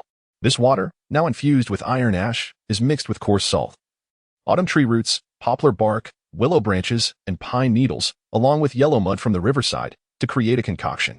During this process, one must recite the following incantation. Once cooled, the resultant slurry can be applied to the skin, bestowing it with extraordinary power. Having recorded this arcane formula of unknown origin, Lin Tianzi then took up his pen once more on the 2nd sheet of paper, documenting his discoveries of the day. Analysis of the ghostly wall. It involves the interference and oppression of one's mental faculties, disrupting balance and sense of direction, causing one's legs to falter in their stride, with steps becoming erratic. Similar to the scientific experiments of the past, where a blindfolded individual believes they walk in a straight line, yet in truth, they traverse a subtle arc, due to the ghost's mental interference. Even with eyes wide open, it is challenging to maintain a straight path. The more one panics or hastens, the more difficult it becomes to escape this disarray. While a candle flame cannot approach water, it can nonetheless boil it from a distance, casting illusions that lead individuals towards cliffs or into rivers, prompting self-destructive actions. Lin Tianzi, having surveyed his notes, found no further additions necessary, and proceeded to inscribe on another blank sheet the concepts of demonic power, spiritual energy, ghostly aura, cultivation, Taoist practices, and mystical arts. These myriad supernatural forces defy definition. They are susceptible to the whims of nature, their influence is steeped in subjectivity. Today, the mother pig, sensing the approach of her demise and the reasons behind it, exhibited an uncanny foresight, a peculiar revelation of fate. Yet I have gleaned an understanding of the ghostly wall, a technique prevalent among the spirits in the graveyard, a malevolent art that, when employed against other spiritual entities, proves less effective than mere spittle. Reflecting on that pig, Lin Tianzi furrowed his brow and continued to write. Daily introspection reveals my faults. Today, I erred in feeling compassion for an otherworldly pig, bearing my true sentiments. In stillness, I realized she does not require my counsel. I believe that freedom and life beyond the pig pen is a virtue. However, the mother pig perceives it differently. Her existence is rooted within the confines of the pig pen, which to her is home, her world. To vacate this space merely transitions her from a smaller pig pen to a larger one. From a joyful enclosure to one that appears splendid yet fails to elicit true happiness. Could this truly be for her benefit? In my youth, a mere handful of coins could buy me a candy that brought joy for ages, while a toy costing just over $1 could delight me for a week. I have transformed myself. I have matured. But does entering society bring me happiness? Though I seem to possess wealth far exceeding those few coins, have I truly found joy? My urging her towards a broader expanse, was it genuinely for her welfare, or merely to satisfy my own sense of virtue, thus granting myself spiritual contentment? Having penned these thoughts, Lin Tianzi set down his charcoal pencil and reclined on the smooth floor in a star-like posture. He remained ensnared in the harsh realities of life, not acting for the pig's benefit, but rather for his own soul's gratification. Acknowledging his selfishness, he mused that some boundaries could indeed be pushed aside for the sake of the ultimate flame, could they not? With a chuckle, Lin Tianzi released a burst of self-deprecating laughter. Ah, humanity! It is indeed the simplest task to persuade and deceive oneself, placing oneself on the side of malevolence. Engaging in acts that defy conscience feels utterly justified. The everlasting oil of the merfolk is a rare commodity in his current sphere, found only in two places, the eternal flame of the Wanfo Hall at Lan Rua Temple and the affluent merchant who supplies oil for lamps. Rising swiftly, Lin Tianzi commenced the demolition of the house, consulting the system's synthesis list. 1 unit of timber and 2 bricks would construct a dwelling with 6 sides. The wood he utilized was painstakingly scavenged from the kitchen countertops, collected piece by piece. Naturally, he would transport it wherever he went. Lin Tianzi's objective was straightforward: to relocate adjacent to that family, leveraging the misfortune brought by the spirits to incessantly bestow negative consequences upon the affluent household. Chapter 31. The change of seasons. It was June, and the sun hung high in the sky, casting its scorching rays upon the earth. Since the awakening of spring, not a drop of rain had graced the land for months. The ground was riddled with cracks, and the seedlings began to wither. The streets were nearly deserted, and those who did venture outside sought the shade, yet even then, they were drenched in perspiration. On the roadside, a shop stood with its door sealed and chained, while from the second floor, through windows boarded up with planks, came the muffled sounds of weeping, unheard by ordinary mortals. Lin Tianzi sat at a dusty table, his brow furrowed as he observed the golden sunlight streaming through the gaps in the wood. This year, since the onset of spring, the rains had failed to fall for 4 long months across several provinces. In this parallel world, where Lin Tianzi resided in the northern regions, wheat and soybeans dominated the crops, with a smattering of sesame and sorghum cultivated as well. Thanks to irrigation, the wheat harvest, though diminished, managed to yield a meager crop. However, the soybeans, sown in anticipation of the rainy season, had not received a single drop of rain since their planting. Days turned into weeks without precipitation, and thus, they remained ungerminated, heralding the approach of famine. In accordance with the customary practices of the feudal era, farmers reliant on the land would soon be driven to sell their children, and the landlords would revel in their misfortune, seizing the opportunity to acquire more laborers and consolidate their estates. Natural disasters, such as prolonged droughts, were a boon for them, allowing them to profit immensely. To the living, the relentless sun and the absence of rain were merely manifestations of nature's wrath. However, in the eyes of Lin Tianzi, a wandering spirit, these calamities were more akin to man-made disasters. In the realm of myth, rain was not only a product of the natural order, but also summoned by the revered dragon. a creature capable of controlling the very currents of water. In the days following the awakening of spring, the dragon, a divine beast, was not something easily vanquished. The untransformed dragon, a fierce and untamed entity, could unleash floods across vast territories. Aside from the offspring of dragons, no creature on Earth could rival their power, and they held esteemed positions among the celestial beings. Yet, in a twist of fate, only one dragon managed to escape the clutches of death. Whispers from the realm of spirits revealed that this unfortunate dragon fled to Ishui and Shandong, where its eyes were gouged out, leaving it on the brink of death, ultimately succumbing to its grievous wounds. This tale echoed the legend of the sightless dragon from the stories Lin Tianzi had read in his past life. This incident stirred a great commotion, with the identity of the perpetrator remaining shrouded in mystery. The four dragon lords of the freshwater rivers, in desperation, promised immense rewards for the capture of the assailant. The celestial beings above, however, remained as silent as statues, their presence felt only through the incense offered by the living. The repercussions of this event continued to escalate, and the absence of rain was but a minor concern. If one were to liken the heavens and the earth to a human body, the dragon, as the deity governing wind and water, was akin to the blood vessels within. Its very existence ensured the flow of life, preventing stagnation and chaos. While they appeared to be mere mascots, indulging in the comforts of their dragon palace, their occasional rainfall was hardly a priority, and few paid heed to their absence until calamity struck. With the local dragons extinguished, their dominion over the waterways had collapsed, resulting in an unforgiving drought. The moisture once present had migrated elsewhere, triggering floods in distant lands. This imbalance between water and fire incited a chain reaction, though it may not have resulted in the catastrophic collapse of the fabled Mount Buzhou. Its effects on the local realm were equally profound. As the saying goes, the early duck knows the warmth of the spring river. Spirits, as amalgamations of energy and essence, were acutely attuned to the changes in the atmosphere. At the onset of the weather's transformation, the sunlight felt akin to boiling water, scorching and unbearable. As days turned to weeks, the temperature of this metaphorical water steadily rose, culminating in an unbearable intensity. When the sunlight finally struck the ground, it ignited like gasoline, erupting into a pale golden flame that left Lin Tianzi, an outsider, utterly astonished. "Old Bai, do you know what this is?"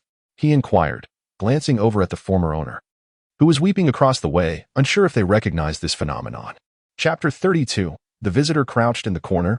A short, plump middle-aged man in white attire stifled a sob, carefully uttering, "My lord, you do not recognize me, and naturally, I do not recognize you either. You likely do not know, but outside, the flames rage, yet voices can be heard. It poses no threat to the living. But what of the spirits?"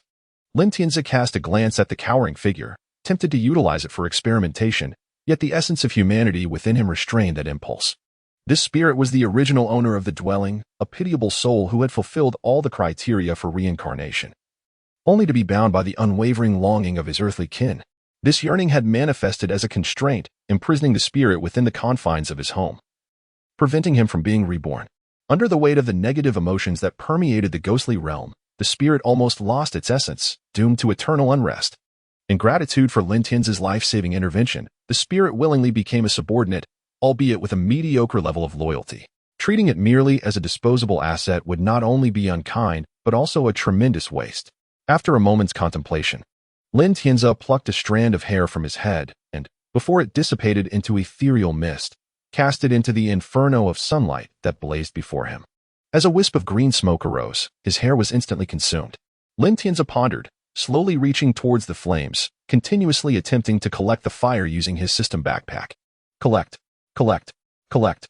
As his hand approached the flickering flame, an invisible vortex preemptively absorbed it before the fire could unleash its potential. Material can be synthesized, obscure, rarity, purple relevant rule module not acquired, distracted by the information within the game backpack. Lin Tianzi felt his interest wane. The rarity of the material was sufficient, however, as indicated by the system's prompt. The relevant synthesis module had yet to be obtained.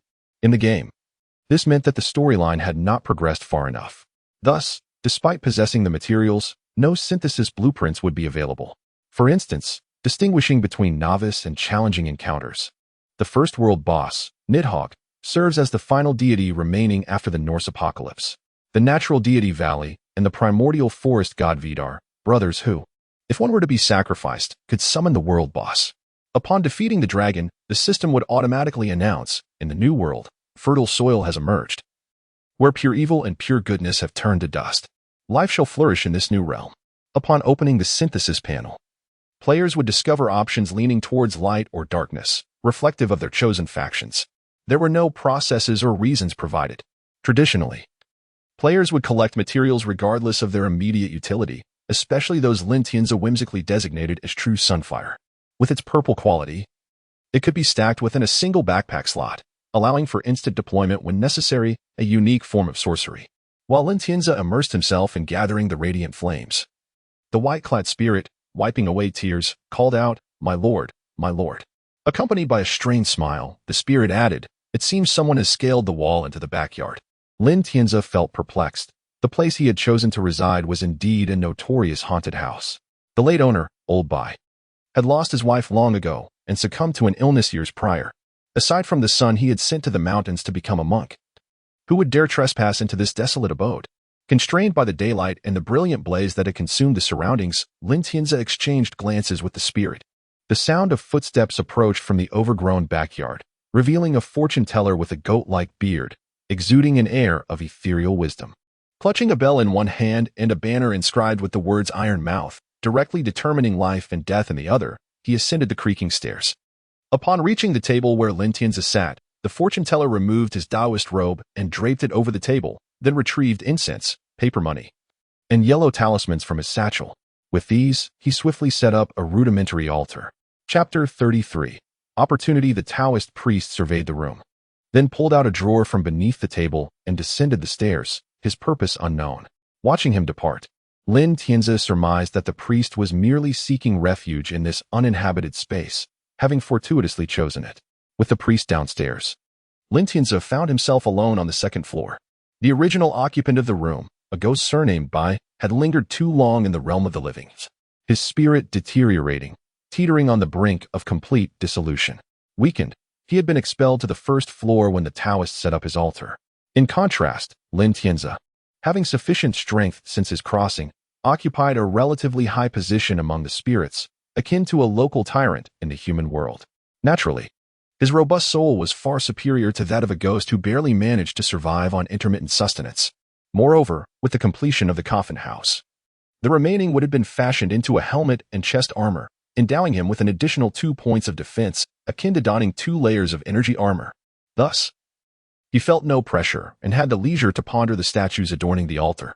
The altar featured 2 palm-sized effigies, exquisitely carved from fine sandalwood. The statue on the left depicted a bald Buddha, draped in a robe that struggled to conceal his ample belly, one hand forming a mudra at his chest while the other rested upon his abdomen in mirthful laughter. Such a distinctive figure could only be the jovial Maitreya Buddha. The other statue, however, left Xianxia perplexed. It depicted a kindly elderly woman seated upon a lotus pedestal, adorned in luxurious garments. Her gentle visage was etched with the lines of time, imparting a familial warmth. While Maitreya was easily recognizable, the identity of this woman, revered alongside him, eluded Xianxia. Despite his efforts to discern any defining characteristics, he found none. The presence of this woman alongside the future Maitreya suggested her elevated status. The sight of a fortune-teller dressed as a Taoist venerating the Buddha was already peculiar, and the juxtaposition of Maitreya with an unknown female deity only deepened Xianxia's curiosity regarding their identities. In his previous life as an amateur writer, he had merely skimmed the surface of myth and folklore. Now, as a spirit traversing the world and gathering materials, he had exploited the unseen advantages of his ethereal existence, acquiring esoteric knowledge. While he had gleaned some understanding of the deities in this realm, he had never encountered their likenesses in person. After all, it would be folly for a ghost to visit a temple to identify statues. Nevertheless, it mattered little. The house he had acquired for 2 pieces of gold was now his, and it was reasonable for the Taoist to pay rent while residing there. Outside, the fierce sunlight blazed, trapping him within. Once night fell, he could easily pilfer the 2 statues, the yellow talismans, the brushes, and even the Taoist robes that served as a tablecloth. As Xianxia contemplated when to make his move and where to hide, footsteps echoed from below, accompanied by the Taoist's mutterings. "That dog Zhang. I initially sought only your immense wealth and noticed the darkness clouding your fate, intending to save you while fulfilling my mission of garnering followers for my sect. Yet, you, a mere mortal, dared to insult me in public. I declare that within 3 days, your life is at risk." I shall see whether you sever my tongue first, or if I summon the divine to take your life. Lin Tianzi couldn't help but chuckle. Opportunity had indeed arrived. The Zhang the Taoist spoke of was familiar to him, certainly the wealthy landlord residing next door. As a target of his schemes, Lin Tianzi had gathered ample intelligence on the Zhang family, knowing well the notable occurrences surrounding them, revealed by the whispers of the spirits. In the world of commerce, he had gained considerable insight, and with his martial prowess, he could be deemed both cultured and skilled. The Taoists seemed to underestimate the challenge of deceiving someone like Zhang, akin to fooling a simpleton. However, it mattered not. If this priest's ineptitude and manipulation could create an opening for him, it would suffice. Observing the altar, Lin Tianzi noted the priest's apparent capabilities and his intent to employ malevolence, regardless of the outcome. If he could breach the threshold and gain entry into the Zhang estate, he would seize the opportunity. As the footsteps grew closer, the Taoist descended, carrying a wooden drawer filled with water. He placed it on the floor and reverently produced a small black iron box from his garments, setting it before the two statues. With fervent conviction, he proclaimed, I, the humble priest, grant you wealth beyond measure, yet no life to spend it. Your life shall serve to affirm my divination and elevate my sect's renown. May the mother of all and the blessed Mithriya safeguard us. Chapter 34. The Taoist ritual. The incantations uttered by the Taoist resonated in Lin Tianzi's ears like thunderclaps, as he stood discreetly nearby, eavesdropping. To his astonishment, the entity being invoked was none other than the notorious Bai Lian Jiao, a nefarious sect that stood alongside the Holy See.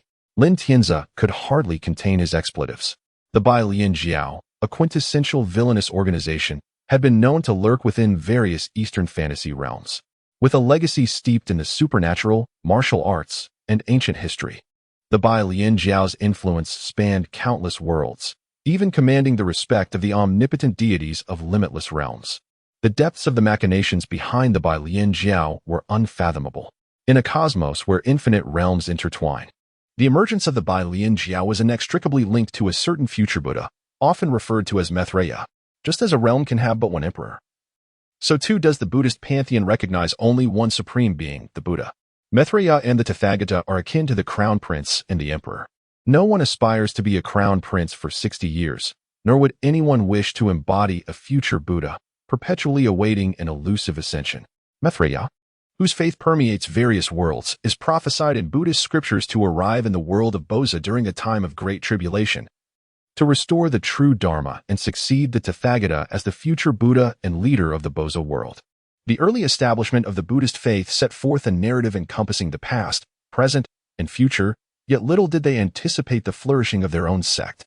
Today, the strength of the current leaders, along with a multitude of arhats, bodhisattvas, and Buddhas, has only augmented their power.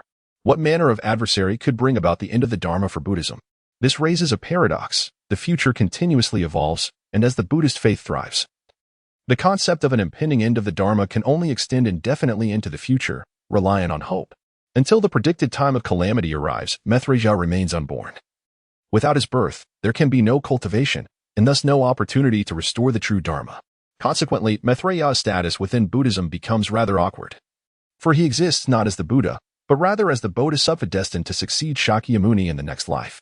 Yet, he is revered in the heavenly realms, where deities and spirits honor him as the Mithriya Buddha. Thus, one can only imagine the turmoil within Mithriya's heart. Having endured the role of crown prince for 60 years, one can only speculate how much more turbulent it would be for Mithriya, whose path to Buddhahood has been obstructed. In the classic tale of Journey to the West, his youthful disciple conjured a small temple, summoning a multitude of deities, revealing the aspirations of this future Buddha. After the initial shock, Lin Tianzi felt a renewed sense of confidence in his ability to navigate these turbulent waters. There was no doubt. The prominent figures within the Bai Lian Jiao were indeed professionals in the art of subversion. Even in the previous life, where the realms of magic were devoid of chaos, their influence was palpable. The essence of rebellion is deeply rooted in their history, stretching back a millennium to the Song dynasty, where they forged alliances with the foreign Mani sect, forming a formidable duo.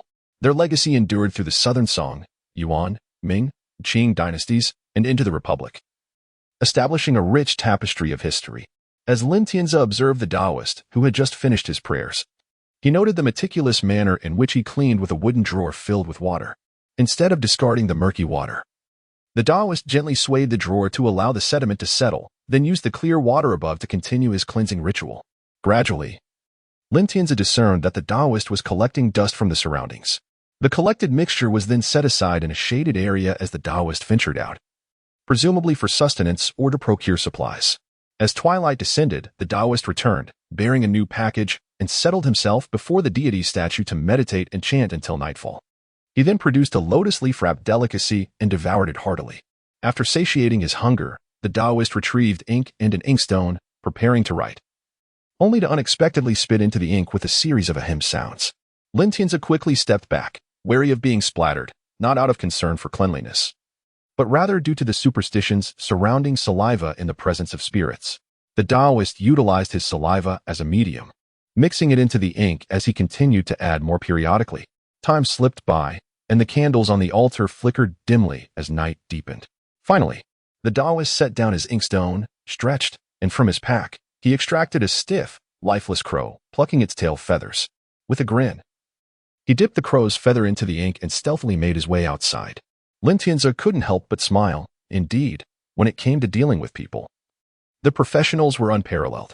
He noted this technique for future reference, envisioning how he might employ it himself with the protection of a guardian deity.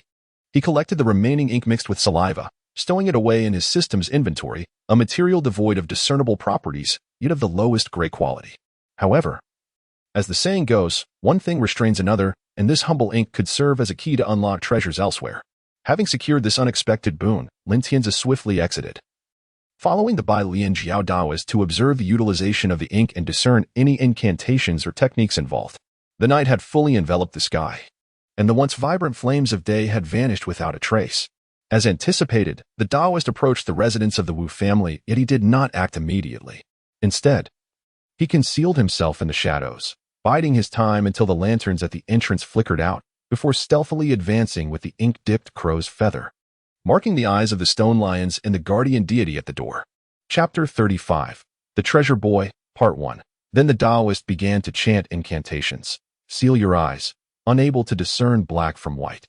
Lin Tianzi observed the golden-armored deities flanking the entrance, their radiant eyes first stained with spots of ink resembling sesame seeds. Gradually, these dark spots expanded until they completely consumed the eyes of the golden-armored guardians. Under the illumination of their golden aura, their eyes appeared as two pitch-black voids. This was not the end. The Taoist once again utilized a crow's tail feather to anoint the door god's image in the stone lion's ears, reciting, "Seal your ears." Deaf to right and wrong, shadows resembling human hands and black crow wings obscured the ears of the golden-armored guardians. The Taoist then gently swept the crow's tail feather over the noses of the door god and the stone lion, chanting, "Close your nostrils, unhearing of good and evil." A piece of black cloth akin to a mask enveloped the noses of both golden-armored deities. After casting the spell, the Taoist took a step back, stroking his chin and murmuring to himself, "It should be done." Lin Tianzi raised an eyebrow, interpreting the Taoist's words. It seemed that after completing his incantations, the Taoist was unable to discern whether he had succeeded or failed. Deducing from this, while the Taoist of the White Lotus sect possessed some skills, they were not particularly formidable, just as he could not perceive the changes in the door god's image. Lin Tianzi knew the Taoist could not hear his internal criticisms of his inadequate abilities, which left him feeling deceived for having placed his trust in such a half-hearted practitioner. After venting his frustration, Lin Tianzi resolved to test the spell himself. Approaching the door god, he boldly stepped into the Zhang family's courtyard. As he cautiously crossed the safety threshold, the golden-armored guardians remained utterly unresponsive. In the past, had he ventured so close, the two guardians would have glared at him and drawn their weapons, unlike their current inaction. Having validated that the golden-armored guardians had succumbed to the Taoist's malefic influence, Lin Tianzi eagerly strode into the Zhang family's courtyard, welcoming the promise of a brighter tomorrow. As he traversed through the entrance, the dogs in the yard suddenly perked up, barking furiously in his direction. However, being tethered, the dog could only bark fiercely, unable to break free from its chain. This amused Lin Tianzi greatly. Indeed, one creature can subdue another. He could not deal with the door gods at the entrance, yet the Taoist had managed to seal the eyes, ears, and noses of the guardians with his rudimentary magic. The Taoist remained oblivious to Lin Tianzi's presence, while the dog was acutely aware of him. The Taoist's intention to eliminate Zhang Wudi stemmed not only from a trivial personal grievance, but also from a desire to demonstrate his efficacy and propagate his teachings. Were he in the Taoist's position, Lin Tianzi mused, he would possess countless innovative ideas that transcended the era. It was all rather crude, too crude indeed. Ultimately, it was merely a matter of perspective, each constrained by their own limitations. Lin Tianzi was aware that a wealthy merchant in the city had delivered a small jar of merman oil to the Lanra temple, where it was offered before the unextinguished eternal lamp for family blessings.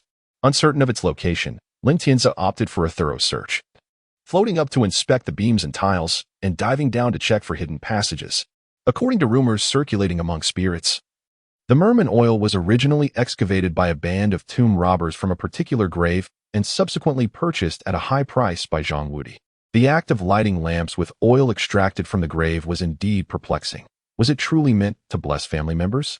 As a fellow spirit, Lin Tianzi decided to represent the Buddha in meting out punishment and return the oil to its rightful owner, as the logic seemed sound.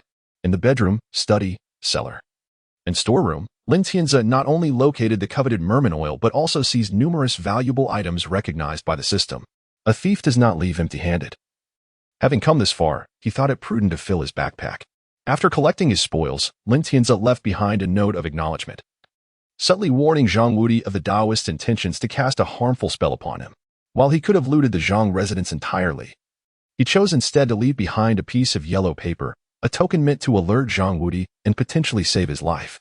Lin Tianzi felt a surge of selflessness. Thus, he saw no need to repay the borrowed note, unless the world was vast enough for the Taoist to track him down. The mere existence of a borrowing note would serve as a cherished souvenir. One must not be biased. Why had Lin Tianzi not taken advantage of the Taoist's distraction to pilfer everything? The answer was simple. The Taoist had removed his robe, and beneath it, he wore ordinary clothing, which was cleverly designed with numerous pockets. People naturally remove their garments before sleeping, allowing for an opportune moment to maximize gains. The extent of his haul depended on whether the Taoist had a habit of sleeping in the nude. Legend spoke of a renowned spell known as the 5 Ghosts Moving Goods. Indeed, the ancestors had discovered that spirits excelled in this craft, being inherently suited for such endeavors. They could traverse walls and yards without leaving a trace. Invisible and possessing an innate ability for stealth, they could transport anything they desired effortlessly. Chapter 36. The Treasure Boy, Part 2. As Lin Tianzi strolled past the front yard, he was greeted by a cacophony of barks from the dogs within. This delightful noise ignited a mischievous spirit within him, prompting him to indulge in a pastime reminiscent of his former life, teaching these canines a lesson.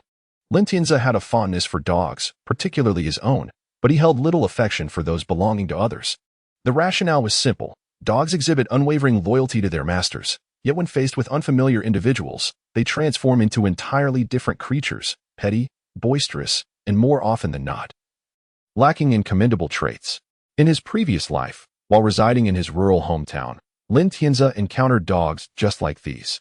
In those days, nearly every household owned a dog, and on his way to elementary school, he would often pass by homes where the dogs would bark incessantly. Most rural dogs were tethered, primarily serving as guardians, akin to living alarm systems. A particularly irksome trait of canines is their instinct to chase after perceived prey, should one exhibit fear or hasten their pace. These dogs would bark even louder and pursue with fervor, leaving an indelible mark of childhood trauma on Lin Tianzi. However, as he matured, he had a revelatory moment when he realized these dogs were nothing more than paper tigers. Pretending to gather stones and sticks while shouting at them would cause the dogs to quiet down and retreat, tails tucked in submission. Yet, should he turn to leave, they would puff up with a false sense of bravado, barking fiercely at his retreating figure, which would incite him to run, only to have them chase after him. In essence, the barking of these dogs had resurfaced memories of his childhood fears of being chased and bitten. Enough of this incessant barking. Feel the wrath of my 6 meridians divine sword. Lin Tianzi summoned the strength he had cultivated over the past months, channeling it to his fingertips. After a brief moment of concentration, he unleashed a sharp gray light that arced gracefully through the air, striking the backsides of several dogs. Upon contact, the gray light dissipated into a puff of smoke, and the dogs that had been barking so aggressively let out pitiful whimpers, as if they had been kicked forcefully. With a gentle exhale upon his fingers, Lin Tianzi's spirits lifted further. The sun's vigor during the day and the shadows of the night granted him a fortuitous advantage, allowing his half-formed magical prowess to manifest a semblance of extraordinary power. The delicate balance of yin and yang dictated that the deceased wield influence over the living. Yet the living would be shielded by an unknown force. Lin Tianzi's approach was straightforward. He harnessed his mystical energy to interact with the air, inciting an explosive reaction. As he departed from Zhang's residence, he planned to return under the cover of darkness, when the White Lotus sect's practitioner would be fast asleep. Intending to pay them a visit, to his surprise, he spotted the practitioner seated in meditation, reciting scriptures. With a small pair of golden scissors adorned with a red ribbon resting on a sheet of white paper before him. What is this half-baked Taoist up to now? Lin Tianzi mused, choosing to remain silent, attentively listening as the practitioner recited the fundamental Taoist incantation for calming the mind. As the seconds ticked away, the practitioner suddenly opened his eyes at midnight, grasped the scissors, and deftly snipped out a rudimentary paper figure, without so much as a blink. He drew blood from his 5 fingers, using the crimson droplets to mark the head and limbs of the paper figure.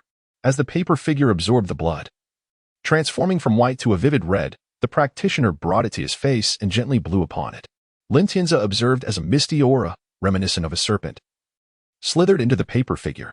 Simultaneously, the practitioner's complexion paled slightly, and a miraculous scene unfolded. The paper figure trembled and came to life, bowing graciously as if to express gratitude. After its moment of appreciation, the paper figure leaped to the ground, gathering the scraps left by the practitioner. With a few deft folds, it fashioned a paper knife. The practitioner, seemingly re-energized, exhaled once more, and this breath, appearing ordinary at first glance, yielded remarkable results. The paper figure swelled from the size of a playing card to that of a basketball, shaking its form as if preparing for combat. While the paper weapon took on an air of authenticity, though it resembled a child's toy with its cheap plastic appearance, Lin Tianzi perceived an unspoken brilliance emanating from it. Without pausing, the practitioner expelled another breath laced with a mist of blood. The paper figure was immediately enveloped in a crimson glow, transforming into a lifelike human form. Although its features remained indistinct, Lin Tianzi sensed a profound vitality radiating from it. This paper figure was, in essence, a manifestation of the Wada's weapon technique, a product of the practitioner's ingenuity. Lin Tianzi's understanding of this process was not merely speculative. It stemmed from an innate perception.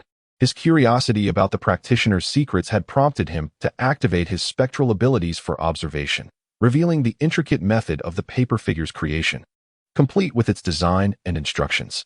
The figure bore no simplified characters, only a dynamic, three-dimensional pattern that sparked an epiphany within Lin Tianzi.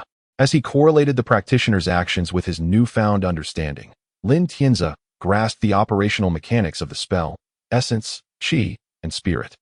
The practitioner's initial breath had diminished his vitality, infusing the paper figure with his spirit or soul energy. The subsequent breath drained his life force, altering the paper figure further, while the third breath visibly weakened him, as if he were relinquishing his own nourishment. In essence, the practitioner had skillfully severed his own vital energies to fabricate a diminutive version of himself. This paper figure could be likened to an intelligent automaton or a uniquely gifted spirit, imbued with supernatural powers upon its formation. Enlightened by this revelation, Lin Tianzi contemplated the possibility of crafting a similar creation of his own. Chapter 37. The opening of the homestead upon the heart or core of the paper figure. An intricate tapestry of simplified characters was inscribed, encompassing not only the prohibitions essential for the crafting of soldier spirits but also the workings of the paper manipulation technique. The art of murder and training, ostensibly a form of sorcery, in truth, entailed a sacrificial offering of oneself to this paper effigy. The priest of the White Lotus sect indeed proved to be a treasure trove, and Lin Tianzi's internal scheming subtly shifted. He desired not only the artifacts but also the individual himself. His previous caution had been excessive. As a time traveler devoid of a guiding elder, he felt unjustly at a disadvantage. However, it mattered little, for he resolved to acquire one himself. This boy, a veritable treasure trove of surprises, might possess other mystical arts. Even without experience traversing the world, the first could still serve as his elder. In the sandbox realm, structures represented products of otherworldly rules, their strength comparable to the celestial prisons of the heavenly realm. This spirit, unable to enter, would still require access through the door. Thus, the living priest, once captured, would naturally be unable to escape. Engaging in the task of building a dwelling to ensnare NPCs was a familiar endeavor for Lin Tianzi, and he had garnered some insights from his gaming experiences. Unbeknownst to him, a pair of malicious eyes lingered behind, intent on imprisoning him in the role of an elder. In a dry voice, the priest addressed the paper figure, "Mother of all, heed my command. Seek and find." At the utterance of the priest's command, The robust paper soldier immediately deflated, transforming into a mere sheet approximately 1 meter in length and 30 centimeters in width. A peculiar gust of wind swept through, carrying the paper figure unsteadily into the Zhang family courtyard. As Lin Tianzi hesitated, contemplating whether to follow and create a commotion to test the capabilities of the paper figure, he considered the potential advantage of incapacitating the elder. He did not wish for those accompanying him to perceive him as inept simply because he lacked a conventional elder to guide him. A jest, of course. Lin Tianzi was merely uncertain of the paper soldier's prowess and sought to gather information in anticipation of a possible confrontation. Before he could act, the paper figure, akin to a kite, fluttered out of the Zhang courtyard, swaying as it landed before the priest and extended its paper arms, offering a few strands of hair. "Well done, my precious. Hold on just a bit longer, and once I have that old one's hair, I shall subdue him, leaving him utterly exhausted and disoriented. Then, in 3 days, you shall infiltrate his quarters and procure his head." Without regard for whether the Zhang family would discover the notes he had left behind, Lin Tianzi sought to circumvent the summoned creature and delve into the troubles of the summoner priest. He remained oblivious to the lurking danger behind him. The priest, oblivious to the fleeting moments of freedom, busied himself with his own endeavors, for opportunities would soon dwindle. Lin Tianzi's intentions were clear as he approached the corner of the wall nearest to the Zhang residence, exerting force to penetrate the half-meter-thick earth and supporting wooden planks. He descended into a passageway constructed of smooth wood, taking a few steps forward until the door to a room opened automatically. Upon returning to his safe haven, Lin Tianzi felt an immense wave of relief wash over him. Among the clutter in the corner, he retrieved the components for a torch he had prepared in advance. The heartwood of a century-old pine tree was the foundation, and from his backpack, he extracted a small white porcelain vessel, akin in size to a beer bottle. With utmost care, he poured the contents over the cotton cloth he had fashioned, waiting for it to absorb the liquid before igniting it and placing it back into his pack. Anxiously summoning the synthesis panel, he beheld the familiar torch icon illuminated. Unable to contain his delight, he recognized that as long as external elements adhered to the rules, and he had previously accessed information within the system, it was as if he had been enchanted by the system's regulations. Casting his gaze around the room, he focused on the left wall, silently willing it to accept his placement. The torch materialized as if sprouting from the wall itself, and light began to fill the entire chamber. The emergence of the torch was akin to a television being powered on. The once solid room, devoid of any mystical essence, began to radiate a warm energy. In his mind, a triangular form suddenly manifested, linking to the aspect of his homestead, its hue shifting from gray to a selectable, vibrant color. Thus, the homestead within the sandbox game, a room, or rather an alternative divine realm, was declared complete. Chapter 38. The sandbox loads new modules. Meanwhile, a notification popped up in the game chat box, reminiscent of a fleeting moment after the traversal. "Congratulations, player, you have established your own homestead. A new journey begins. All friends who love and support Celerons, embark on your adventure." As the message appeared, the triangular icons of backpack, synthesis, and homestead in Lin Tianzi's mind glowed with red dots, indicating new unlocks that awaited his attention. Lin Tianzi felt a wave of curiosity wash over him and mentally clicked to confirm, causing the synthesis panel to automatically unfold before him. Upon witnessing the newly emerged synthesis items, Lin Tianzi was momentarily taken aback. Item: life purchase, money type, consumable usage, tear apart effect. Depending on the denomination, extends life for a corresponding duration, postponing encountered dangers, if timely evaded. The calamity can be entirely resolved. Rarity: blue synthesis materials, silver coins X, any, ghost coins X20, virtue sin X5. A profound bewilderment filled Lin Tianzi's small eyes. What was this? Was such a thing present in a game of fantasy themes? He clicked to open the incessantly popping system notification window. You have unlocked your homestead. Calculating current homestead quality. Wooden walls, 630 wooden door, 15 wooden bed, 15 wooden table, 15 wooden chair, 25 types of materials, 121 types of items, 13 homestead prosperity, below 500. You gain the following functions: spend money to set resurrection coordinates, wooden bed, recover 5 life, wooden chair, recover 5 magic, wooden table.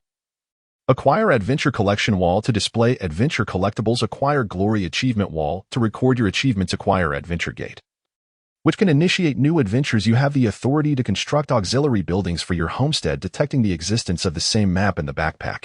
Unknown material quantity greater than 10, Rule analysis in progress. Analysis completed. You have acquired a new module conflict of celestials, life and death. Upon detecting the module map for homestead construction, rule analysis merging. Merging completed. Module loading. Lin Tianzi gazed at the final few reminder messages with an expression of disbelief. He never anticipated that the seemingly insignificant mod he had often criticized while gaming would manifest in such an inexplicable manner. After thoroughly reading the system prompts, the smile on Lin Tianzi's face radiated joy akin to winning 5 million in a lottery, followed by purchasing several more tickets and winning a grand prize of 300 million, all while altruistically donating to charity, ensuring the funds were not misappropriated by certain individuals. Aiding a downtrodden alien prince who, in gratitude, gifted him a planet. This was a function he had consistently overlooked. Among them, exploring new maps meant venturing to the old world tree of the Despair Dragonyao Island and the Hell in Norse mythology's 9 kingdoms. Subsequently, building houses on the new map and collecting a requisite quantity of materials would unlock sandbox modules corresponding to those maps. The giant kingdom would unveil giant-related syntheses, while Asgard, home to Odin, would reveal Asgardian specialties. In essence, all these elements resided within the same worldview. Although the game developers labeled it as modules, it merely represented new synthesis unlocked after defeating boss monsters and entering a harder difficulty mode. Unexpectedly, fantasy had intertwined with reality. This function, long neglected, had revealed itself to be remarkably formidable. Upon reflection, Lin Tianzi deemed the term Homestead Divine Realm inadequate. In the original sandbox game, the homestead functioned as a conventional town within ordinary games, providing players with a series of logistical support as the protagonist's sacred space for construction and management. Within the Norse worldview, it became a divine realm atop the world tree. Moreover, with the ability to provide resurrection and myriad functions, it rightfully earned the title of a divine realm within a fantasy novel. Now, Lin Tianzi pondered that he could refer to the homestead as an artificial world or a cosmic egg.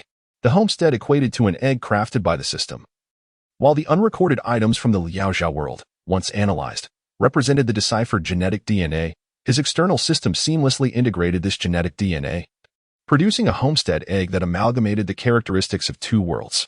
From the perspective of the sandbox game's worldview, the local specialties he brought from his traversal were akin to treasures of a creator god.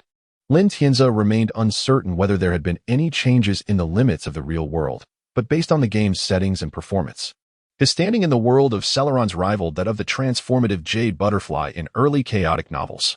Moreover, due to its unique functions, it could be likened to the chaotic treasure, the Chaos Blue Lotus, which nurtured Pangu, wielded the heaven-opening axe, and ultimately transformed into numerous items. In the game, the triangular body used for synthesizing items was referred to as Path of Truth, Furnace of Civilization, and Cube of Wisdom. The introduction by a certain wise giant, the novice mentor, described it as a creation birth when the world tree collapsed, cascading down the predetermined river of fate and striking the desiccated fountain of wisdom. The 4 points of the triangular body represented chaos potential, void unknowns, orderly logic, and known truth. It appeared grandiose, yet its actual effects in the game were rather unremarkable. The items from the Norse realm had singular functions, with equipment primarily focusing on power, continuously enhancing defense and attack. Upon entering the challenging mode, the apparent unlocking of more items merely categorized them under major rules, distinguishing frost, flame, death, light, darkness, giants, elves, and dwarves. To put it plainly, it was akin to mixing the characteristics of the 9 kingdoms, resulting in hybrids akin to a mixed-race child born of Caucasians and Africans, still classified as Earthlings. The divergent rules of the Liaojia world, when blended with the Norse game's regulations, produced a chemical reaction that transcended mere game restrictions, akin to a scion and a human birthing a hybrid Gohan, who could overpower the pure-blooded scion prince. The Liaojia world boasted an array of mystical abilities and an abundance of peculiar creatures. Lin Tianzi observed the synthesis items unlocked from the several items in his backpack from this world, and the smile on his face remained ever present. The newly unlocked items, while perhaps not outstanding in power compared to the 300 to 500 items typical in sandbox games, distinctly stood out for their uniqueness. For instance, the life purchase money directly addressed life and death tribulations, akin to a brick falling from the sky, poised to strike his head. He could choose to evade the falling brick or procure a few iron pots from the nearby supermarket to shield his head, all while preparing his phone to capture the moment. The new module was both powerful and intriguing. As Lin Tianzi, who had interacted with entities associated with death, Engaged with the module conflict of celestials, life and death, he discovered it unlocked only two types of items, those that induced death and those that facilitated evasion from it. Chapter 39. Fushi, the dragon tamer Lin Tianzi, sat silently on the edge of his bed after reading the module update, his pale face devoid of color. Beneath it, a grotesque visage gradually emerged, characterized by blood-red, flesh-exposed features, devoid of skin and nostrils, with 8 eyes and a gaping maw filled with fangs. The typically composed Lin Tianzi found himself struggling to maintain his calm, for through the recent activation of his extraordinary abilities, he had glimpsed a staggering secret. Module Introduction. The battle of heaven and man, life and death. In the beginning, chaos reigned, and as yin and yang began to differentiate, the first epoch commenced with the birth of sentient beings. These primordial beings, invaluable and coexistent with the Tao, were known as deities.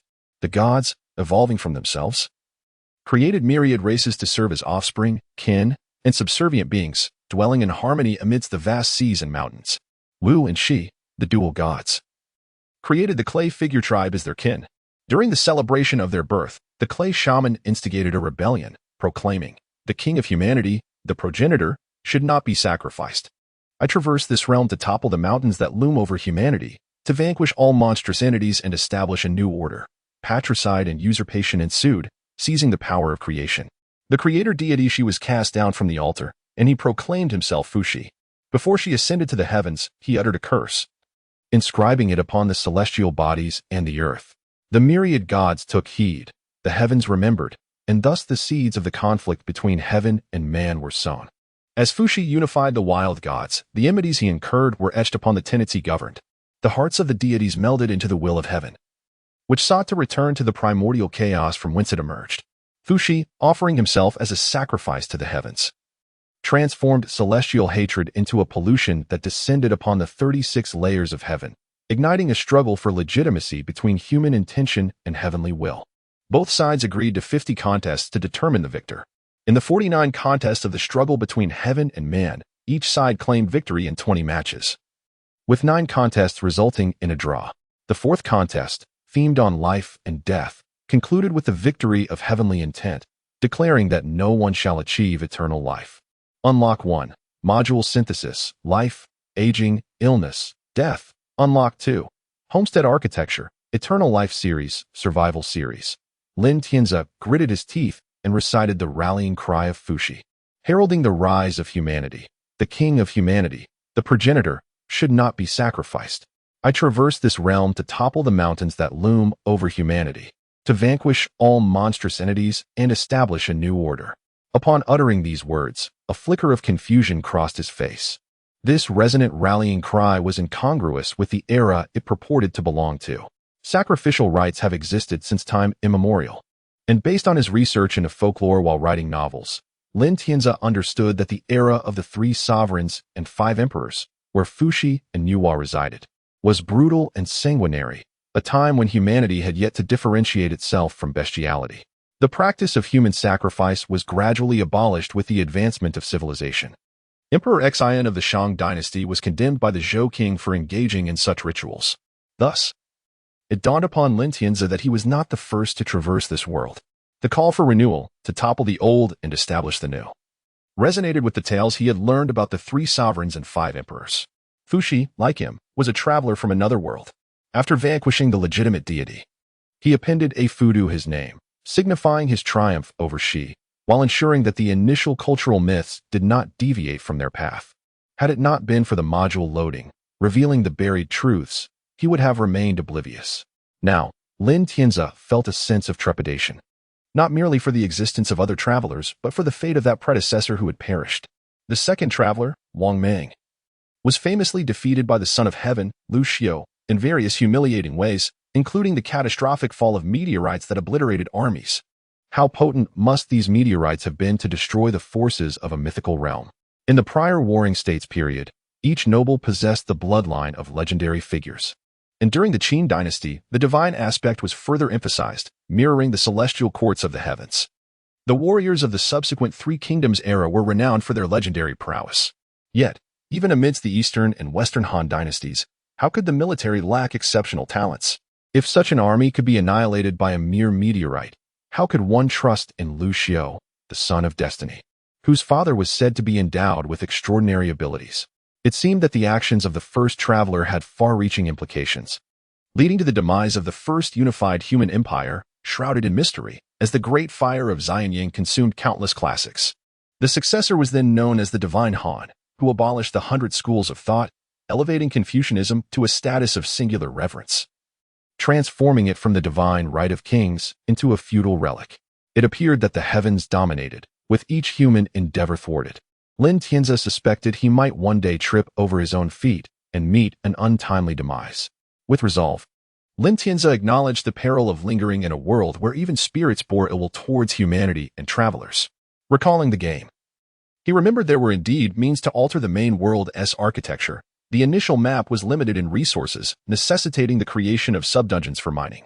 Players, upon entering the main storyline, would inevitably seek to upgrade their maps, constructing grand edifices, thus paving the way for the emergence of permanent map synthesis. The World Gate, adorned with obsidian representing the foundation of existence, housed 5 kinds of metals, gems, soils, and plants, capped by a meteorite symbolizing the sky. With a long-term goal in mind, Xianxia felt a slight easing of his spirit if the will of heaven could indeed detect travelers. Neither Fuxi nor Wang Meng would have had the opportunity to reach their zenith. Moreover, the will of heaven emerged only after Fuxi's time. Whether it represented a rebellious consciousness or the undying will of the fallen primordial deities remained uncertain. Fretting over matters beyond his control was futile, and the true path lay in enhancing his own strength. The realms described in the Sutra of Impermanence, entering dreams, absorbing energy, traversing the sun, and communing with spirits, echoed the Taoist principles of foundation building and spiritual refinement. As a spirit, he naturally transcended these phases, while ordinary humans spent decades honing their foundations. Despite the many weaknesses of spirits, they possessed an inherent advantage at the starting line. With a renewed sense of purpose, Xianxia resolved to act according to his previous plans. Focusing his thoughts, he communicated with the bed, prompting the system interface to appear. Rebirth point successfully bound. Deducting half of resources from inventory. Money will be restored upon revival in the current bound state. Xianxia approached the table, activating the system to craft torches from mermaid oil, and proceeded to create a furnace as planned. Chapter 40. Inventory item. Furnace type. Tool placeable craftable function. Used for smelting or as crafting materials. Rocks, 20. Wood, 20. Torch, 1. Xianxia had long prepared the rocks and wood. Now the torch was ready. With a thought, he selected crafting on the sandbox panel, causing the corresponding materials to vanish, and in their place, an icon of a hearth carved from bluish-gray rock appeared in his inventory. Xianxia chose to extract the furnace and placed it in a corner of the room, much like in the game. The furnace was about the size of a small refrigerator, with a vibrant flame flickering within. However, akin to the game, the furnace emitted no light. Thus, this flame provided no warmth, and the light it cast resembled mere photographic glow. Before acquiring it, Xianxia had yearned for this moment, yet upon its creation, his emotions remained subdued, akin to completing a game level and losing the fervor of relentless effort. He understood that the path provided by his golden finger had reached its limit with the furnace. On one hand, as a sandbox game, it was suited to a historically low magic world. On the other, the artistic styles of Eastern and Western worlds diverged significantly, while basic materials were adequate. The higher-tier materials seemed increasingly incongruous. The advanced materials, comparable to those of celestial beings, were unattainable in this realm. The pinnacle of the simplistic mode was merely the limit of the original sandbox's development. Even if Xianxia discovered higher-tier materials under different names, the sandbox system might not be equipped to handle them. The game was set against a backdrop where the Despair Dragon had perished, unleashing the powers of gods and giants, resulting in the emergence of numerous mythical creatures. Ordinary minerals underground could metamorphose into mythic materials such as fine gold, mountain copper, secret silver, and magic stone. To process these immortal and indestructible high-grade minerals, one would require superior tools such as the ether furnace, chaos forging table, and other advanced crafting tools. The gateway to these difficult mode tools lay within the belly of the Despair Dragon, which had devoured the flesh of gods. This was not the original version, but rather one that had consumed the world tree and feasted upon the remnants of participants from the twilight of the gods' battlefield. From the outset, Xianxia had not harbored overly lofty expectations for his golden finger. However, following the activation of his home, There was a silent loading of this world's extraordinary power module. His joy stemmed from the newfound pathways his golden finger had unveiled. Judging by the corresponding modules for life and death, it was reasonable to presume that there were also modules for immortals, deities, demons, spirits, and more. After reviewing the newly unlocked items in the crafting system, Xianxia sought to find something of utility. The original module had unlocked blueprints for smelting metallic ores into ingots, as well as blueprints for crafting sundries such as clay pots, rice bowls, jars, vases, and glass from sand. The only synthesis Xianxia valued was the creation of glass from sand, as glass could be fashioned into glass bottles, essential for nearly 100 types of potions in the game. The simplest glass bottle combined with water could yield a restorative potion. In reality, this offered remarkable value. With the module Celestial Conflict, Life and Death, Xianxia could now manufacture 2 items. The tainted egg and cursed copper coin turned everything edible into the taste of rotten eggs, inducing relentless nausea. The other item was a coffin nail, combined with sin and a certain amount of currency, which would affix to a shadow, leading to bodily decay and ultimately irreversible ailments. However, from the blueprints he had unlocked, Xianxia discerned that this module required several essential materials: obsession, karma, sin, virtue. Upon inspecting the corresponding values of the virtue ledger, sin ledger, karma ledger, and obsession ledger, he found himself lacking in numerous materials, rendering synthesis impossible for the time being. After reviewing the unlocked items in the crafting panel, Xianxia once again opened the home panel. The adventure rewards were essentially akin to a rune panel within the game, allowing him to embed acquired treasures to gain attribute enhancements. Currently, all 10 slots were vacant. Glory achievements corresponded to various special functions within the game. 2 enhancements had already been activated. Home Builder. As a builder of his home, it granted bonuses to his dwelling. Wow, a legend? You have obtained a marvelous power that only exists in legend, hailing from another world. The otherworldly boon. Surprises from another realm might be discovered daily beneath the bed, under the pillow, in the pot, under the table, behind the door, and so forth. After searching thoroughly, Xianxia ultimately uncovered 2 units of soil beneath his pillow. Chapter 41. Inventory and Adventure. Alas, I had anticipated the emergence of devil fruits or various extraordinary creatures as the specialties of this otherworldly realm. To my surprise, I was met with nothing but a heap of dirt. Upon regaining consciousness, I found myself enveloped in darkness, my senses suggesting that my eyes were obscured by some fabric. A searing pain radiated from the back of my head, prompting me, an experienced veteran, to realize that I had been ensnared. As I attempted to move my arms to employ the art of escape, I discovered that my entire body felt as though it were buried beneath a mound of earth and stone, rendering me utterly powerless. A wave of anxiety surged within me. How could I possibly flee if I was entombed in mud and rubble? I yearned to cry out for help, but instead, a muffled sound escaped my lips. To my dismay, I soon realized that my mouth was also gagged, the fabric having rendered my lips numb from prolonged contact, which explained my initial ignorance of the obstruction. Ah, you are awake? I cast my gaze towards the figure of the White Lotus sect practitioner, whose head was the only part visible, having been submerged in a mixture of mud and water that I had concocted. Hearing a hollow and eerie voice near my ear, I felt an urge to curse. But all that emerged was a pitiful sound. Sure, remain silent. Xianxia pressed his hand upon the practitioner's head, channeling his spiritual energy blended with magical power directly into the man's mind. This was a technique inspired by the paper effigy I had created, merging it with a method of possession to forge an unknown spell. At this moment, I utilized the method of imbuing the practitioner's spirit with my essence, employing blocks of my own color to fill the void in his energy and spirit. What would transpire? Would I become a living sacrifice transformed into a doppelganger? Or would my consciousness reform his identity?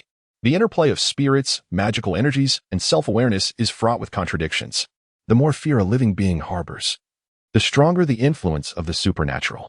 Thus, in order to confront this practitioner, Xianxia exerted considerable effort. Concealing the identity of the spirit was merely the initial step. This ancient practitioner was capable of casting spells and must possess a formidable spirit to prevent any impulsive reactions that might sense danger. Xianxia opted to ascend to the rooftop and strategically laid traps around the practitioner to restrict his avenues of escape, leaving only the top open. He then precariously positioned a stone upon the beam above, directly above the practitioner's head, allowing it to teeter precariously. Releasing his grip, the stone swayed momentarily before plummeting downwards, aimed squarely at the back of the sleeping practitioner's head. In a moment of peril, the practitioner, even in slumber, sensed the impending danger and attempted to roll away, only to collide with the surrounding rocks, awakening him with a jolt. Groggy and disoriented, he stumbled to his feet just as the stone descended, striking him on the back of his head. Consequently, the practitioner fell into a coma for an entire day and night. Initially, I speculated that the blow had rendered him a mere vegetable, destined never to awaken. Therefore, I lingered nearby, awaiting his demise, so that this venerable elder might remain in spirit, imparting his lifetime of knowledge to me. However, it seemed that the practitioner possessed a robust constitution. When he stood, the stone had not been sufficiently heavy to be fatal. His resilience was remarkable. As he survived the ordeal, in a brusque manner, xianxia removed the cloth from the practitioner's mouth, disregarding any threats or temptations that followed his restoration of speech. With the ability to chant spells and perform gestures, he was a force to be reckoned with. Even the rudimentary materials of straw, sand, mud, and water could yield unforeseen consequences. xianxia's actions were not without purpose. He felt a twinge of guilt for the benefits he had accrued from this treasure-seeking individual. Rather than attributing his fortunes to mere luck, he resolved to take a more cautious approach. In the recesses of his mind, he briefly contemplated the connections between the White Lotus sect, Maitreya, the Buddhist gate to immortality, and the old demon Fangs, who had nearly cost him dearly during his first investment. Securing the oil from the merfolk, while not his first fortune, represented a significant personal investment. It was better to ponder than to remain oblivious. Thus, the practitioner, under xianxia's watchful gaze, would be confined in a small dark room, prepared for his instruction. Xianxia, reflecting on his past, assessed himself objectively. Perhaps he had indeed lost his sanity. Deprived of the so-called hormones within his body and nourished by the myriad negative energies of the universe. It was indeed strange that his thoughts mirrored those of a living being. Chapter 42. Adventure. The essence of malevolence serves as the foundation for the existence of spirits, and the insidious erosion of the mind occurs silently and imperceptibly. Fortunately, the system panel displays the status of the characters, and xianxia found that the various buffs stacked up to surpass even the blue health bar. The buffs began with focus, followed by anxiety, caution, suspicion, lack of self-control, and despair. Gradually, they deteriorated into malice, selfishness, insecurity, greed, wickedness, shamelessness, depression, and volatility, each one accumulating like a currency of the mind. In the face of these objective realities, xianxia could no longer deny his descent into madness. After offering a sip of water to the old Taoist, xianxia instructed the white spirit to keep a vigilant watch over the old man and to notify him immediately of any suspicious actions. He then hurriedly made his way to the room. On his way, xianxia opened the status bar and noticed an additional buff on his attribute panel. Realizing the cause of his dark thoughts, it could be attributed to the unlocking of his homeland, or perhaps the acquisition of mermaid oil. The completion of his obsession yielded no advantages for the spirit, instead resulting in a negative buff. Wandering. As you gradually fulfill your previous wishes, you are further completing your obsessions. Without these obsessions, your heart feels increasingly hollow. As you descend into confusion, you find yourself uncertain of your purpose, unaware of your actions, and oblivious to the future that awaits you. Upon entering the room and closing the door, xianxia lay sprawled on the bed, lamenting, "What a farce! To become a spirit merely to fulfill obsessions, and yet the fulfillment of those very obsessions undermines the foundation of my existence. This is not an attack on spirits. I, for one, do not believe in it." After his complaints, xianxia summoned the sandbox panel and selected to open the homeland system. His gaze fixated on the option for the adventure portal, which in the game allowed for multiplayer interaction. He pondered what transformations it might have undergone in reality. Debating between two contrasting thoughts in his mind, xianxia ultimately steeled himself and made a decision. With the resurrection function unlocked, there was no need to hesitate as he had before. He confirmed the function of the adventure portal, and a message automatically appeared before him. Would you like to commence your adventure? Yes. No. Confirm. Please select the adventure type. Invite players into your world. Join an online server. Inviting players seemed unnecessary, so he opted for the second choice. As soon as xianxia made his selection, a panel requiring further input appeared. Please select the server difficulty: small world, easy, normal world, normal, large world, hard, expert world, challenge. Considering the difficulty, xianxia furrowed his brow in contemplation. He was merely testing the waters, so prudence was paramount. He chose the first option, small world. Upon confirming once again, A new panel filled with densely packed options appeared before him. Server port, light, darkness, bloody, nature, mechanical, war, sky, underground, rotten, life, shadow, holy, ocean, desert, wasteland, city, pollution, purity, secret, contract. Next page. Startled, Lin Tianzi suddenly sat upright. After a brief glance, he discovered hundreds of different options. Maintaining his exploratory mindset, he selected the seemingly suitable option number 16, city. In an instant, a flash of light enveloped him, and as the world around him blurred, he soon regained clarity, revealing a quaint and ancient town. The security hall is opening today, and Dr. Su is offering free consultations. Old Zhang, your legs have been hurting. Why don't you hurry over and secure a good spot? Are you referring to that Su Xian? He was merely an apprentice at someone else's pharmacy, fortunate enough to marry a beauty of considerable wealth. It was only that the Bai family was willing to invest in his shop. I cannot fathom what skills this young apprentice possesses. Who would dare let such an inexperienced individual treat their ailments? They might as well risk death from a few prescribed herbs. Chapter 43. Is this called simple? Before Lin Tianzi could fully comprehend the situation, the middle-aged man beside him had relayed information from the street vendors selling sesame cakes. The sun shone brightly, unobstructed by clouds, casting its rays down upon the bustling crowd of vendors and market-goers. The air was thick with vitality, mingling with the cacophony of roosters crowing, butcher knives clanging on meat stalls, and the sounds of tailors with their scissors and rulers.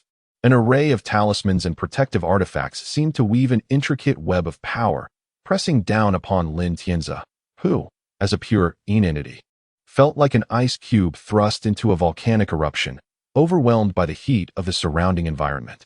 Fortunately, the defensive gear in his inventory activated just in time, shielding him from the environmental onslaught. Just as Lin Tianzi contemplated a retreat from this perilous situation, a transparent protective shield materialized around him, akin to glass. His countenance shifted dramatically as he dashed towards the periphery of the crowd. It was reminiscent of certain games where, upon low health, the screen edges would turn crimson, signaling danger. This transparent barrier indicated that the damage had surpassed his defenses, marking the onset of a critical breach. Through his observations, Lin Tianzi discerned that the defensive value of his equipment operated on a blessing-like concept, specifically designed to resist flames, divine guardians, and sunlight, anything that inflicted direct harm. It functioned more as a conduit, absorbing the damage directed at him and transferring it onto the equipment.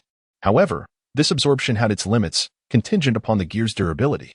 Testing revealed that each piece of wooden armor provided a defense equivalent to a 1 centimeter thick layer of ironwood. Thus, 3 pieces of wooden armor offered a cumulative defense of 3, not merging into a diamond-like form, but rather stacking into a 3 centimeter thick wooden shield. Crack! The transparent barrier began to fracture, the first layer shattering completely. Lin Tianzi's attempts to hasten his escape were thwarted by the throng of oblivious pedestrians, who had no awareness of the invisible specter among them. Knowing time was of the essence, he found himself unable to breach the human wall. As the crack spread like a spider web, Lin Tianzi's urgency intensified, yet he could barely manage a few steps forward. The protective shield, symbolizing his progress, began to crumble piece by piece, indicating that the last vestige of his equipment's defense was dwindling. In a flash of inspiration, Lin Tianzi remembered that spirits would seldom resort to their evasion techniques unless absolutely necessary. Submerging underground, where the earthly soil and rocks felt like dense fluids to a ghost, was a potential escape if he could withstand the repulsive buoyancy of the Earth's murky energies. Yet, the reason wandering spirits often preferred to hide in crevices rather than delve into the ground was the inherent risk involved. A miscalculation could lead to an unfortunate plunge into the depths, potentially landing them in the shadowy realms of the underworld. The shortcut to the netherworld was aptly termed the Ghost Gate, a euphemism for the threshold of death. This path circumvented the grand deity court of Mount Tai, where powerful guardians presided, ensuring safe passage for the souls of the living and deceased alike. In myriad legends, the underworld was never depicted as a benevolent realm. Spirits who inadvertently tumbled into its depths faced the dire prospect of encountering bizarre flora and fauna, products of a world where even inanimate beings could reproduce. In this realm reminiscent of the tales of Liao Zhai, the underworld served as the eternal resting place for all beings, and the origin of its strange creatures remained a mystery even to the gods. Being swept into the chaotic battlefield of the underworld, embroiled in the conflicts led by ghostly warlords, could be deemed fortunate. However, Those less fortunate might find themselves at the mercy of ancient beasts recorded in the xianxia. Or worse, face immortal souls defying the laws of life and death. In the face of imminent destruction, Lin Tianzi contemplated a gamble, to hide beneath the earth and await the cool-down period that would allow him to escape. However, he overlooked a critical detail. While spirits could often evade risk by burrowing underground, this did not apply to the market-s soil, saturated with the blood of countless chickens, ducks, fish, and sheep, especially in a place rife with daily sacrifices. As he sensed an unusual texture in the soil beneath him, it was already too late. The sensation was akin to a diver discovering, upon entering the water, that it was merely an illusion painted blue at the pool's bottom. Lin Tianzi experienced a jarring collision, and had it not been for his equipment, he feared he would have been obliterated. The impact forcibly solidified his ethereal form, sending him hurtling backward. In a moment of clarity, Lin Tianzi devised an escape plan. If he could not descend into the earth, perhaps he could ascend. Though unable to fly, he realized he could float. Unfortunately, it was too late. With Lin Tianzi's attempt to burrow into the ground, the protective glass shield shattered completely. Instantly, the sunlight and vital energies resumed their assault on the ghost, enveloping him like a net of barbed wire, piercing into his essence. The searing pain was compounded by the intense heat of the sunlight, which began to scorch the very fabric of his being. In this critical moment, he noticed a beggar slumped in the shadows of a street corner, filthy and ragged, seemingly devoid of life. Despite having a single chance for revival, Lin Tianzi was reluctant to embrace the system's notion of resurrection, for resisting death was one of his innermost convictions. Ultimately, gritting his teeth, he made the choice to plunge into the beggar's body. This was not an act of possession. Rather, it was a merging of essences. For a spirit to take over a living vessel, that vessel must have been granted the title of ghostly immortal, a status Lin Tianzi had yet to achieve. Instead, he sought to inhabit the body. The consequence of a ghost entering a human form typically resulted in illness and shortened lifespan for the latter, while for the ghost, it meant a degradation of spiritual cultivation. Upon entering this new body, Lin Tianzi disregarded the joys of mortal existence and frantically surged towards the market's exit, forcefully pushing aside anyone who impeded his path. Outside the city, the beggar's limp body lay beneath the shade of a tree, while Lin Tianzi sat beside it, cursing his fate. Having just arrived in this otherworldly realm, he found himself trapped with no way to ascend or descend. In manner akin to a farcical beginning in a vocational school restroom, the system had the audacity to label this predicament as a simple mode. One could only wonder how difficult the normal and hard modes might be. Had it not been for the robust defenses of his equipment, he would have perished under the weight of the external environment from the very start. With a simmering frustration, Lin Tianzi opened the system to review the earlier notification that had appeared. Player embarks on their first adventure, guidance initiated. According to the theme of yin and yang harmonization in this world, it is said that the Yellow Emperor once left behind a legacy here. Where the path of yin and yang is deemed orthodox, the arduous practice pales in comparison to a single night of dual rest. The methods of cultivation and combat here are profoundly influenced by this duality. In the eastern woods, one can find 5 enchanting female spirits, 3 of whom were once renowned for their beauty, 7 who do not reveal their true forms yet possess extraordinary allure, and 1 youthful half-human, half-ghost entity. In the northern mountains dwell 18 spirits, including fox spirits, snake spirits, yellow weasel spirits, rat spirits, and female demons. Within the city, there are 3 noble ladies, 18 virtuous women, 22 female demons who are married, 31 single female ghosts, 49 widows, and 102 long-suffering wives. To the south of the city lies Lake Hezi, teeming with fish, shrimp, crabs, clams, and inhabited by 21 aquatic female demons. In the west, a Buddhist temple and Taoist shrine host 4 solitary priestesses and nuns, embodying innocence and joy. For further information, players are encouraged to explore on their own. After reading the system message, Lin Tianzi felt a myriad of emotions, all of which he wished to express, yet they were encapsulated within a single word. Chapter 44. Young man, care for a purchase? Lin Tianzi felt certain that his expression was quite remarkable. The essence of the world was easily grasped. It revolved around themes such as ninjas in the world of Naruto, pirates in One Piece, biohazard creatures in Resident Evil, and in the realm of strange tales from a Chinese studio, where one might expect romantic encounters with beautiful women, male scholars, and ethereal beings. In this H-version landscape, as a somewhat aged bachelor, Lin Tianzi felt no embarrassment. In fact, having been single for a considerable duration, He had grown accustomed to it and was not dazed by the abundance of female spirits described in the thematic introduction. Almost immediately, he sensed something amiss. This city was modest in size. Even when considering the surrounding mountains and waterways, it could only be categorized as a small locale. In such a confined space, the sudden appearance of over 100 female ghosts and spirits, coupled with the presence of male entities, was exceedingly unusual. Lin Tianzi could not help but wonder if these spirits would not engage in fierce competition for men, unless they were truly desperate. What struck him as particularly peculiar was that upon his arrival in this world, he found himself in a state of uncertainty, whether this was due to a protective system or the rigidity brought about by the shift in time and space. At that moment, he overheard a vendor nearby discussing the recent opening of Su Xian's apothecary. The distinctive characteristics of Su and his benefactor, xianxia, clearly referenced the widely known tale of Madame Whitesnake, regarded as one of the 4 great love stories of China. This tale of human and spirit romance felt oddly out of place in this setting, which was evidently not Suzhou or Hangzhou. The presence of numerous female spirits intensified this sense of strangeness. After much contemplation, Lin Tianzi found an apt metaphor to describe this oddity. It resembled a juxtaposition of renowned architectural marvels from his former world, such as the Great Wall, the Pyramids, the Terracotta Army, the Statue of Liberty, the Forbidden City, and the Eiffel Tower, each from different corners of the globe, now assembled together. As Lin Tianzi considered retreating into the trees to recuperate and later visit the group of female spirits for deeper understanding, a faint, raspy voice suddenly called out, "Cough, cough. Save me. Help, please." Instinctively turning towards the sound, he beheld the dying beggar, his eyelids caked with grime, struggling to open them.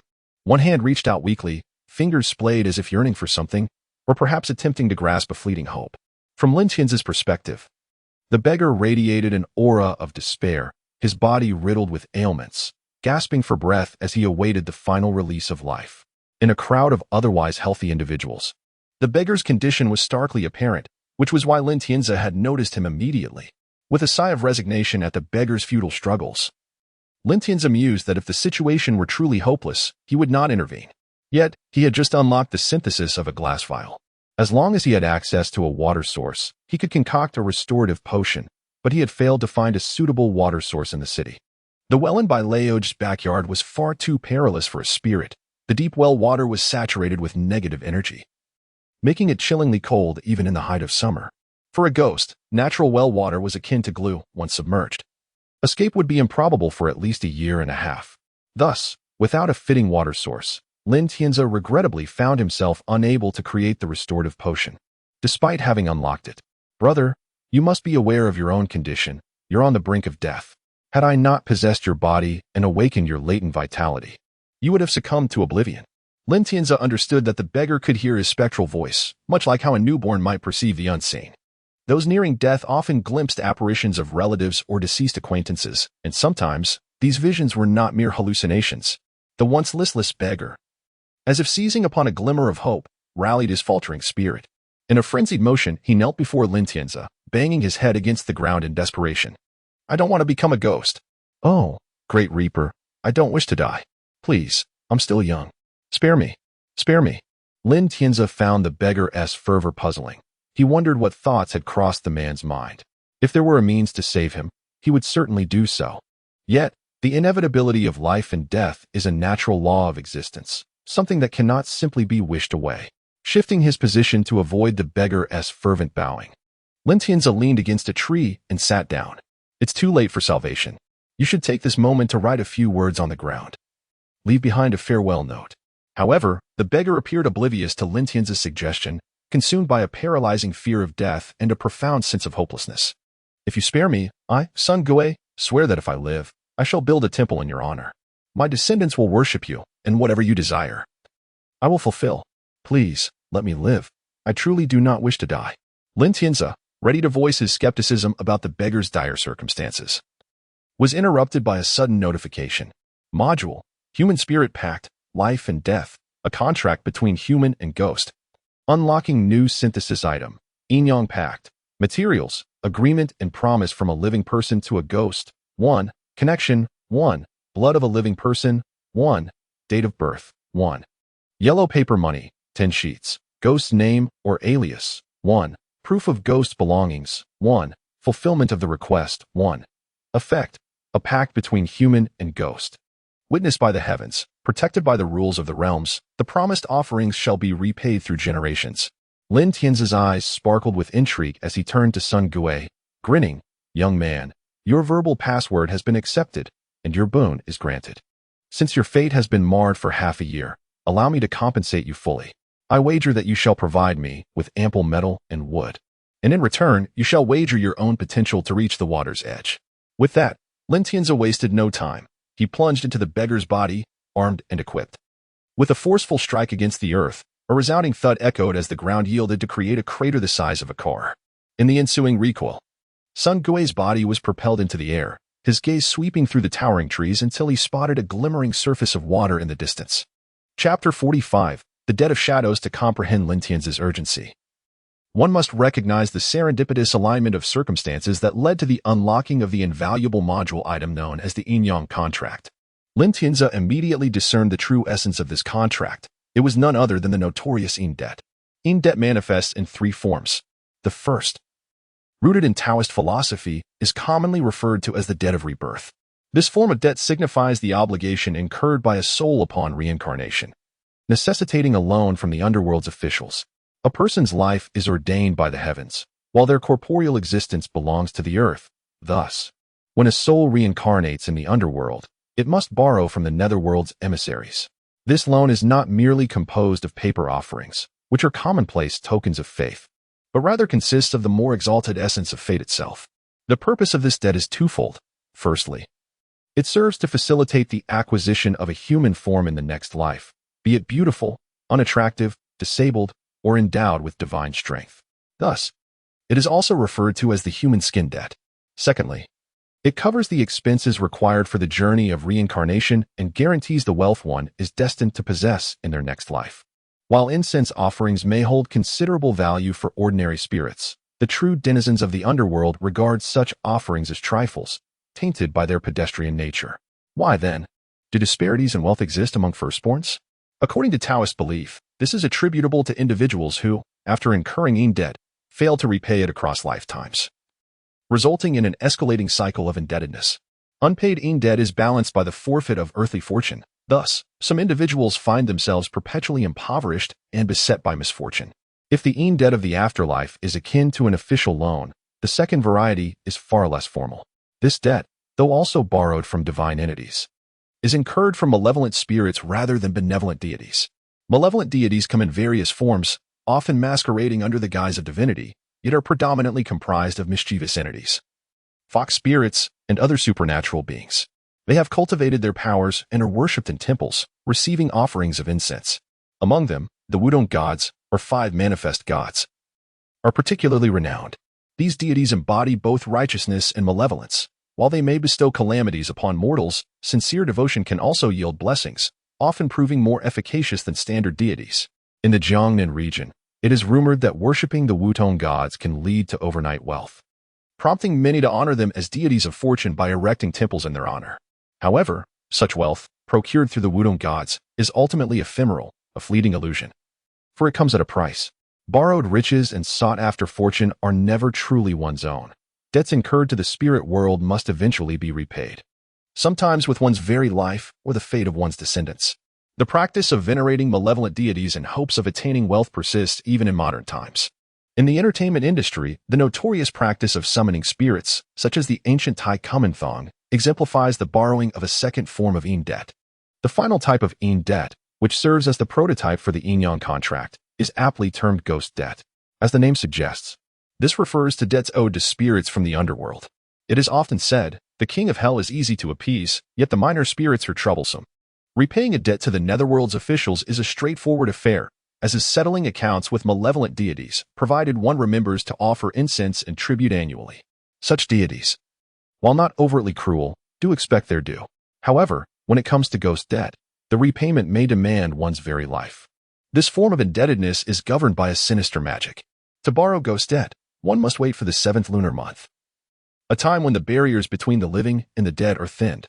The borrower will, on a moonless night, burn unclaimed paper money in desolate areas to summon spirits. If the winds stir and the flames flicker mysteriously, It signifies the arrival of a spirit. At this juncture, the prepared debt contract must be presented, detailing the terms of the loan and the conditions for repayment with a clay handprint affixed below. The contract is then incinerated alongside a special incense. Should the incense burn uninterrupted, it indicates the successful acquisition of ghost debt. Conversely, if the incense extinguishes prematurely, it suggests the spirit's disapproval of the contract's terms. The challenge lies in the incense itself, a rare and coveted item whose recipe has long been suppressed by various factions. While the act of borrowing ghost debt may appear to grant one agency, the reality is far more treacherous. Spirits are notoriously inscrutable, in Lintian's view. They are akin to deranged entities, their cunning surpassing mere mortals. Spirits, having lived human lives, are adept at deception, often exploiting loopholes in contracts or manipulating human vulnerabilities to their advantage. Ultimately, there exists a constant threat of ruin, leading to familial collapse or even loss of life. Thus, entering into a contract with a spirit is tantamount to bargaining with a tiger. Some malevolent spirits may even entice individuals into borrowing ghost debt, gradually leading them to their doom.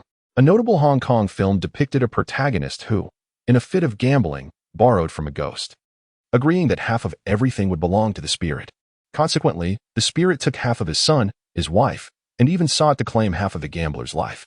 This blurring of the lines between realms allows the spirit to seize not only wealth but also life itself, as anything inscribed within the contract could be claimed. In the underworld, powerful spirits possess the ability to reincarnate after a designated period, usurping the bodies of living families. As spirits, they can traverse the mortal realm, wielding the supernatural powers inherent to their nature, living freely without the constraints of earthly rulers or the authority of the King of Hell, a form of unconventional immortality. Chapter 46. Shieling Cave Heaven achievements obtained through dubious means can often lead to arrogance, and thus, the elder ghost soon faced retribution. It must be said that this ghost had an eye for potential, lending to those who had yet to rise. In seeking repayment, he targeted the most promising descendant of the debtor's lineage, the reincarnation of the star Tianshu, Zhongkue. In a normal sequence of events, this literary star would pass the imperial examination with ease, ascend to prominence in the capital, and secure a place in the annals of literary fame. However, the elder ghost discerned Zhongkue's potential and viewed it as an opportunity for his own ascension to the heavens. Under the pretense of debt collection, he entangled himself in Zhongkue's fate, aiming to usurp the divine position of Tianshu and seize the accompanying fortune. Inevitably, the outcome was the loss of a head, with the years of accumulated ghostly power being transferred to Zhongkue, thereby earning him the moniker of Kue Xing. As an ancient spirit who had survived the chaos of the 5 barbarians and lived through the Tang dynasty, he was not without cunning, achieving at least one significant victory, the defacement of Zhongkue's appearance. Just as Tai Guai was once a handsome man before becoming a disheveled beggar, the ghost, prior to facing his own backlash, humiliated and marred Zhongkue's visage, which became an inescapable aspect of Zhongkue's identity. Following Zhongkue, Kue Xing reincarnated once more, striving to fulfill the unachieved ambition of becoming a top scholar, for as a literary star, he had never attained such a title, an embarrassing oversight. After 3 failed attempts at the highest honors due to his grotesque appearance, Kue Xing, in a fit of rage, kicked away the wooden bucket that held his books and plunged into the river, ending his life. Although he did not achieve the coveted title, the common folk revered his talent, deifying him and invoking his name in hopes of favorable fortune. This tale forms a humorous anecdote within the folklore, illustrating that the renowned Kue Xing, despite his evident scholarly prowess, never succeeded in the examinations.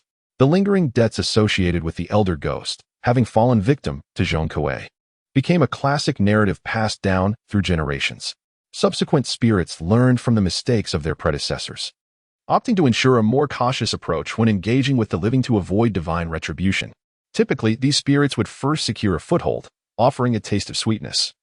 And once the agreement was fulfilled, they would reap whatever benefits they could, often acquiring a year of life or a measure of fortune, tangible rewards that could be realized in their own existence.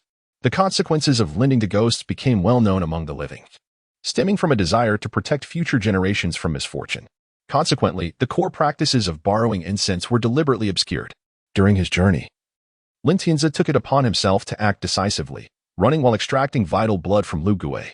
Although he risked his own cultivation, he aimed to finalize the contract swiftly, knowing that Lu Gue's demise was imminent.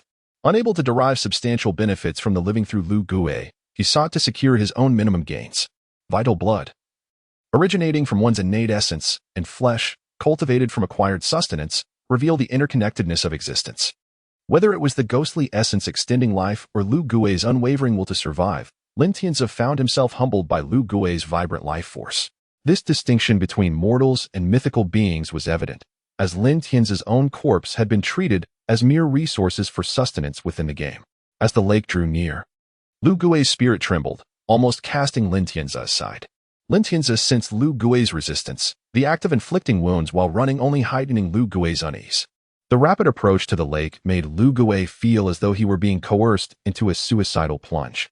As they neared the water's edge, Lu Gui's resistance intensified, forcing Lin Tianzi to halt. His possession was precarious, and further resistance could lead to his expulsion. This was unacceptable. After all the effort Lin Tianzi had invested in his cultivation, he could not afford to lose Lu Gui, who was essential for collecting materials from the mortal realm. Emotionally, he sought to save a life, aligning his human memories with his ghostly desires.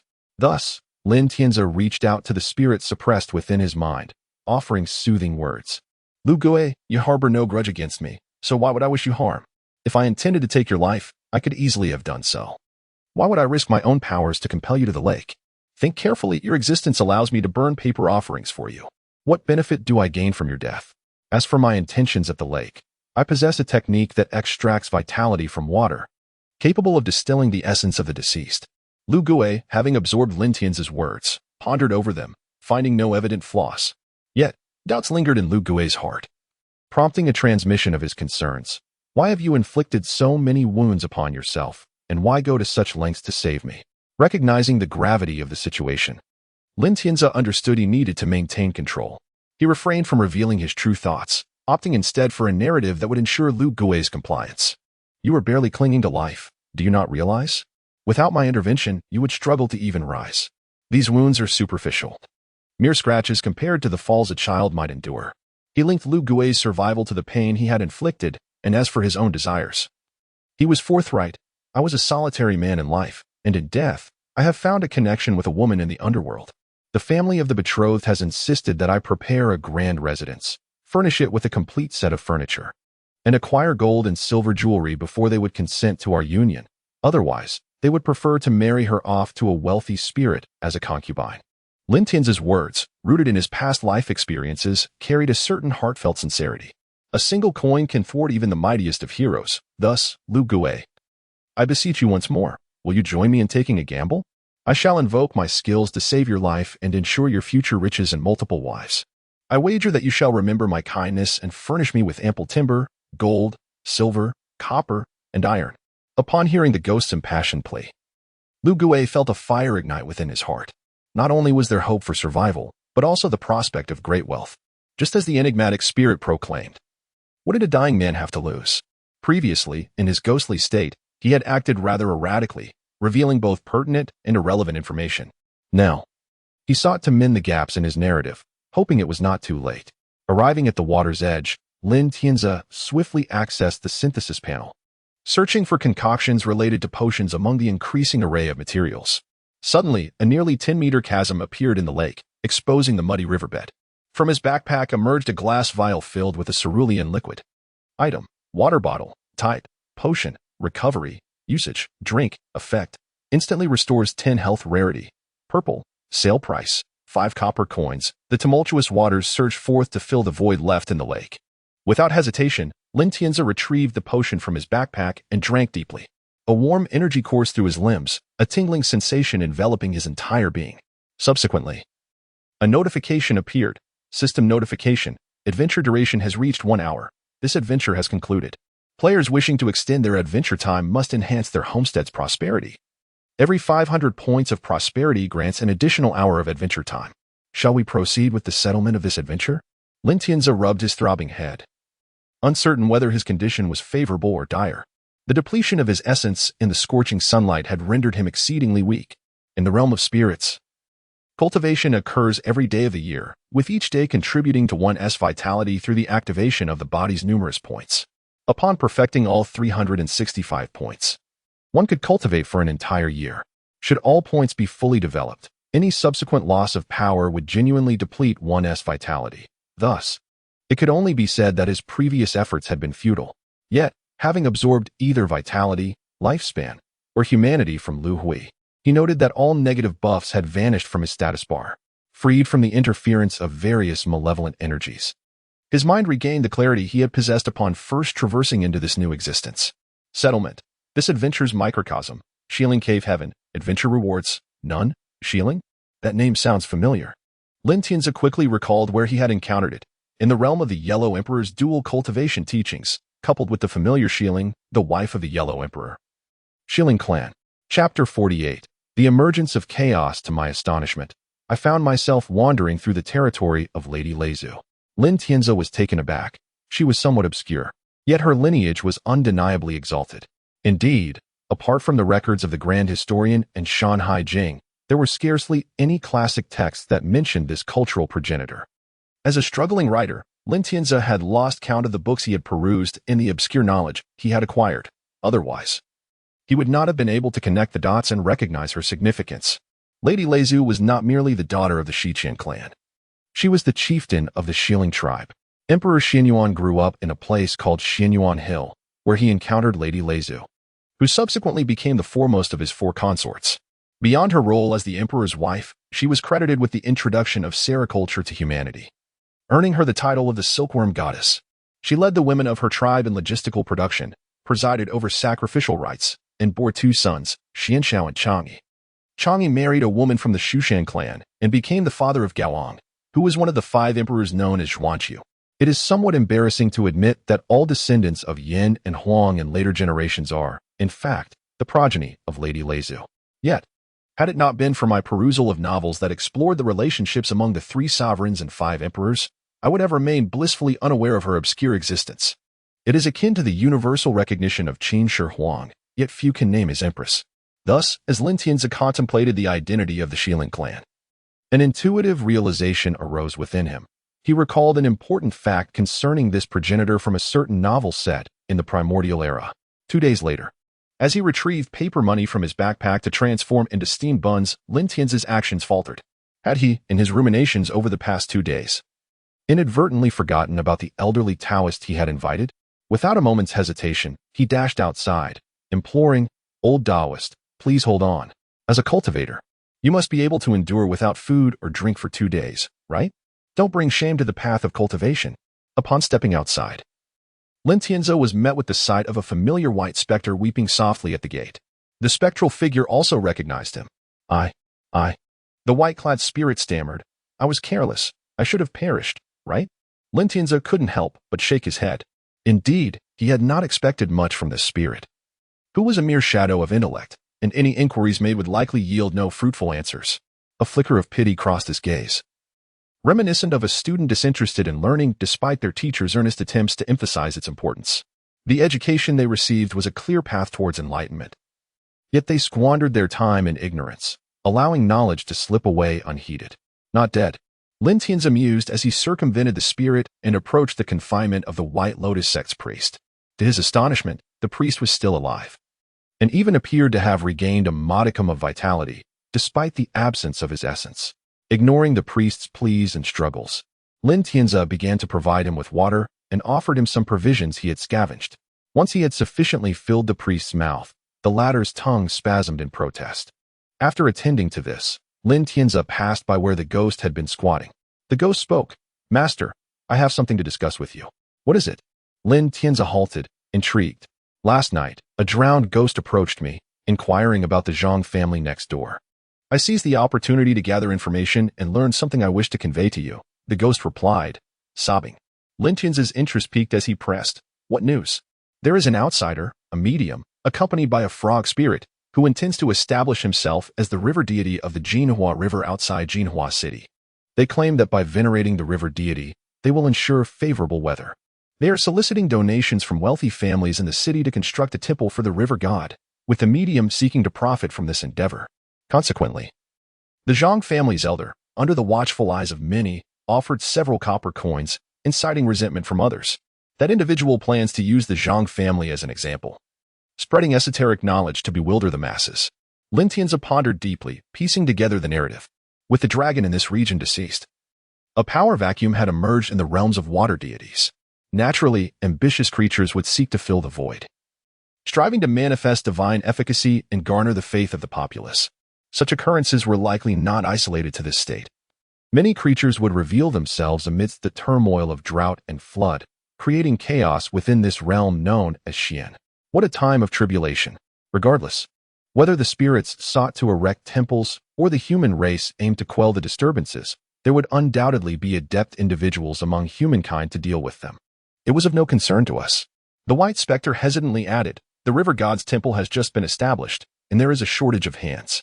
They are currently seeking informants. Merely lending one's name could yield daily offerings." Chapter 49. Excess, go wherever you wish. Lin Tianzi nodded slightly in acknowledgement, then slowly walked past the other person. After taking a few steps, he suddenly remembered something.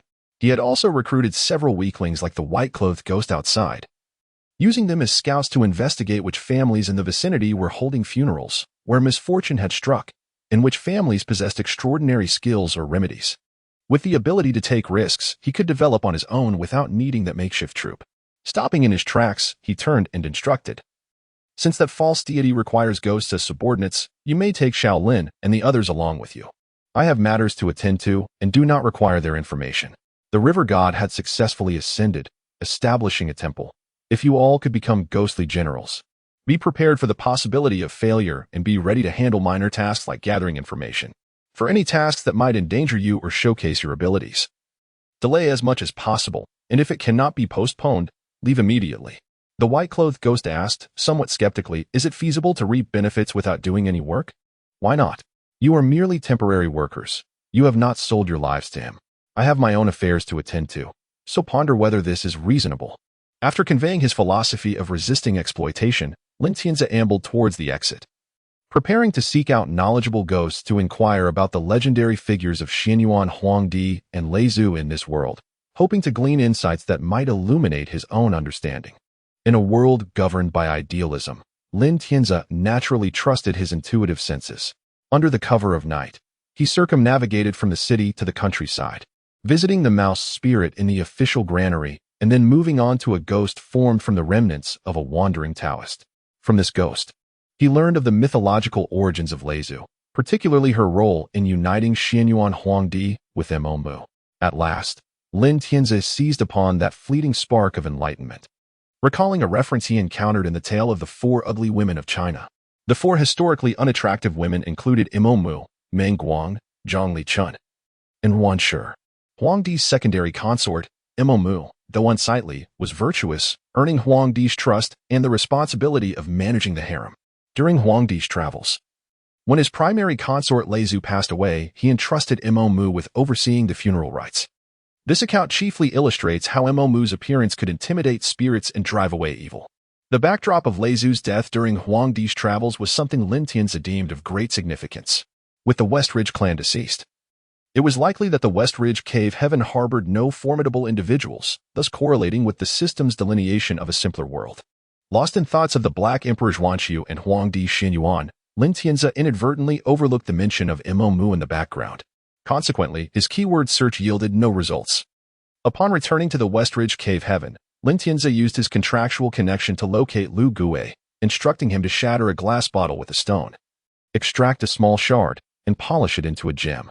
According to the narrative Lin Tianzi crafted, he claimed to have dreamt of an ancestor visiting, revealing that he had been reduced to a beggar and had buried treasures in life. Armed with this story, Lu Gui sought a way to sell the shard. With the initial funds acquired, Lin Tianzi procured a set of clean garments, purchased several acres of prime irrigated land, built a house, and began to establish his assets. Life began to flourish. The surplus timber acquired for construction was sufficient for Lin Tianzi to assemble a complete set of equipment. Perhaps due to the differing rules of the small world, the value of wood had depreciated by 1/5, yet this did not pose any significant issue. A dozen pieces of timber, each nearly a century old, were ample for completing the necessary components of his gear. The only regret Lin Tianzi felt was that, despite having Lu Gui erect a temple for him with offerings and a statue, the small shrine exhibited no signs of the divine. Time passed swiftly, and with the acquisition of merman oil, Lin Tianzi knew he could not linger. Being over 100 miles from that black mountain old demon was precarious. as he could easily encounter the ancestral king. Who could predict when he might unexpectedly grow powerful and turn the demon's wrath upon him? Thus, Lin Tianzi selected a direction, traversing the land by day and moving under the cover of darkness, escaping thousands of miles away. Indeed, the so-called matters were merely pretexts. He carried his own corpse with him, free as a spirit, unbound by constraints, able to roam wherever he pleased. Unlike his earlier trepidation as he journeyed, the moon accompanied him, and his heart grew increasingly heavy with the sights of human suffering. The various tragedies he witnessed weighed upon him like a precious jade, causing his heart to ache. The severity of the drought had triggered a chain reaction. Historically, droughts have been synonymous with famine. As a modern individual nurtured under the red flag and raised in New China, Lin Tianzi was taken aback by the sight of countless victims resorting to selling their children and exchanging their daughters. His empathy as a human compelled him to take action. However, as a ghost, what could he truly accomplish? The local deities were indifferent, and those extraordinary beings were unconcerned. As an outsider, what could he do? Don't cry. Don't cry. Standing before a dilapidated temple, Lin Tianzi consoled the ghost infant in his arms, which was scarcely larger than a kitten. Listening to the weeping of women within the temple and the bubbling of boiling meat soup, his nose tinged with bitterness. Were it not for the fact that ghosts shed no tears, he felt he would have wept uncontrollably at that moment. It was tragic, far too tragic. Overwhelmed by an inexplicable emotion, he extracted timber from his possessions and rebuilt his home and garden. Should he hide within the structure, indifferent to the storms of the outside world? No, at that moment, Lin Tianzi was utterly shaken. A fire brewed within his heart with nowhere to direct its fury. Was it a shameful silence? A resentment for his own weakness in not possessing the power of the divine to summon rain and conjure food to save lives? Or was it aimed at the mysterious figure whose actions had brought disaster, or those officials who remained silent while seizing land and reveling in the chaos, purchasing slaves at discounted prices? As an outsider, how could he hope to understand the will of the heavens? Damn it, human hearts are flesh and blood. While he was indeed a ghost, witnessing the tragedies of the mortal realm without being moved, those lofty figures above him resembled spirits more than he did. Lin Tianzi was like the boy in a story, silently tossing the fish from a puddle into the sea, even as more fish perished upon the shore. In the small world of Westridge Cave Heaven, there existed a country named Jing, composed of 3 continents, 9 provinces, and 97 counties. With a population of merely 3 million, barely able to produce enough grain to sustain itself. Lin Tianzi, through Lu Gui's assistance, procured a significant amount of grain, delivering it by night and providing water, which could save only dozens or hundreds of lives at most. Yet, compared to the thousands of victims, it was but a drop in the bucket, quickly evaporating like sweat in a raging fire. False deaths, no matter how real, could never compare to the stark reality of death. Lin Tianzi yearned to wield a hoe, to cultivate the land, to employ the sandbox system for crop planting, the kind that matured in mere minutes to aid in disaster relief. Chapter 50.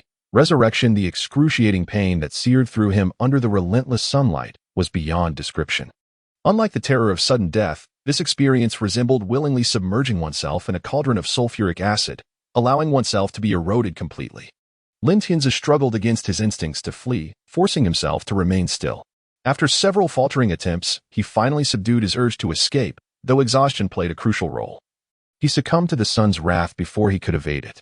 In summary, Lin Tianzi's death was profoundly unsettling. System notification, ding. The game's character status is abnormal, deemed deceased. Amidst the endless distortion of light and shadow, a tetrahedron floated in the air. Lin Tianzi gazed at the notifications emanating from its apex, momentarily at a loss to articulate his condition. His perception split into two, one part hovering beneath the truth cube, while the other resided in the disorienting light, observing the makeshift room and his own lifeless body sprawled on the bed. Meanwhile, the other aspect of his consciousness dissolved into an infinitude of minuscule information, scattering through the ether like autumn leaves caught in the wind. Was this a mere archival revival from a past save, or was his home acting as a USB drive, facilitating the transfer of his essence to the world's server? Before Lin Tianzi could decipher the nature of his current state, he received another notification. System notification, game character resurrection countdown. 3, 2, 1. The tetrahedron resembled a die propelled by an unseen force. Within the twisted light, it spun rapidly, symbolically rotating a few times before coming to a stable halt, the apex glimmering faintly. Previously, after Lin Tianzi's dissolution, His spiritual fragments began integrating into the natural cycle. Countless phantoms emerged, while others darted into various temporal realms, flowing effortlessly with the winds of time. Ultimately, these phantoms coalesced, ceasing their wanderings, their destination being the very bed where he lay. So, this is how resurrection occurs within the confines of his home. A sense of curiosity washed over Lin Tianzi as he pinched his arm and tugged at his ear, feeling a profound familiarity. A flicker of thought summoned his truth cube, and as he beheld its familiar form, he experienced an epiphany regarding the tetrahedron's 4 vertices, chaos of possibilities, the void of the unknown, the order of logic, and the truth of the known. The chaotic aspect, representing potential, recalibrated the scattered fragments of his essence, harmonizing them into a coherent whole, thereby restoring his life. Was this not akin to the quantum theories of his previous existence? Yet, he remained uncertain about the nature of the other 3 facets of resurrection. Lying on the bed for an extended period, he gazed at the familiar wooden ceiling, hesitant to stir. Within his mind, 2 inner voices clashed. One urged him to venture forth and confront death, to seek enlightenment through suffering, to cultivate strength and sow seeds to alleviate famine. The other cautioned him, using pain as justification, arguing that even if he grew ample sustenance, he could not save everyone. The greedy would always demand more, and some would merely become burdens. Why not simply gather provisions from the confines of his sanctuary, saving what little he could? Ultimately, Lin Tianzi found himself torn. He had assumed that through rigorous training and repeated encounters with the semblance of death, he had fortified his resolve. Yet, the reality of experiencing the searing agony beneath the sun, watching as his spirit was slowly consumed, shattered that illusion. Memories and mental fortitude disintegrated under the onslaught of overwhelming energy, his corporeal form dissolving like cotton candy in water. As he felt his very existence fading, Lin Tianzi wavered and contemplated retreat. In truth, he felt no shame in his uncertainty. Humanity is inherently selfish. Throughout millions of years of cellular evolution, self-serving instincts have become ingrained within our very being. The mantra "one must prioritize oneself" resonates deeply. However, alongside this primal instinct lies the intellect of humanity. Aware that one cannot save everyone and that even among those saved, there may be undesirable elements. Yet, failing to assist even a few gnawed at Lin Tianzi's conscience. Caught in this dilemma, Lin Tianzi directed his gaze toward a transparent glass box, no larger than a shoebox, stacked against the wall. Item: specimen box, composed of 2 units of glass. This box was intended for housing insects, butterflies, small birds, and other creatures that emerged from the environment. Among the first victims of famine he encountered outside, the frail spirits of infants were safely contained within, sparing them from the sun's lethal rays. As he pondered the fate of these victims, Lin Tianzi found himself questioning the morality of his hesitation. The mere act of deliberation indicated that he had already made a choice. If he were resolute, there would be no room for doubt. Silence equated to refusal. Observing the innocent yet mindless spirits of the infants, some clinging to their blood-stained garments, others crawling within the confines of the specimen box, or wailing in despair, something within Lin Tianzi shifted. His previously wavering heart suddenly found its steadiness. In that moment of clarity, he recognized his own selfishness. His desire to save was not solely for their sake, but for his own peace of mind. Witnessing tragedy caused him distress, and thus, he felt compelled to intervene. Engaging in acts of kindness brought him fulfillment, and this realization spurred him onward. With newfound resolve, Lin Tianzi stepped outside, uncertain whether he sought to maintain appearances or to showcase his tenacity. I shall rescue the masses from peril. I refuse to emerge empty-handed. I will create miracles, foster thriving lives, and accumulate boundless merit. I am destined to cultivate a legendary bonsai that symbolizes eternal life and prosperity. Moments later, he found himself back on the familiar small bed, staring at the ceiling he knew so well. A sense of resignation washed over him. In his focused struggle against the instinctual urge to succumb to despair, he had not gleaned any profound insights from the experience of death. Yet, it was far superior to the dreamlike dimensions of training, albeit still falling short of his initial expectations. Chapter 51. Excavation and Celestial Changes. Initially, Lin Tianzi anticipated a close encounter with death, even if he did not ascend to the heavens in one leap. He expected to achieve enlightenment and reach the pinnacle of the mortal realm. Having gambled his life, he felt he should at least witness some results. Lin Tianzi did not seek the bounteous gifts of the source, such as the awakening of the direct death magic eye. He merely wished for some slight transformation through contact with higher mysteries. Yet, the path of this world remained as aloof and arcane as advanced mathematics, excluding the esoteric elements. Lin Tianzi's gains were not insignificant. At the very least, he had successfully strengthened his magical prowess, fully embracing the essence of death. Threads of chilling death energy, akin to cats sensing blood, gathered from the external world into Lin Tianzi's body, refined by the unpredictable forces of life and death. The augmentation of his magical energy was a commendable achievement in the realm of cultivation. After a brief moment of reflection, Lin Tianzi quickly estimated the degree of growth in his magical energy, accounting for his 2 previous encounters with death. Of course, his estimation was exaggerated by a factor of 1,000, excluding those red-robed malevolent spirits endowed with extraordinary abilities and the affluent ghosts basking in favorable circumstances. Those who had not suffered sufficiently, whose deaths lacked the profound impact, were naturally relegated to a lower tier in the realm of spirits. A rational arrangement in the ghostly world. Resting his chin on his hand, Lin Tianzi pondered a seemingly unrelated matter. The second suicide was considerably better. I've adapted somewhat. A few more attempts, and I would be thoroughly accustomed to it.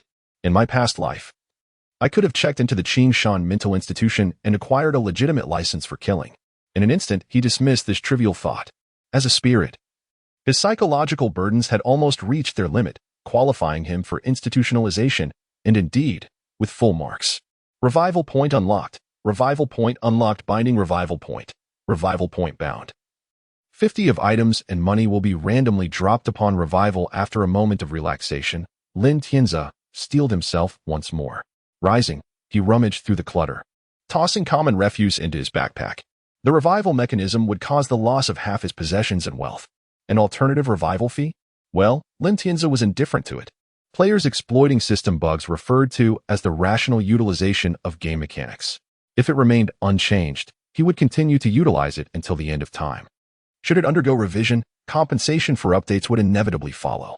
No matter the circumstance, he would not incur a loss.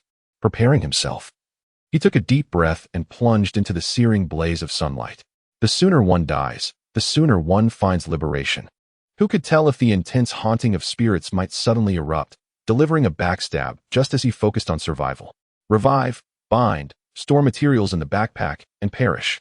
Repeat the cycle several times. Lin Tianzi's figure gradually materialized once more upon the bed. Before he could proceed, a sensation akin to overindulgence swept over him. As though his abdomen were laden, ready to burst with the slightest movement. Threads of cold, lifeless energy were drawn into his body from the outside. The magical energy he had previously cultivated was insufficiently digested, akin to a traffic jam, leading to an accumulation of more negative death energy within him. Noticing the situation escalating, Lin Tianzi settled into a cross-legged position, concentrating on circulating the magical energy within his body to swiftly refine this death energy. Upon reopening his eyes, despite still feeling some lingering fullness, the negative death energy was under control, gradually being transmuted into his own magical energy. Lin Tianzi felt a twinge of regret. According to the principles outlined in his cultivation texts, it was essential to cultivate magical energy that reflected the 365 days of the year, each with subtle attribute variations. These 365 forms of magical energy corresponded to the 365 acupoints within the human body. When they interlinked as a unified whole, it signified a potential breakthrough to the next realm. At that juncture, losses in the path of cultivation would not merely be trifling. They would directly harm the foundational essence of one's practice, rendering recovery impossible. While it seemed simple for the 365 acupoints to connect into a cohesive entity, it was no less challenging than the transition from chi refinement to foundation establishment as depicted in Tales of Immortal Cultivation. Discovering equilibrium amidst the 225 variations of the 365 forms was no trivial task. Such genuine teachings would never appear in the commonplace literature of the ghostly realm. Nonetheless, the road ahead was not devoid of hope. The path lay beneath his feet. Progress would be made through gradual practice and experimentation. Whether one was a naturally gifted cultivator, a fortunate soul blessed with destiny, or a spirit of formidable willpower, anyone with a genuine heart towards the path could succeed, provided they were not hopelessly lethargic. Recognizing that he had reached the limits of his state, Lin Tianzi grasped a nearby hoe and placed it into his backpack, amusing himself by teasing the ghostly infants to pass the time. Unbeknownst to him, the sun dipped low, casting long shadows over the distant hills. Stepping outside, Lin Tianzi retrieved the hoe from his backpack, channeling magical energy into his hands to temporarily enable the touch of physical objects. He then struck the ground with force. With this action, the earth beneath him cracked like glass, forming dark fissures. Following this, he struck again, and a web of small cracks swiftly spread across the surface. With a third strike, the dense, light-absorbing cracks grew even more intricate. Lin Tianzi sensed golden chains lurking within the fissures. As his fourth strike landed, Lin Tianzi confirmed that his earlier vision had not been a mere illusion. Indeed, there were golden chains weaving through the cracks, which now bore signs of fracture as his host struck again. With the fifth blow, the cracks became more pronounced, and a sense of unease stirred within him as he noticed the fissures beginning to heal. With a sixth strike, the golden chains were nearly severed, with only a few strands still clinging together. As the seventh strike fell, a resounding thunderclap echoed across the heavens, as if the sky itself was expressing its wrath. As the thunder reverberated, the 1-meter square of ground beneath his feet collapsed into a miniature cube the size of a palm. Can one truly excavate a perfect cube in the real world? Lin Tianzi exclaimed in astonishment, swiftly reaching out to place the cube into his backpack. Given the thundering skies and the series of miraculous phenomena he had just witnessed, he began to seriously suspect that his act of excavating the earth with a hoe was indeed a genuine excavation, perhaps even a fragment of the very fabric of reality itself. In Norse mythology, there seemed to be no tenets against harming the world or preserving the environment. Mjolnir, the hammer of Thor, and Odin's spear, Gungnir, were both crafted from the world tree itself. The world tree had no objections. Such actions in another world did not imply an absence of consequences. Feeling the depletion of his magical energy by 2/3, Lin Tianzi sighed. Lamenting the stringent barriers of yin and yang, he resolved to take a moment's respite before venturing into the realm of caves and paradises to excavate further. Such miniature worlds, akin to infants, would undoubtedly be easier to manipulate than this realm. Chapter 52. The Female Ghost Then. Selecting the seed, wheat, that had the option to place from the backpack, I aimed at the tilled soil and chose to plant it. As the count of my seeds decreased from 999 to 998, a tiny sprout appeared in the center of the soil, as if it had been magically sown. Within a second, it germinated, its growth rate reminiscent of that in a game. Yet, was I not planting wheat? Lin Tianzi gazed at the sprout, which resembled a bean sprout, feeling a sense of incongruity. Growing up, my family alternated between planting wheat and beans. I was no fool when it came to grains. I was certain of the crops I had chosen. Before long, after about a minute, the sprout elongated and transformed into chives. After a moment of contemplation, Lin Tianzi deduced that this was likely due to the preservation of the game's textures.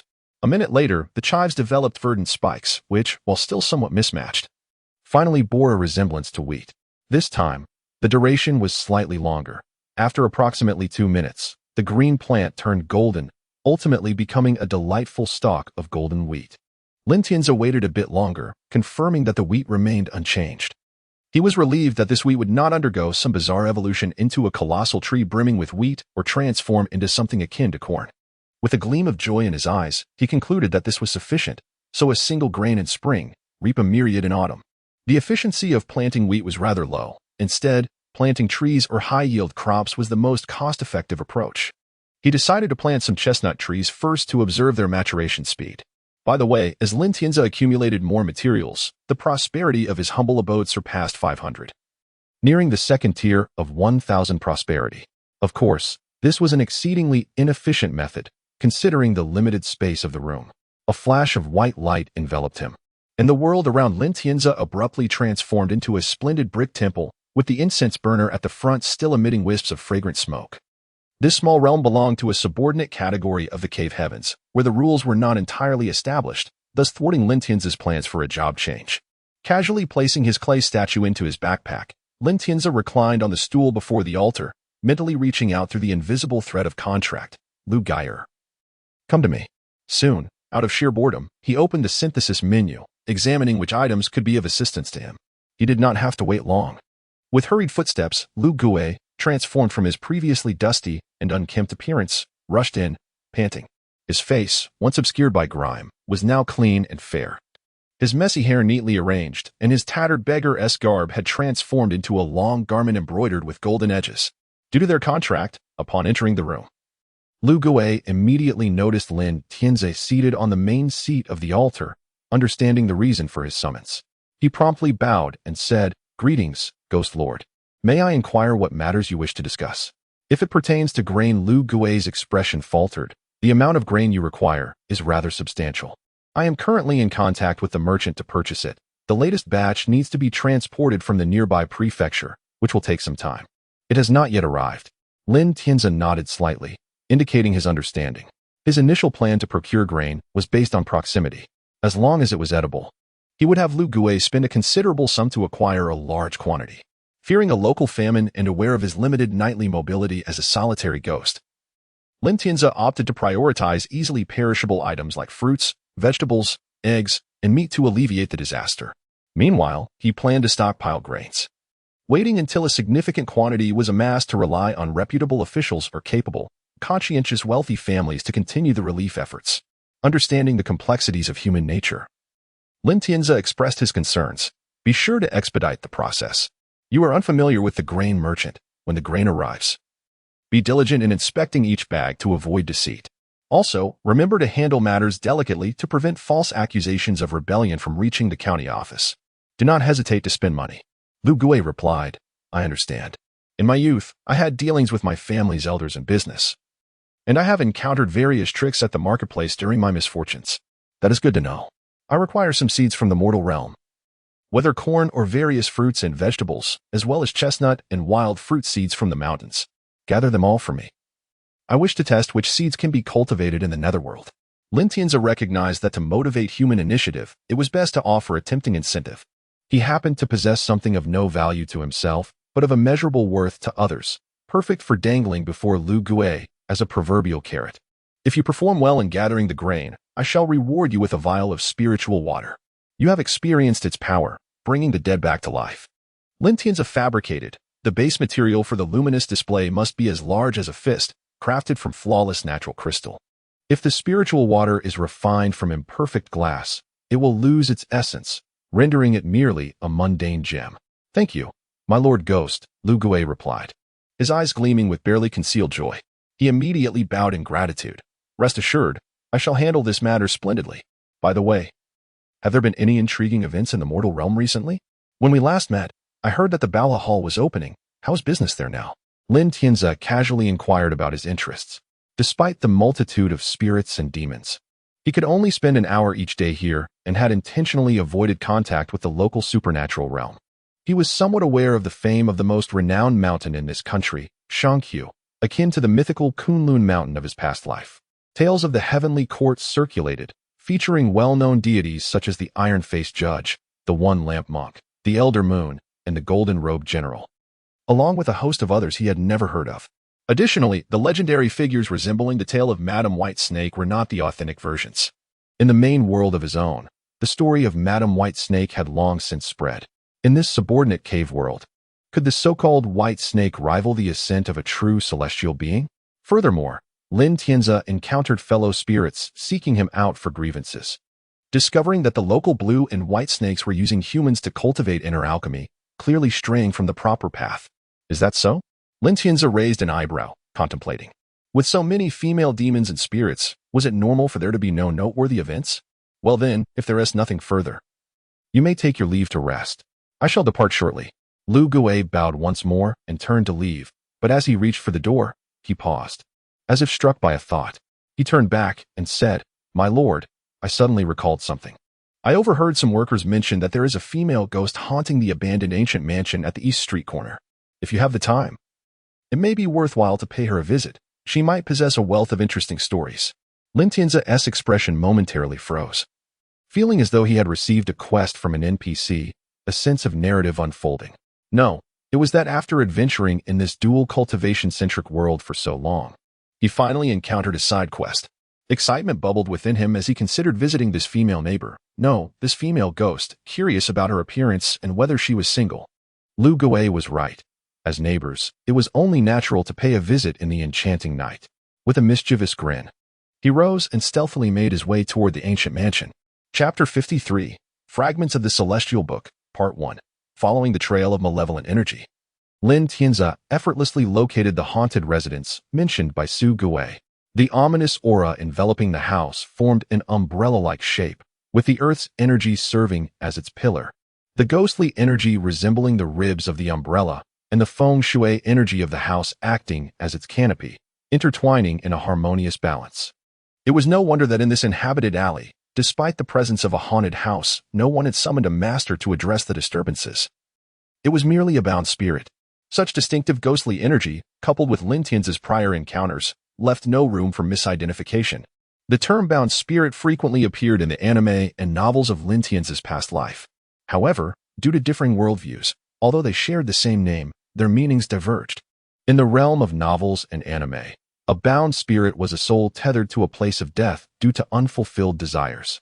In this world, however, a bound spirit resembled a ghostly being akin to a Buddhist xianxia, aligning with the principles of Taoist feng shui. Having previously collected wood and taken refuge in haunted houses and funeral homes, Lin Tianzi had encountered numerous bound spirits and had dealings with them. Confronted with his disregard for ghostly ethics, he would often utilize his abilities to subdue them, extracting offerings of useless incense paper, furniture, and secret knowledge as compensation for his efforts. With a slight raise of his brow, Lin Tianzi deduced why this spirit had not approached him sooner. It was bound to its location.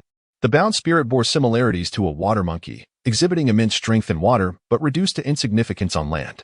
Similarly, the bound spirit relied on the feng shui energies of the house, appearing formidable yet ultimately becoming a target due to its restrictions. Understanding the nature of his neighbor, Lin Tianzi approached with a calm demeanor, gently tapping on the wall of malevolent energy at the door. After a brief pause, the dark aura slowly receded, indicating the homeowner's consent for him to enter. He stepped through the door. Upon entering the yard, a chilling presence surged toward him. The scene was grim. A gnarled old tree, a table fashioned from a stone mill, a water vat, and moldy garments hanging from the eaves, all shrouded in thick, oppressive energy. Most striking was the female ghost standing nearby, awaiting his arrival. As Lin Tianzi discerned her features, he felt an expression of bewilderment cross his face. Wasn't a ghostly beauty supposed to be enchanting? Even the previously alarming red-clad ghost had transformed into a breathtaking figure. Yet, this apparition left him at a loss for any commendable attributes. This female ghost lacked legs, her form reduced to a half-body. Where her eyes should have been were merely hollow, bloodied sockets, and her hands were desiccated and blackened, adorned with elongated nails that vividly illustrated the concept of ghostly claws. Although her terrifying visage was veiled by a translucent female apparition, Lin Tianzi, as a ghostly entity himself, easily pierced through this faade. The more he observed, the more astonished he became, for this grotesque figure was not merely a manifestation of death, but a tangible entity from the mortal realm. The transparent female apparition served as the ghost's essence, while the incomplete body resembled a fetus in gestation. Was it nurturing a corporeal form or practicing some sinister sorcery? Unaware that Lin Tianzi had glimpsed her secret, the ghost smiled charmingly and introduced herself. I am Xiao, daughter of the Gao family. May I inquire about your esteemed name? Merely Lin, with the given name. Zhe, courtesy name Shanggu. As was customary, Lin Tianzi omitted the character for Tian from his name. As for his courtesy name, he whimsically chose Shanggu, inspired by the entropy law from his previous life's universe, which foretold inevitable decline, while also playing on the phonetics associated with ghosts. The female ghost stepped closer, her face beaming with curiosity. From where is Master Lin relocated? Lin Tianzi's wariness heightened as she encroached upon him, her proximity lacking the modesty expected of a traditional woman. Instantly, he equipped his wooden sword, summoning its ethereal form to block an incoming attack. He discerned the assailant, a grotesque, bloodied humanoid figure. What manner of creature was this? Though it carried a semblance of humanity, its appearance was utterly ghastly. Just as his doubts began to surface, a ghostly hand seized the opportunity, lunging for his neck from behind. His defensive shield materialized instantly, thwarting the ambush entirely. Seizing the moment, Lin Tianzi distanced himself, directing his gaze toward the source of the hand. Who else could it be but the seemingly refined Gao Xiao? Do you wish to harm me? Lin Tianzi inquired, a hint of skepticism in his voice, as he effortlessly shattered the approaching bloodied figure into a cloud of crimson mist with a swing of his sword. The protective barrier reappeared around him, and Lin Tianzi quickly comprehended that he had fallen victim to some form of sonic attack. Illusions began to swirl before his eyes, as countless pale arms emerged from the closed doors, window crevices, wall seams, and shadowy corners, writhing like maggots and blocking all avenues of escape. The ground bubbled forth with foul, dark blood, and amidst this maelstrom of deception, Gao Xiao transformed into an ethereal figure, stealthily advancing toward him like a lurking assassin. Lin Tianzi found the ghost's use of illusion to be quite fascinating. It was impressive that Gao Xiao could devise such tactics. Just as her claws were about to graze his throat, her movements abruptly halted. For Lin Tianzi had already harnessed his power, raising his right hand to press down forcefully on her head, while his knee, empowered by magic, struck upward toward her face. Having absorbed knowledge from countless martial arts videos, it was only natural to learn a few techniques. The collision of his knee with her face caused Gao Xiao's head to jerk upward, displaying no mercy. Lin Tianzi grasped her hair to secure her head, delivering a punch to the area behind her ear, where balance is maintained. Having extensive experience in combat against spirits, Lin Tianzi found himself at an advantage, free from the interference of ghostly energies due to his protective gear, which placed him in an undefeated position from the outset. Even a fragile sorcerer dared to engage in close combat, for he regarded himself as a warrior clad in protective armor. Chapter 54, Fragments of the Heavenly Book, Part 2. Gao Xiao was truly bewildered. Although she sensed that this ghost had recently passed away, its strength was astonishing.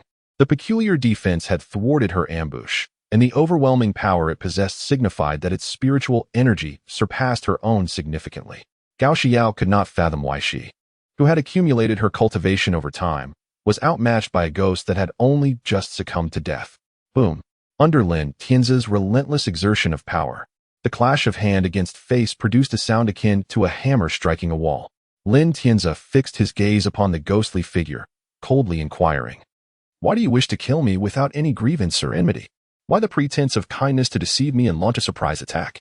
The only response to Lin Tianzi's question was Gao Xiao's anguished and piercing wail, a sound that resonated with the pain she had never experienced before.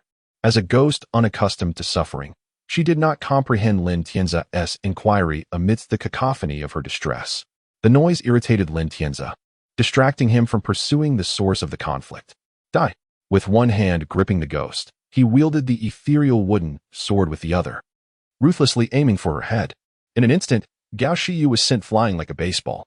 The sensation was unexpected. Lin Tianzi had not anticipated that the ghost would be propelled away. Normally, when he thrust his sword downward, a ghost would burst apart like a balloon pricked by a needle. He had encountered many earthbound spirits, and none had ever yielded such a sensation. Reminiscent of striking a solid object, he had only felt this with living beings. Could it be that this ghost had cultivated itself into a more formidable entity? Lin Tianzi could not help but speculate. He casually discarded the severed strands of ghostly hair onto the ground and, with a thought, accessed his backpack to switch equipment. Although the ghostly hair was a material acknowledged by the heavens and the living, to Lin Tianzi, it seemed utterly useless aside from occupying space in his backpack. Could it be used to create a healing potion? As a ghost, Lin Tianzi only possessed the forms of being normal, injured and weakened, or entirely obliterated. What use could he have for a wound? The remaining items he could synthesize appeared to serve convoluted purposes. Ultimately, they were merely trivial gadgets that could harm. Those who could be harmed were better off taking matters into their own hands. As for the singular item from the longevity series, designated as the Ghost Cocoon Hair Sack, which could be placed in one's abode, it required the hair of 999 female ghosts and 10 blossoms of the netherworld's flower for dyeing. Its effect was to grant the user the wings of a celestial being, restoring all injuries and negative states, even reversing aging and death, thereby allowing one to live again in a second life. While this item might be deemed invaluable by outsiders, Lin Tianzi would never grant such a boon to anyone else. As for its use by him, it was of no practical value. The system's built-in resurrection was far more appealing. The prospect of that mysterious transformation into a celestial being left him uncertain. Would he emerge as a living person or merely a large moth? Gao Xiao, bewildered by the unfolding events, felt an excruciating pain coursing through her body. Just moments ago, she had been battered in the hands of the new ghost, and now she found herself suspended in midair, caught at the boundary of the ghost realm, restrained from escaping by its power. Everything transpired too swiftly for her to grasp. She had no doubt that had it not been for a part of her essence residing within the ghost realm, she would have met a fate no better than that of a frog mercilessly smashed against a rock. Presently, Gao Xiao could only sense that the borrowed power of the ghost realm, along with years of accumulated spiritual energy, had been shattered by a force so pure it was solely power itself.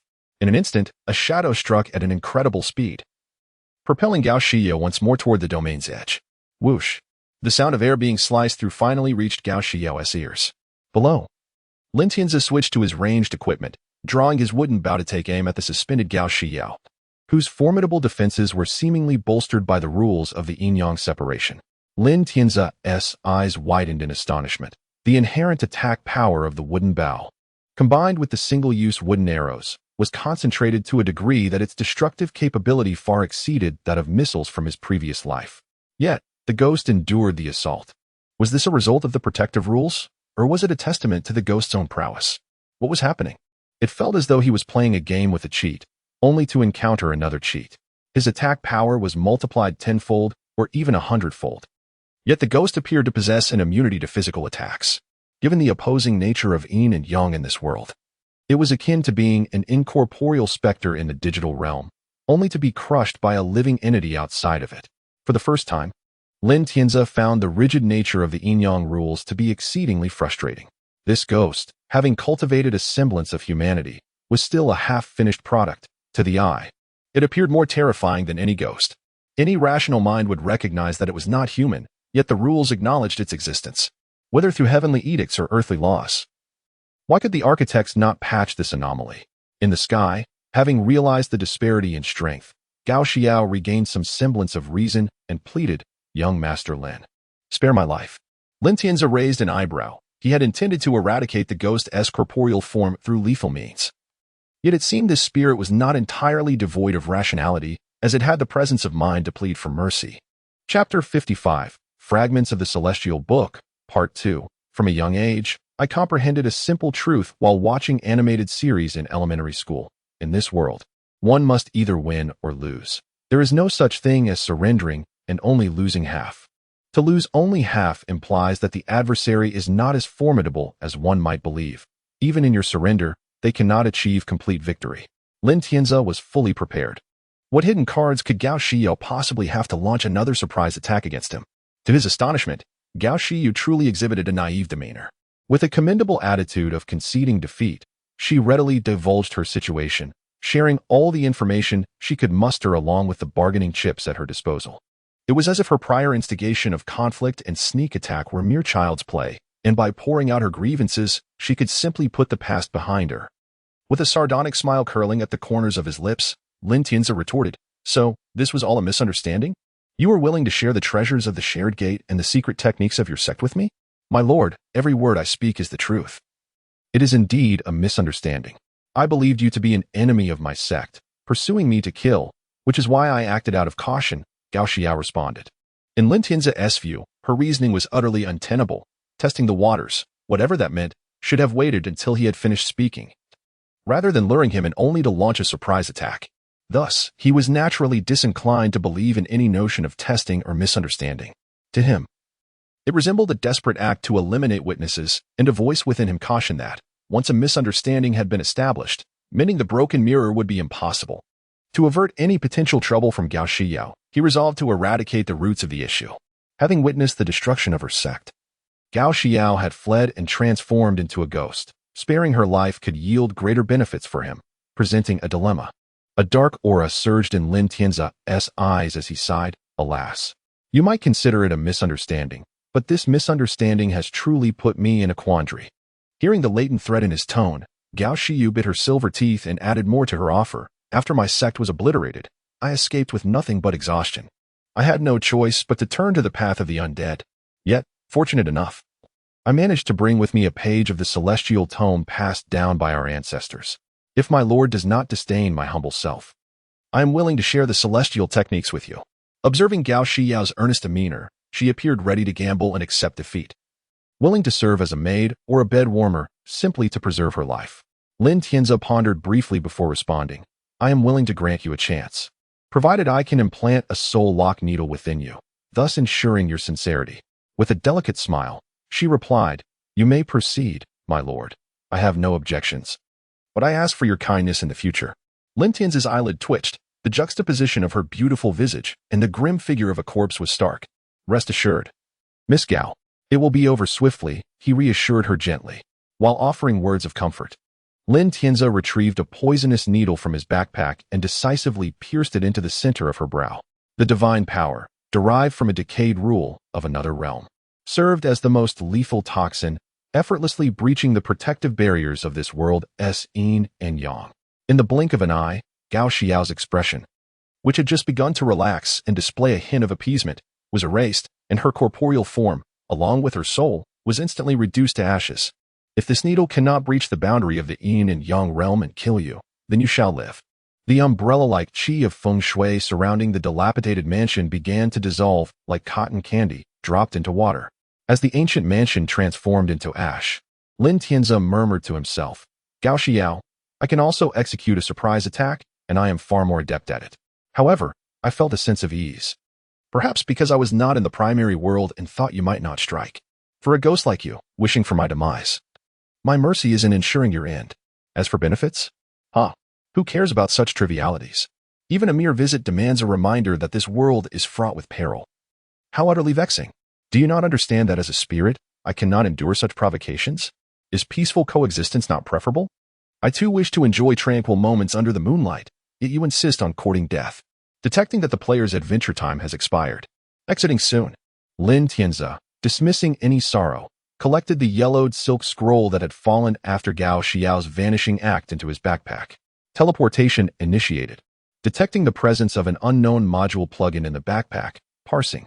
Parsing complete. You have obtained fragments of the Celestial Book, 136. In the grand tapestry of fate, the path exists. Since the dawn of time, sages have elucidated the way. The Tao scriptures are vast. Who shall inherit them? Only through writing can they be passed to future generations. It is said that the Celestial Book comprises 12 volumes, containing the most fundamental principles. An immortal who gains access may ascend to immortality. You are fortunate to have acquired 136 of one such scroll. Side quest initiated. Collect the scattered fragments of the Celestial Book from the small world, which may serve as evidence to load the large module conflict of celestial beings. Path. There is no inherent path in the world. Those who blaze trails through thorns and brambles create roads. As more individuals carve paths, the mysteries of the world fade away. And what remains to be mysterious when one can traverse freely along the established roads? Does the adventure quest still include collection tasks? How ironic that I have inadvertently acquired something valuable. The first thought that sprang to mind regarding the Celestial Book was the animated series The Celestial Book Chronicles, where the Monkey King conveyed the tome to the Eggborn. Retrieving the yellowed silk-like page from his backpack, Lin Tianzi scrutinized it for quite some time, concluding that it truly was a celestial tome, yet he could not decipher its meaning. After further contemplation, he recalled the jade slips containing cultivation techniques from novels. A thought dawned. Could it be that this tome is not meant to be viewed with the naked eye? As he infused his spiritual energy into the text, the chaotic lines began to coalesce into comprehensible words, flowing like clouds before his eyes. Chapter 56. The Divine Emperor Shinon and the Jioli. The Father God commanded my elder brother to subdue the vast mountains and rivers of Jioli, dispelling the myriad malevolent spirits and poisonous creatures that haunted the ancient forests, thereby expanding our clan's habitat. I, having no pressing matters, accompanied my brother to the land of Jioli.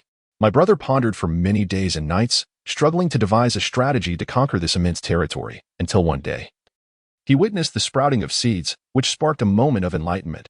He wielded his whip, treating the mountains as seeds, and sowed the expansive land of Jioli, resulting in the birth of 81 new nephews and nieces. This event solidified my resolve, allowing me to perceive the profound subtleties of spiritual essence. I created a transcendent ability akin to the divine rat, encapsulating the memory of that moment in a tome, hoping that future generations would glean from it a different perspective. Lin Tianzi felt his consciousness blur, a compelling force drawing his spirit into the delicate page of brocade. Within the scroll, two figures, one tall and one short, emerged. Before Lin Tianzi could discern their forms, the imagery rapidly magnified before his eyes. When his awareness returned, he found himself in a wild and untamed realm. The skies and earth were teeming with colossal, bizarre birds, insects, and beasts. Even the trees towered like celestial pillars. He had transformed into the shorter figure from the painting, observing those around him from the perspective of another, a towering figure clad in a cloak of grass, with horns sprouting from his brow and wielding a vine whip to herd a colossal, fearsome beast, stood nearby. Lin Tianzi heard this body speak. The Father God commands my elder brother to venture alone into Jioli. Is this not a tremendous burden? The land of Jioli spans far beyond 10,000 miles, concealing countless strange creatures. Brother, you may exhaust yourself. And the beasts you subdue will not breed as swiftly as those creatures. The Father God's astute foresight surely harbors deeper intentions. Thus, Lin Tianzi observed this vast land through the eyes of a child. Time flowed swiftly. One night, while the young Xianyuan emperor, a mere child, arose in the middle of the night to relieve himself, he saw his brother laughing maniacally in the distance. Sensing that the main event was at hand, Lin Tianzi fixated upon the unfolding scene. The figure resembling the divine Emperor Shennong, a bull-headed man, brandished his whip to drive the mountains. The earth quaked as peaks surged forth, revealing myriad profound rules. The various energies and venomous creatures of Jioli seemed to be absorbed as nutrients by these mountains. As day turned to night and stars shifted in the heavens, time continued its relentless march. Ultimately, the mountains shattered like eggshells, birthing 81 beings, each uniquely formed. Some bore the odd limbs of wild beasts, while others had numerous human arms and heads, resembling grotesque figures fashioned from metal and rock.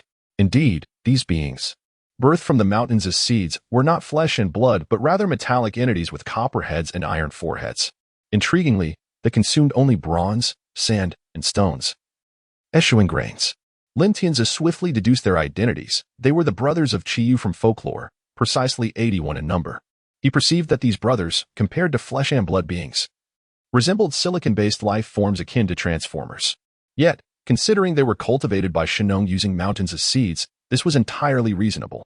From the perspective of the young Xianyuan Huangdi, revisiting that ancient scene, Lin Tianzi felt a flicker of understanding, though he simultaneously sensed an inability to grasp its entirety. This sensation resembled witnessing a master craft a nuclear weapon by hand and successfully detonate it. Each step appeared devoid of difficulty, yet while the eyes could witness, the hands could not replicate. Nonetheless, this page of celestial scripture was undoubtedly a treasure, though its meaning eluded immediate comprehension. Possessing such a tome was akin to acquiring a comprehensive video of a top-tier technique. In the realm of immortal fantasy, this was termed enlightenment. With time, one would inevitably discern the path hidden within. Chapter 57, Drought, continued. What is the Book of Heaven? Through repeated contemplations during leisure moments, Lin Tianzi has developed his own understanding. This tome can be likened to the skill discs in Pokemon, where those little creatures may possess ancestral memories, allowing them to learn simply by reviewing the disc. However, the knowledge within the Book of Heaven relies entirely on one's comprehension. If one cannot grasp it, it indicates a lack of aptitude. After extensive study, Lin Tianzi ultimately confirmed that the divine art recorded on this page is called Zishu. Coupled with fragments from the other 11 pages of the Book of Heaven, it can form the 12 zodiac signs. He recalled that the emperor who established the 12 zodiac signs in his past life was none other than the Yellow Emperor Xianyuan, whose divine arts were associated with these signs, which is entirely reasonable. From the remaining 24 pages, Lin Tianzi speculated that 12 of them likely pertain to the legendary 6 Ding and 6 Jia yin-yang diagram, imparted by the 9 heavens mysterious woman. Folklore describes the 6 Ding and 6 Jia as celestial agents of the emperor, capable of summoning wind and thunder, controlling spirits, and predicting fortunes. According to the 9 heavens mysterious woman, heaven manifests as the 6 Jiazi, while the earth manifests as the 6 Guyu. She is revered as the goddess of divination, suggesting a connection to the principles of heaven and earth, as well as the grand cosmic model. While the remaining 12 pages remain unmentioned, given that the overarching theme has shifted to dual cultivation in the Shieling Cave heaven, it is not unexpected that the teachings of the Pure Maiden are essential. This cannot be divorced from the Yellow Emperor's Yin symbol classic, nor from the alchemical techniques passed down by Guangchengzi, as well as the numerous immortal figures who, in legend, have engaged with or instructed the Yellow Emperor. Through the remnants of this page of the Book of Heaven, Lin Tianzi has gleaned some insights into the Zishu divine art and the 12 primordial celestial beings. The 12 primordial beings likely represent transformative divine arts, often associated with the legendary figures of ancient mythology, who were frequently intertwined with tales of miraculous births. From the perspective of the young Emperor Xianyuan, he witnessed his elder brother, the Yin Emperor Shennong, manipulating the forces of nature to create 81 demonic spirits. These entities, as they matured, swept through regions teeming with ferocious beasts and monsters. It is likely that this left an indelible impression on the childhood of the Yellow Emperor. This could be interpreted as the ability to animate inanimate objects, alter genders to feminize male beings, induce rampant desires akin to rabbits, and control emotions with the ferocity of a domineering tiger, all while enhancing one's own allure like a flamboyant rooster. In summary, after piecing together the manifestations of the divine arts, Lin Tianzi found the 12 Zodiac Book of Heaven to appear exceedingly peculiar. However, considering the lack of entertainment in ancient times, it is understandable that primal beings may have resorted solely to procreation as their primary concern. It cannot be deemed a deviation from instilling fertility in lifeless entities to the destructive nature of a mouse gnawing at the heavens. Lin Tianzi finds it comprehensible. For who among the young is not prone to folly? Aside from deciphering the Book of Heaven and acquiring cultivation techniques, Lin Tianzi's daily routine has become increasingly regimented. By night, he cultivates the land and harvests crops, and by day, he practices and meditates upon the Book of Heaven, alternating with the collection of soil blocks. As the farmland expands with cultivation, various troublesome issues have arisen. Firstly, the labor of a single spirit is limited.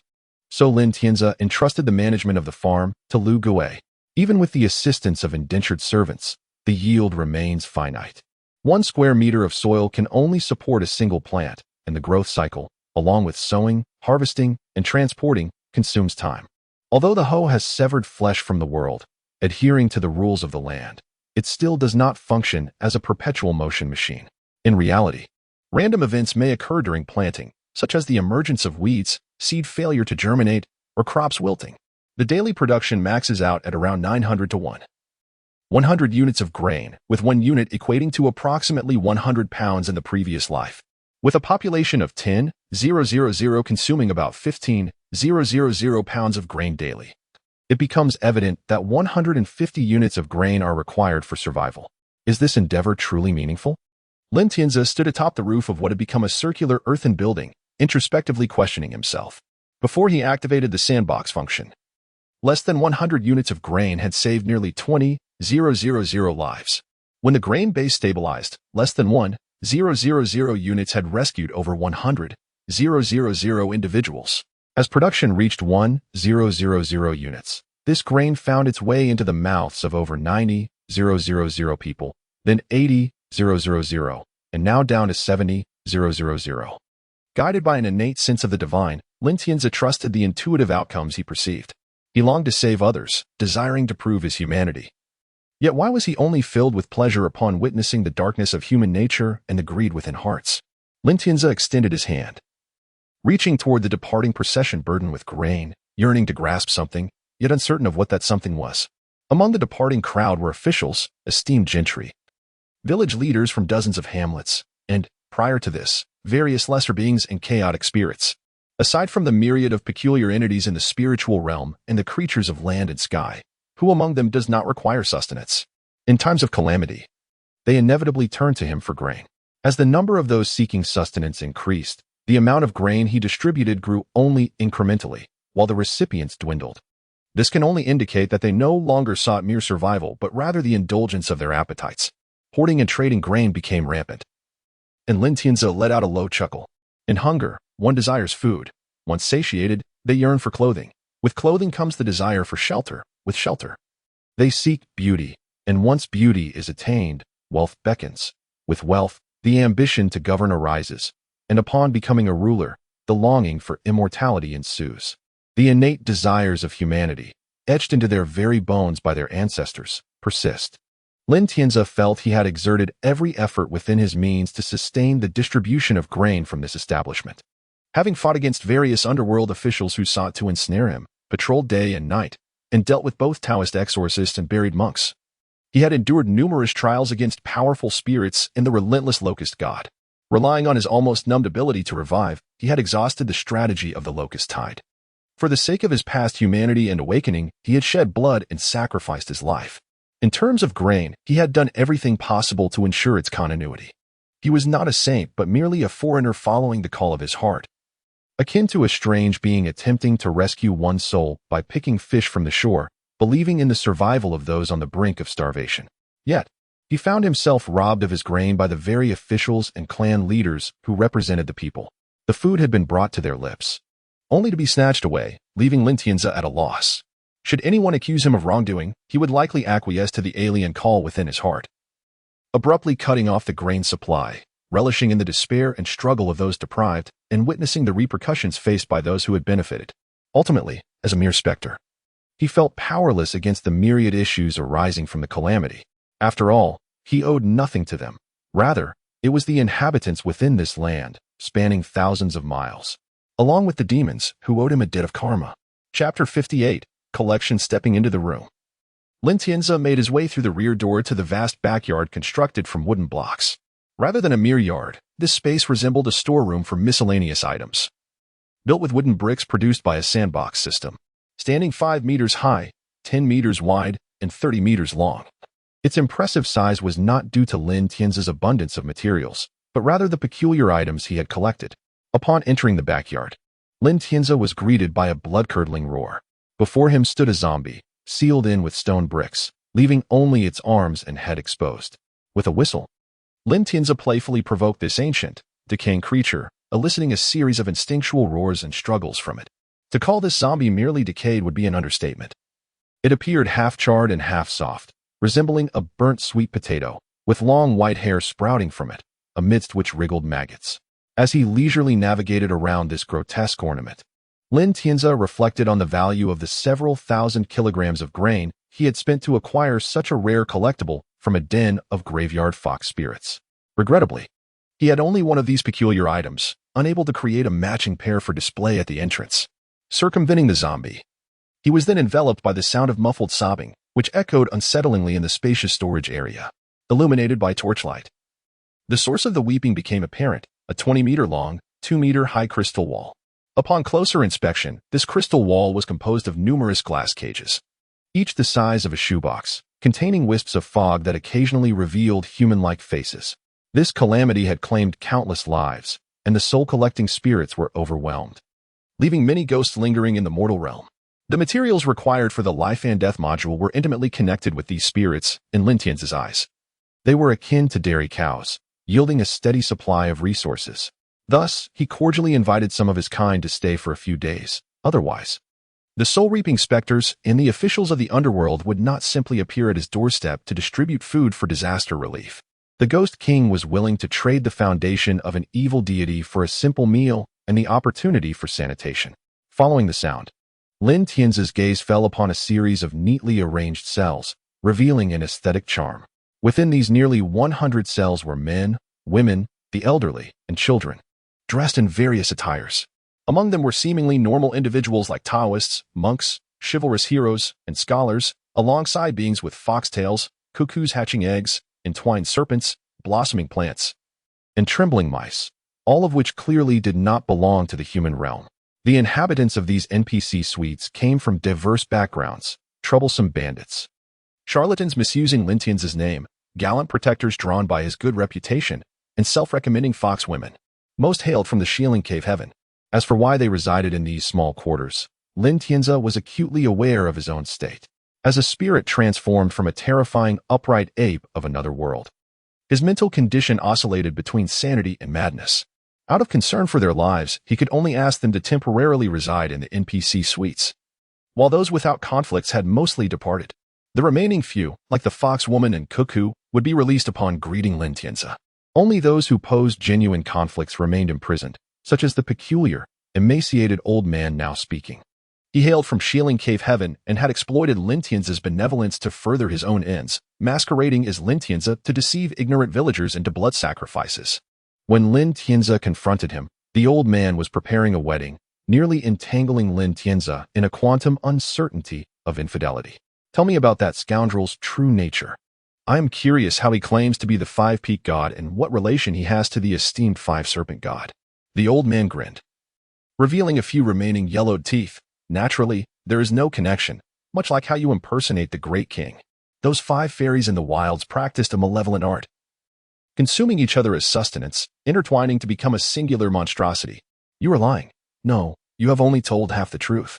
Xianxia observed the words inscribed upon the old man's chest, revealing his hidden dark secrets. Your family has long served as mediums, and that evil deity was indeed worshipped by your lineage. You acquired a spell, using those 5 fairies as experimental subjects, resulting in their amalgamation into the monster you now speak of. You are responsible for your own downfall. That newly birthed beast, driven by lust and depravity, has sullied your wife and daughter, leading you to ensnare it, offending me, a renowned spirit, in the process. Xianxia sighed at the potency of his ghostly abilities, particularly in unearthing the dark truths of others. With a swift motion, he summoned his inner ghostly power, forcibly stripping away the old man's undergarments. Beneath, he discovered a yellowed piece of silk, its appearance and texture mirroring that of a page from the celestial tome he had previously acquired. How revolting! This item is impervious to blades and fire. I have attempted to destroy it numerous times without success, hence it remains worn. Chapter 59. The Visit of an Old Friend, Part 1. Thus unfolds the second application of the Heavenly Tome. Lin Tianzi found himself at a loss for words, resorting to merely extending his thumb in admiration. This maneuver was nothing short of extraordinary. It was reminiscent of a scene he had encountered in a novel from his previous life, where a cyberpunk monkey wielded a strategic nuclear weapon of 100,000 tons as a melee weapon, with a lethal radius of 3 kilometers and an effective kill area of 33 square kilometers.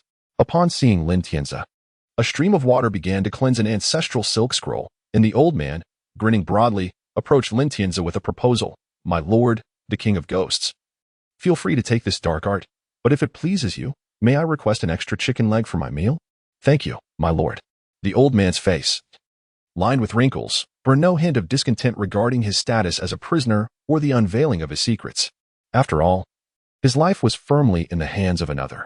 The food provided by the king of ghosts, unbeknownst to him, was pilfered from the kitchen of some divine being. Though it appeared unremarkable, it was, in fact, a mysterious elixir. Consuming it not only cured myriad ailments but also extended one's lifespan.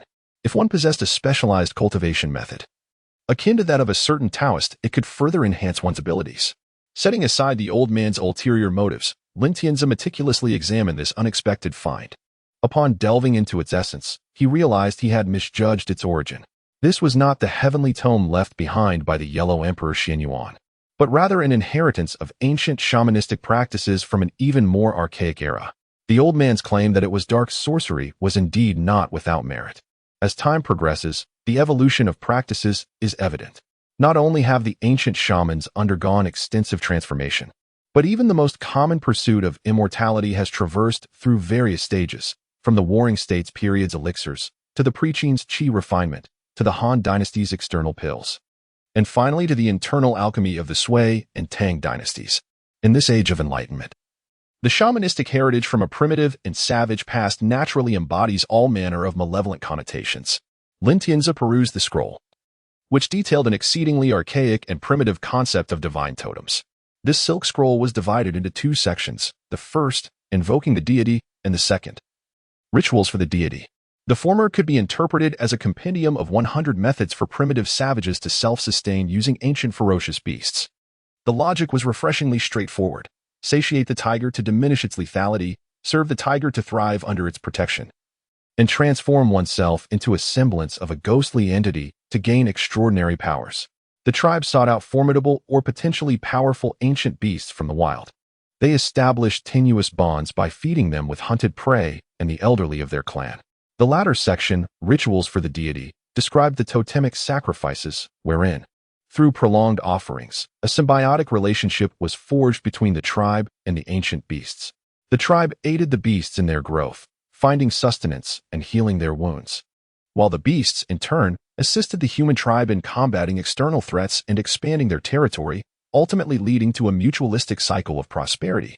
Lin Tianzi casually stowed away this intriguing shamanistic inheritance into his backpack, intending to explore it further at a later time. Initially, he had been quite exhilarated upon acquiring any form of sorcery, much like a naive rustic encountering the world for the first time.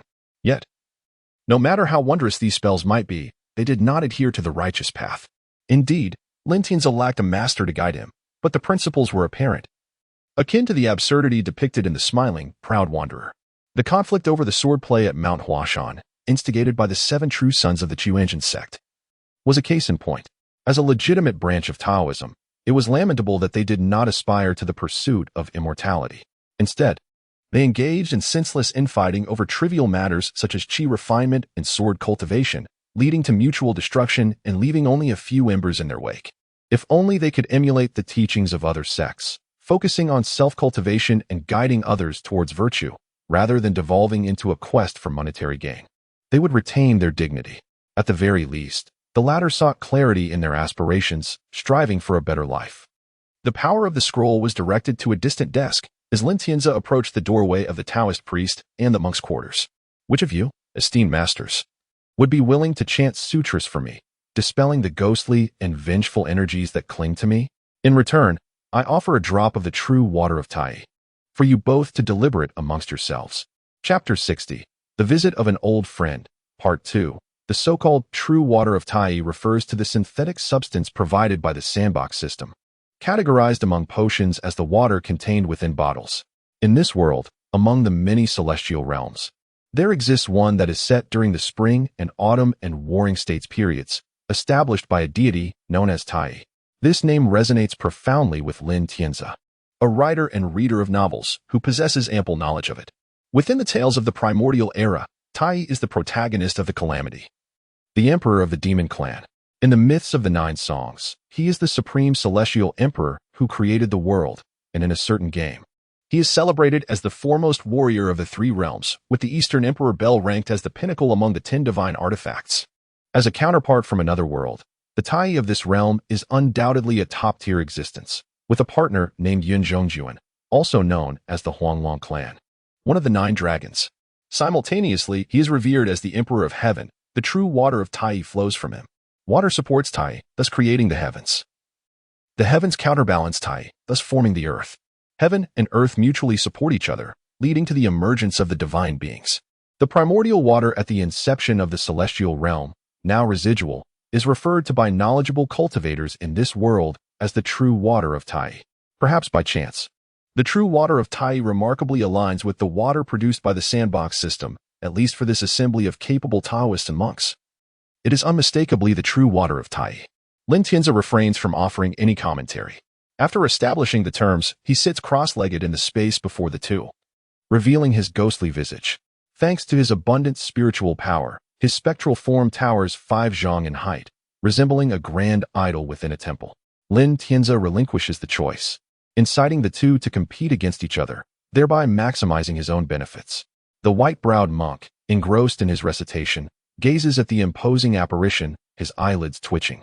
The scriptures he recites for the purpose of exorcism sound rather mocking. The Taoist, uncertain whether he is genuine or not, cannot speak of scriptures, whereas the monk, having devoted his life to studying texts across several lifetimes, perceives the situation differently. Meanwhile, the Taoist, fiddling with coins to alleviate his boredom, initially uninterested in speaking, becomes displeased upon hearing the monk's words. Who is the false Taoist here?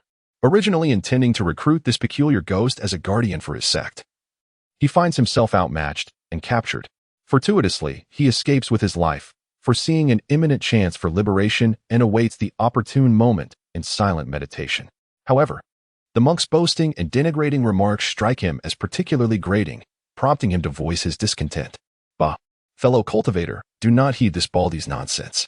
That hodgepodge of exorcism texts cannot compare to my Taoist scripture, the supreme Taoist of the cave and mysterious spirit treasure sutra on deliverance from suffering.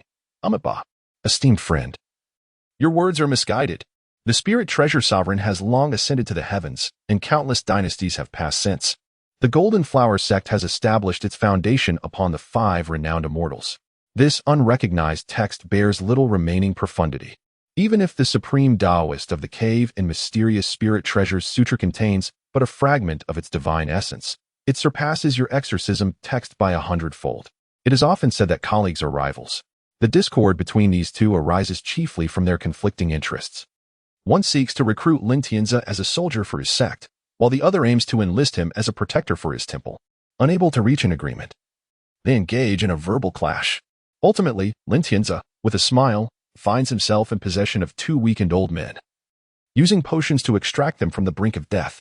To prevent further conflict, it seems reasonable to confine them in a care facility for rehabilitation. Lin Tianzi, with 8 ghostly eyes fixated on the two, adopts a peculiar tone to mediate. There is no need for contention between you both. Together, you may exorcise the resentment and ghostly energy from my being. I possess ample water. Taoist, you may proceed first. Observing the monk wink at him, indicating that his provocation had succeeded, Lin Tianzi cannot help but smile inwardly, for there are indeed those in the world who remember kindness. Time swiftly passes. While Lin Tianzi listens to the professional Taoist expound upon the scriptures, he occasionally interjects with a comment. As their philosophical discourse deepens, a sudden unfamiliar aura manifests outside his door, prompting him to halt the conversation. With a thought, he opens his backpack and retrieves a bottle from his stockpile of water, gently shaking it to release 2 droplets that soar into the cells of the 2 old men. You two continue your discussion. I shall step outside to greet our visitor. Bah. Esteemed benefactor, you are truly generous. In my many lifetimes of cultivation, I have yet to encounter a benefactor who offers payment up front, unafraid of my potential perfunctory response. In this theatrical display, the Taoist appears to be a genuine practitioner raised within a sect. Just like a certain version of Fahai, he delineates the lines between right and wrong, humanity and spirit, discerning their true natures, transforming into ethereal smoke. Xianxia swiftly approaches the door and pushes open the outer wooden door. Upon recognizing the visitor, he is taken aback by the familiar crimson attire of the spirit. How could it be you?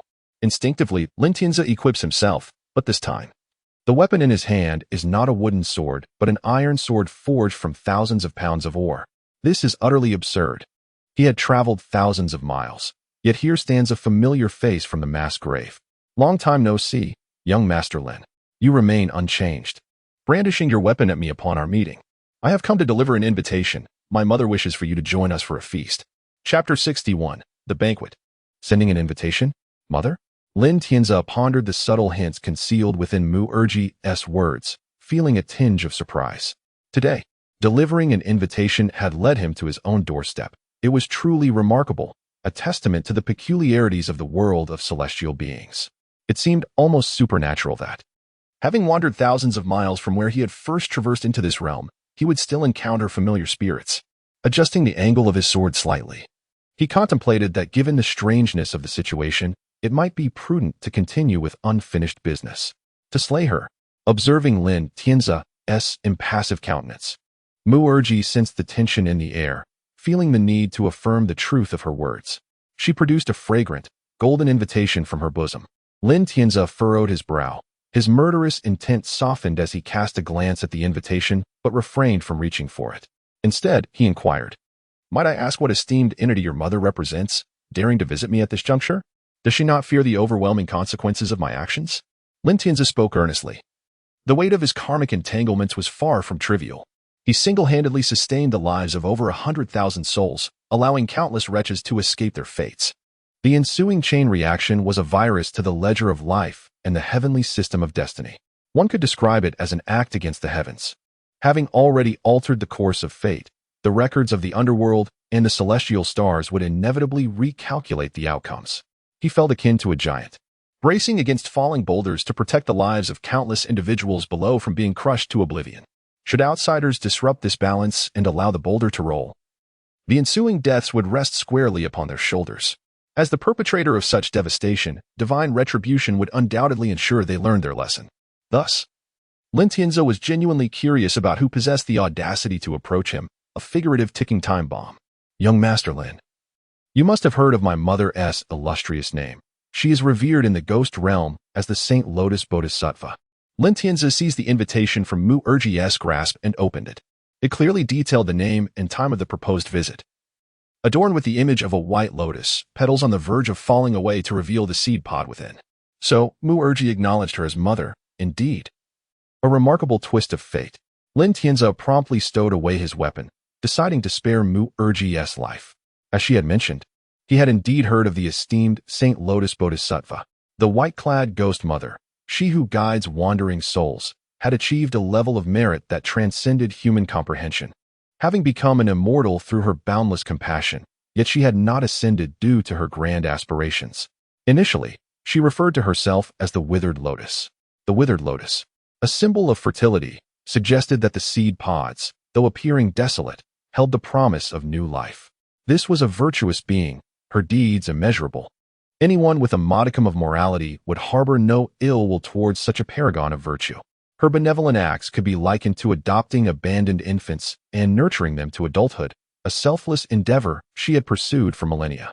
In this ancient society, where marriage and childbirth were perilous undertakings, compounded by poverty, war, and disease, the mortality rates of mothers and infants were staggering. In this world, the souls of the unborn lingered, unable to reincarnate. Many years prior, a young woman, having perished in childbirth, upon arriving in the underworld, learned that her own child could not be reborn. She made a grand vow to serve as a vessel, allowing the souls of the unborn to witness the world, granting them a chance at life. Thus, she traversed the realms, collecting souls of the stillborn, nurturing them anew. This cycle of pregnancy and childbirth repeated for thousands of years, transforming her from a ghost into a maternal figure, giving rise to children of extraordinary potential. Crucially, she did not cultivate connections, like an anonymous donor. Her offspring were entrusted to suitable families, while she remained a silent guardian. Mu-Erji's eyes sparkled with astonishment. I had no idea that the formidable Ghost King, who has withstood 3 onslaughts from the underworld deities, was none other than young Master Lin. And here I thought you had fallen victim to some malevolent creature, which had caused me great sorrow. Though her words were courteous, Lin Tianzi's response was decisive as he smoothly retreated and closed the door. Left outside, Mu-Erji stood in stunned silence for a moment, gritting her teeth in frustration before stamping her foot and transforming into a wisp of azure smoke, soaring down the mountain. Chapter 62. A question. Can a terrifying, upright ape achieve enlightenment in the world of immortals? Peering through the window, Lin Tianzi emitted a soft chuckle upon witnessing this scene. Reuniting with an old acquaintance, he found himself still contemplating how to bring about their demise. Could this be considered a different form of adhering to one's original intentions? The visitor was scheduled to arrive on the morrow, the night of the full moon. Unfortunately, this disrupted his carefully laid plans. He casually tossed the invitation onto the ground, but soon reconsidered, bending down to retrieve it and stowing it safely in his backpack. Alas, what a predicament! Lin Tianzi lamented, feeling as though he were entangled in the nefarious schemes of a villain, with the righteous hero arriving to sniff out his plot. Surely, he ought to be the good ghost in this narrative. To avert the unfolding drama, he envisioned a scenario where the esteemed elder from the righteous path uncovers clues, leading to his own calculated acts of murder to silence any witnesses. Yet, fate dealt him a cruel hand as he was grievously injured and forced to flee, coincidentally crossing paths with the still ascended protagonist. Aware that he appeared virtuous on the surface while concealing his true identity as a bona fide antagonist, he embarked on a journey to unveil his hidden nature, dispatching his subordinates to eliminate any threats to his secret. In a twist of fate, the other party narrowly escaped death, finding love and uncovering secrets, ultimately culminating in a series of trivial events that saw the protagonist vanquish him, the ultimate villain. The story's hero was likely a destitute scholar, with a 30% chance of being a successful candidate, while the remaining 10% might be merchants, and the rest comprised of various other professions. Lin Tianzi discerned that this seemingly fantastical realm, reminiscent of tales from strange stories from a Chinese studio, was governed by fate. His random journey of thousands of miles led him to encounter, in this distant land, the first red-clad female ghost. If his intuition proved correct, this scholar's tale intertwined with the essence of heavenly conflict, for otherwise, the trajectory of this mythological world would veer increasingly awry. In this idealistic realm, the fundamental laws of existence genuinely shifted with celestial movements. For example, in the previous dynasty, one who aspired to ascend to the divine was the leader of the Golden Flower sect, inheritor of the title of Lingbao Tianzuan. He embraced the inclusive philosophy of the Lingbao Tianzuan, Tongtian Jiaozhu, from the period of the investiture of the gods, forging a path for both humans and demons through shamanism. While the deities perpetuated the ancient virtues of the wilderness, the faithful harnessed divine power to perform miraculous feats, giving rise to a unique pantheon of rural fox spirits and shamans. This resulted in the previous dynasty, corresponding to the Qing dynasty, meeting a tragic end, as in the mythological realm. While others saw their lifespans extended by mere increments, he was only afforded a percentage increase. Lin Tianzi had heard of the circumstances from an ancient turtle spirit in the river. Even if an inebriated commoner drowned in the river, if their death was peculiar, whispers among the villagers would transform them into a malevolent ghost, strengthened by superstitious beliefs. The village would summon practitioners skilled in exorcising demons, who would casually mention a deity, be it the fox fairy or the ox-headed and horse-faced, leading to the construction of a small shrine, where clay effigies were imbued with divinity. The unfortunate soul who drowned inexplicably became a vengeful spirit, only to be captured and turned into a guardian general, acquiring the guise of a divine warrior. Throughout the world, chaos reigned as countless bizarre entities roamed. Even in the crafting of brooms, one could uncover thousands of related spirits, akin to the numerous incarnations of the black and white impermanents from previous lives. Upon closer inspection, they were all half-siblings, each believing themselves to be the authentic version. while dismissing others as inferior imitations. Naturally, the solution lay in vanquishing these counterfeit beings. These semi-divine, semi-demonic entities fought fiercely for territory and followers to solidify their divine status, resulting in utter chaos. Ultimately, the Golden Flower sect's leader failed in his quest for divinity, leading the world into a tumultuous era. The celestial realm, through mechanized intervention, supported the ancestors of the current emperor, restoring order to the world, establishing guardian deities in every household, and teaching the rogue spirits what constituted a legitimate force.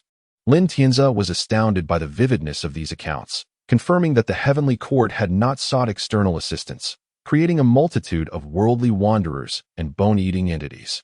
They were directly aided by formidable beings from the heavens, enlightening the minor deities of the mortal realm on the essence of strength and fortitude, suppressing his urge to scoff. Now, with the dragon slain and the balance of nature disrupted, drought brought famine, and floods heralded plagues, the emperor's capabilities were indeed lacking. And the fierce factional strife among court officials, amidst internal and external turmoil, heralded the imminent arrival of chaotic times. Chapter 63 Question: Can the terrifying upright ape transform into a spirit in the realm of immortals? Lin Tianzi, ever the pragmatist, anticipates an impending upheaval. Reminiscent of tales from strange stories from a Chinese studio, where deities vanish and malevolent creatures wreak havoc upon the mortal world. For a player of Peace Society, this is the opportune moment to showcase their prowess. One cannot afford to be ensnared by the allure of mere indulgences or betray their allegiance to society by becoming a mere harbinger.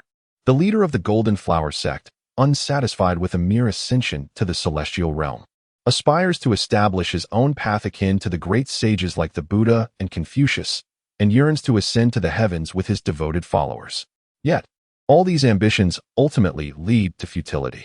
To Lin Tianzi, this individual is a good soul, without the remnants of his failures. He would not have amassed such a diverse collection of arcane techniques. Lin Tianzi has only scratched the surface of the divine secrets passed down from the Yellow Emperor. Yet he is stirred by the ephemeral brilliance of the Flame Emperor Shenong and the progeny of the Ninely, led by Chiyu. By integrating the esoteric methods he has gathered, curses, and malevolent arts, Lin Tianzi experiences a moment of enlightenment, discovering a method to imbue inanimate objects with consciousness, akin to certain demonic arts that enlighten lesser spirits in the world of Journey to the West. To validate this newfound understanding, Lin Tianzi, driven by curiosity, decides against letting the first opportunity to transform a being into a spirit slip away to mere stones. Such a moment, steeped in mystery, is one he must seize for himself. Question: In the realm of immortals, the terrifying upright ape is not acknowledged by the mythological human order and is considered a mere animal. Can it still attain spiritual transformation? With this query in mind, Lin Tianzi retrieves a drop of malignant cells from a corpse, untouched by white blood cells, and resolves to enlighten them into a spirit. One cannot gamble everything on a single experiment. Prudence is paramount. With all materials prepared, he awaits the auspicious moment to commence the ritual under the silvery glow of the moon. Lin Tianzi opens his backpack, gazing at the precious drop of blood.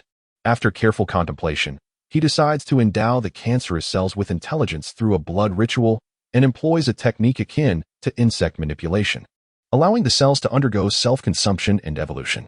Ultimately, this could lead to their transformation into a spirit, though the undertaking carries inherent risks. A cell spirit capable of infinite division and self-consumption seems fraught with potential failure. Enhancing the success rate through prior preparation is advisable, yet the stakes remain high. Even if successful, it would be confined to his room. Should it escape, the chances of it causing widespread chaos are slim. Should calamity arise, there are always adept beings to intervene, and if they fail, the celestial realm still stands above. The more Lin Tianzi contemplates, the more anxious he becomes. Though he lacks extraordinary powers in this life, his genetic lineage can trace back to the primordial cells born from extreme coincidences, leading to endless conflict over eons. Humanity is a slave to hormones and physical form. If such a significant history were to spark a chemical reaction in this world, it might indeed yield something extraordinary.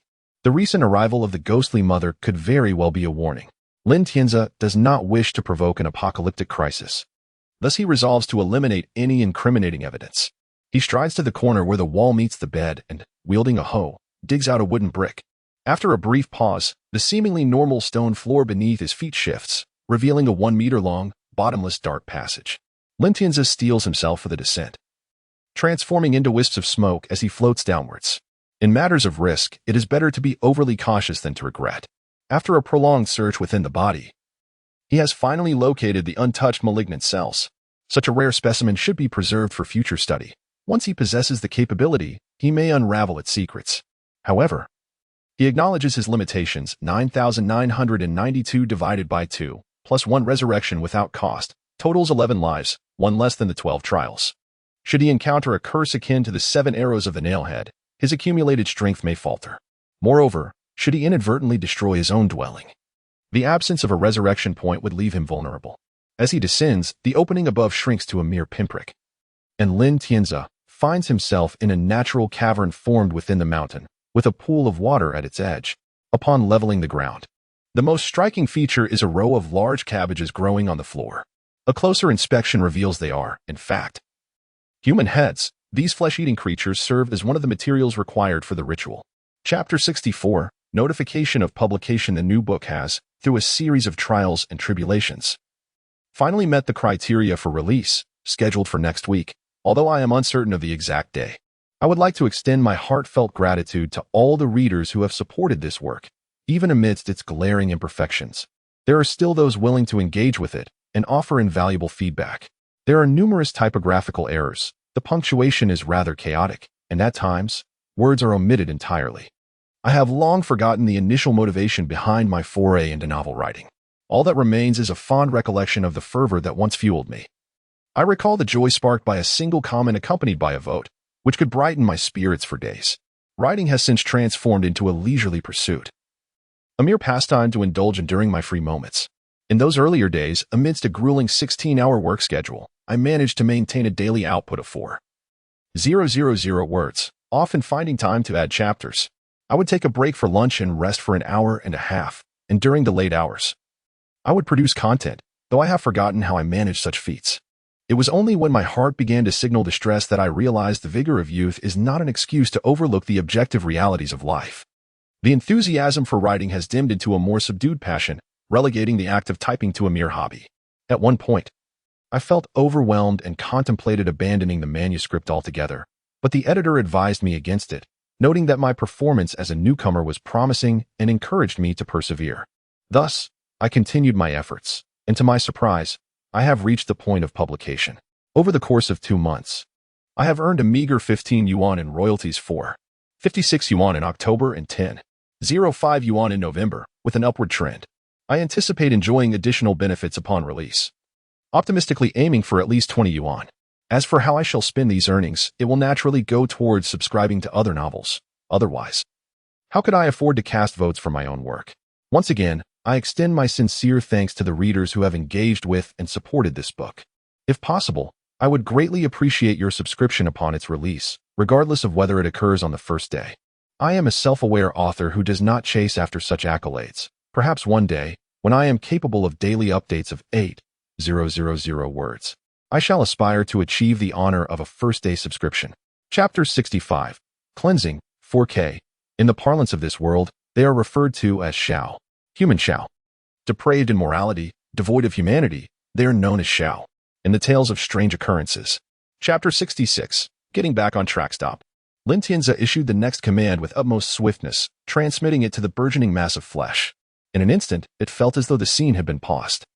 Chapter 67, White Blood Cells, 2, 7K, Blood Sacrifice and Spirit Inquiry Technique. This is a skill that Lin Tianzi secretly learned from a local shamaness, who was renowned in the surrounding villages for her divination abilities, capable of predicting the changes in fortune and the whims of fate.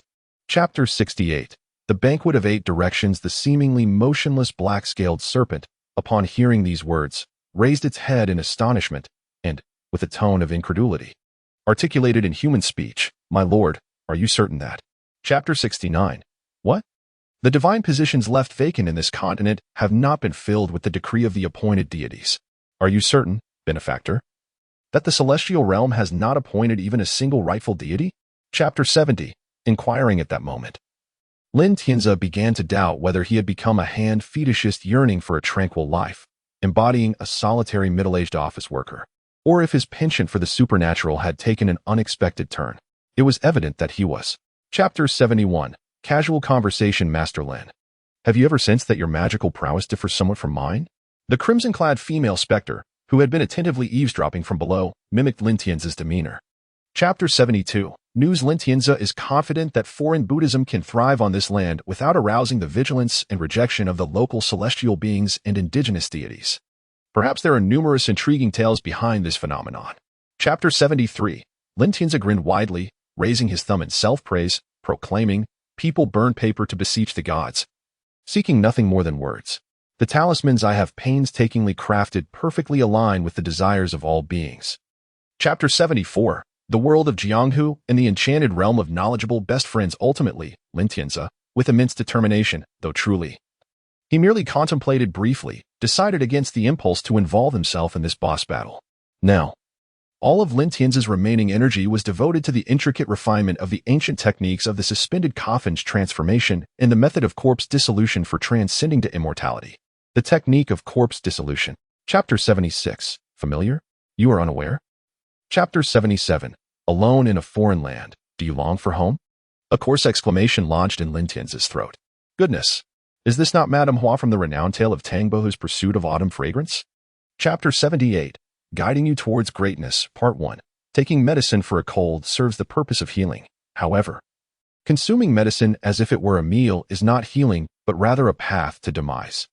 The teachings of Buddhism and scriptures can aid in the liberation of vengeful spirits and malevolent ghosts, possessing the ability to alter their fate towards death. Chapter 79. Leading you to prosperity. Recently, a peculiar phenomenon has occurred in the nearby town of Lu. Regardless of age or gender, all residents have reported a noticeable thinning of their hair. Whispers abound in the streets, speculating whether they are. Chapter 80. Breathing techniques sustaining life through qi. Upon arriving in Yuzhen, Lin Tianzi immediately discerned the presence of scattered rodents moving stealthily under the cover of night. Is this the true nature of the ghostly shave? Chapter 81. Healing. This embodies Lin Tianzi's perspective. The standing of individuals in this world is entirely upheld by their ancestors, specifically those celestial beings who have embarked upon the path of personal civilization.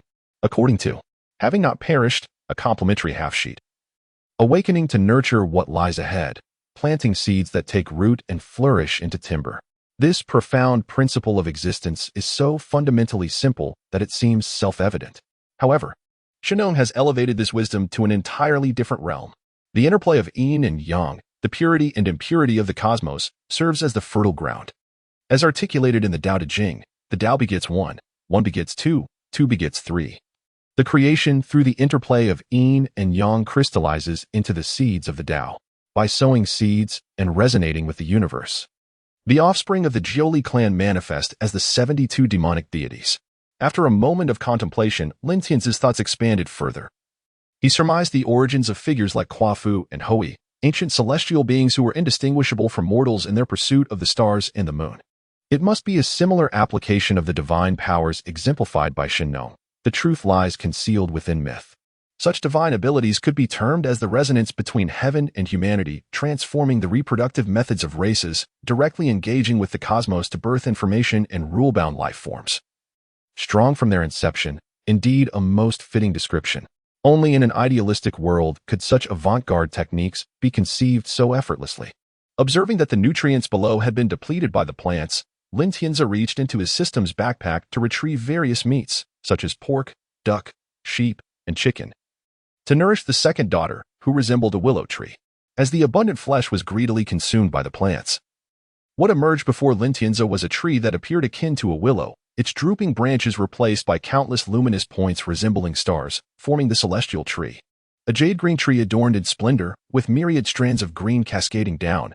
Who would have thought my second daughter could be nurtured into a plant by this mountain? How utterly fascinating. Chapter 82. Wishing everyone a happy new year. Well, with my hand placed in this primordial world, it is akin to grasping the innate spiritual roots. Is it not? As I sense the plant resembling a willow, which has already blossomed. Chapter 83. The birth of destiny. In the realm of Eastern immortal fantasy mythology, the principle of cause and effect stands as one of the fundamental truths and doctrines. Chapter 84. Departure. Before Lin Tianzi could inquire about the feasibility of this method, the infinite celestial venerable rose from his seated position, casting a meaningful glance. Chapter 85. Packing up. Confronted with his earnest request, Lin Tianzi was confident that the two would acquiesce to his plea for companionship. After all, united, they would still be no match for him, considering the circumstances. Chapter 86, Journey, Part 1. Heibai Z cast an annoyed glance at the monk opposite him, straightened his Taoist robe, and then gestured toward his attire, inquiring, "What does it mean to be a disciple of the Tao in your eyes?" Look. Chapter 87, Journey, Part 2. As the minor disputes threatened to escalate into violent conflict, xianxia, as the host, naturally felt compelled to intervene and mediate between the two esteemed elders. The Taoist priest's water technique surged forth like a thundering torrent. Chapter 88, On the Road, Part 2. The benefits that accompany strength are the ability to voice one's opinions in this small corner of the world. Moreover, speaking with a bit more volume may attract the attention of demons. Chapter 89, Ghost blows out the light, Enhanced Edition. Beyond the walls lies an expanse of shadowy plains and dense woods, while within, the lights burn brightly. The clamor heard by the two individuals and the ghost does not emanate from within the confines of this city, but rather from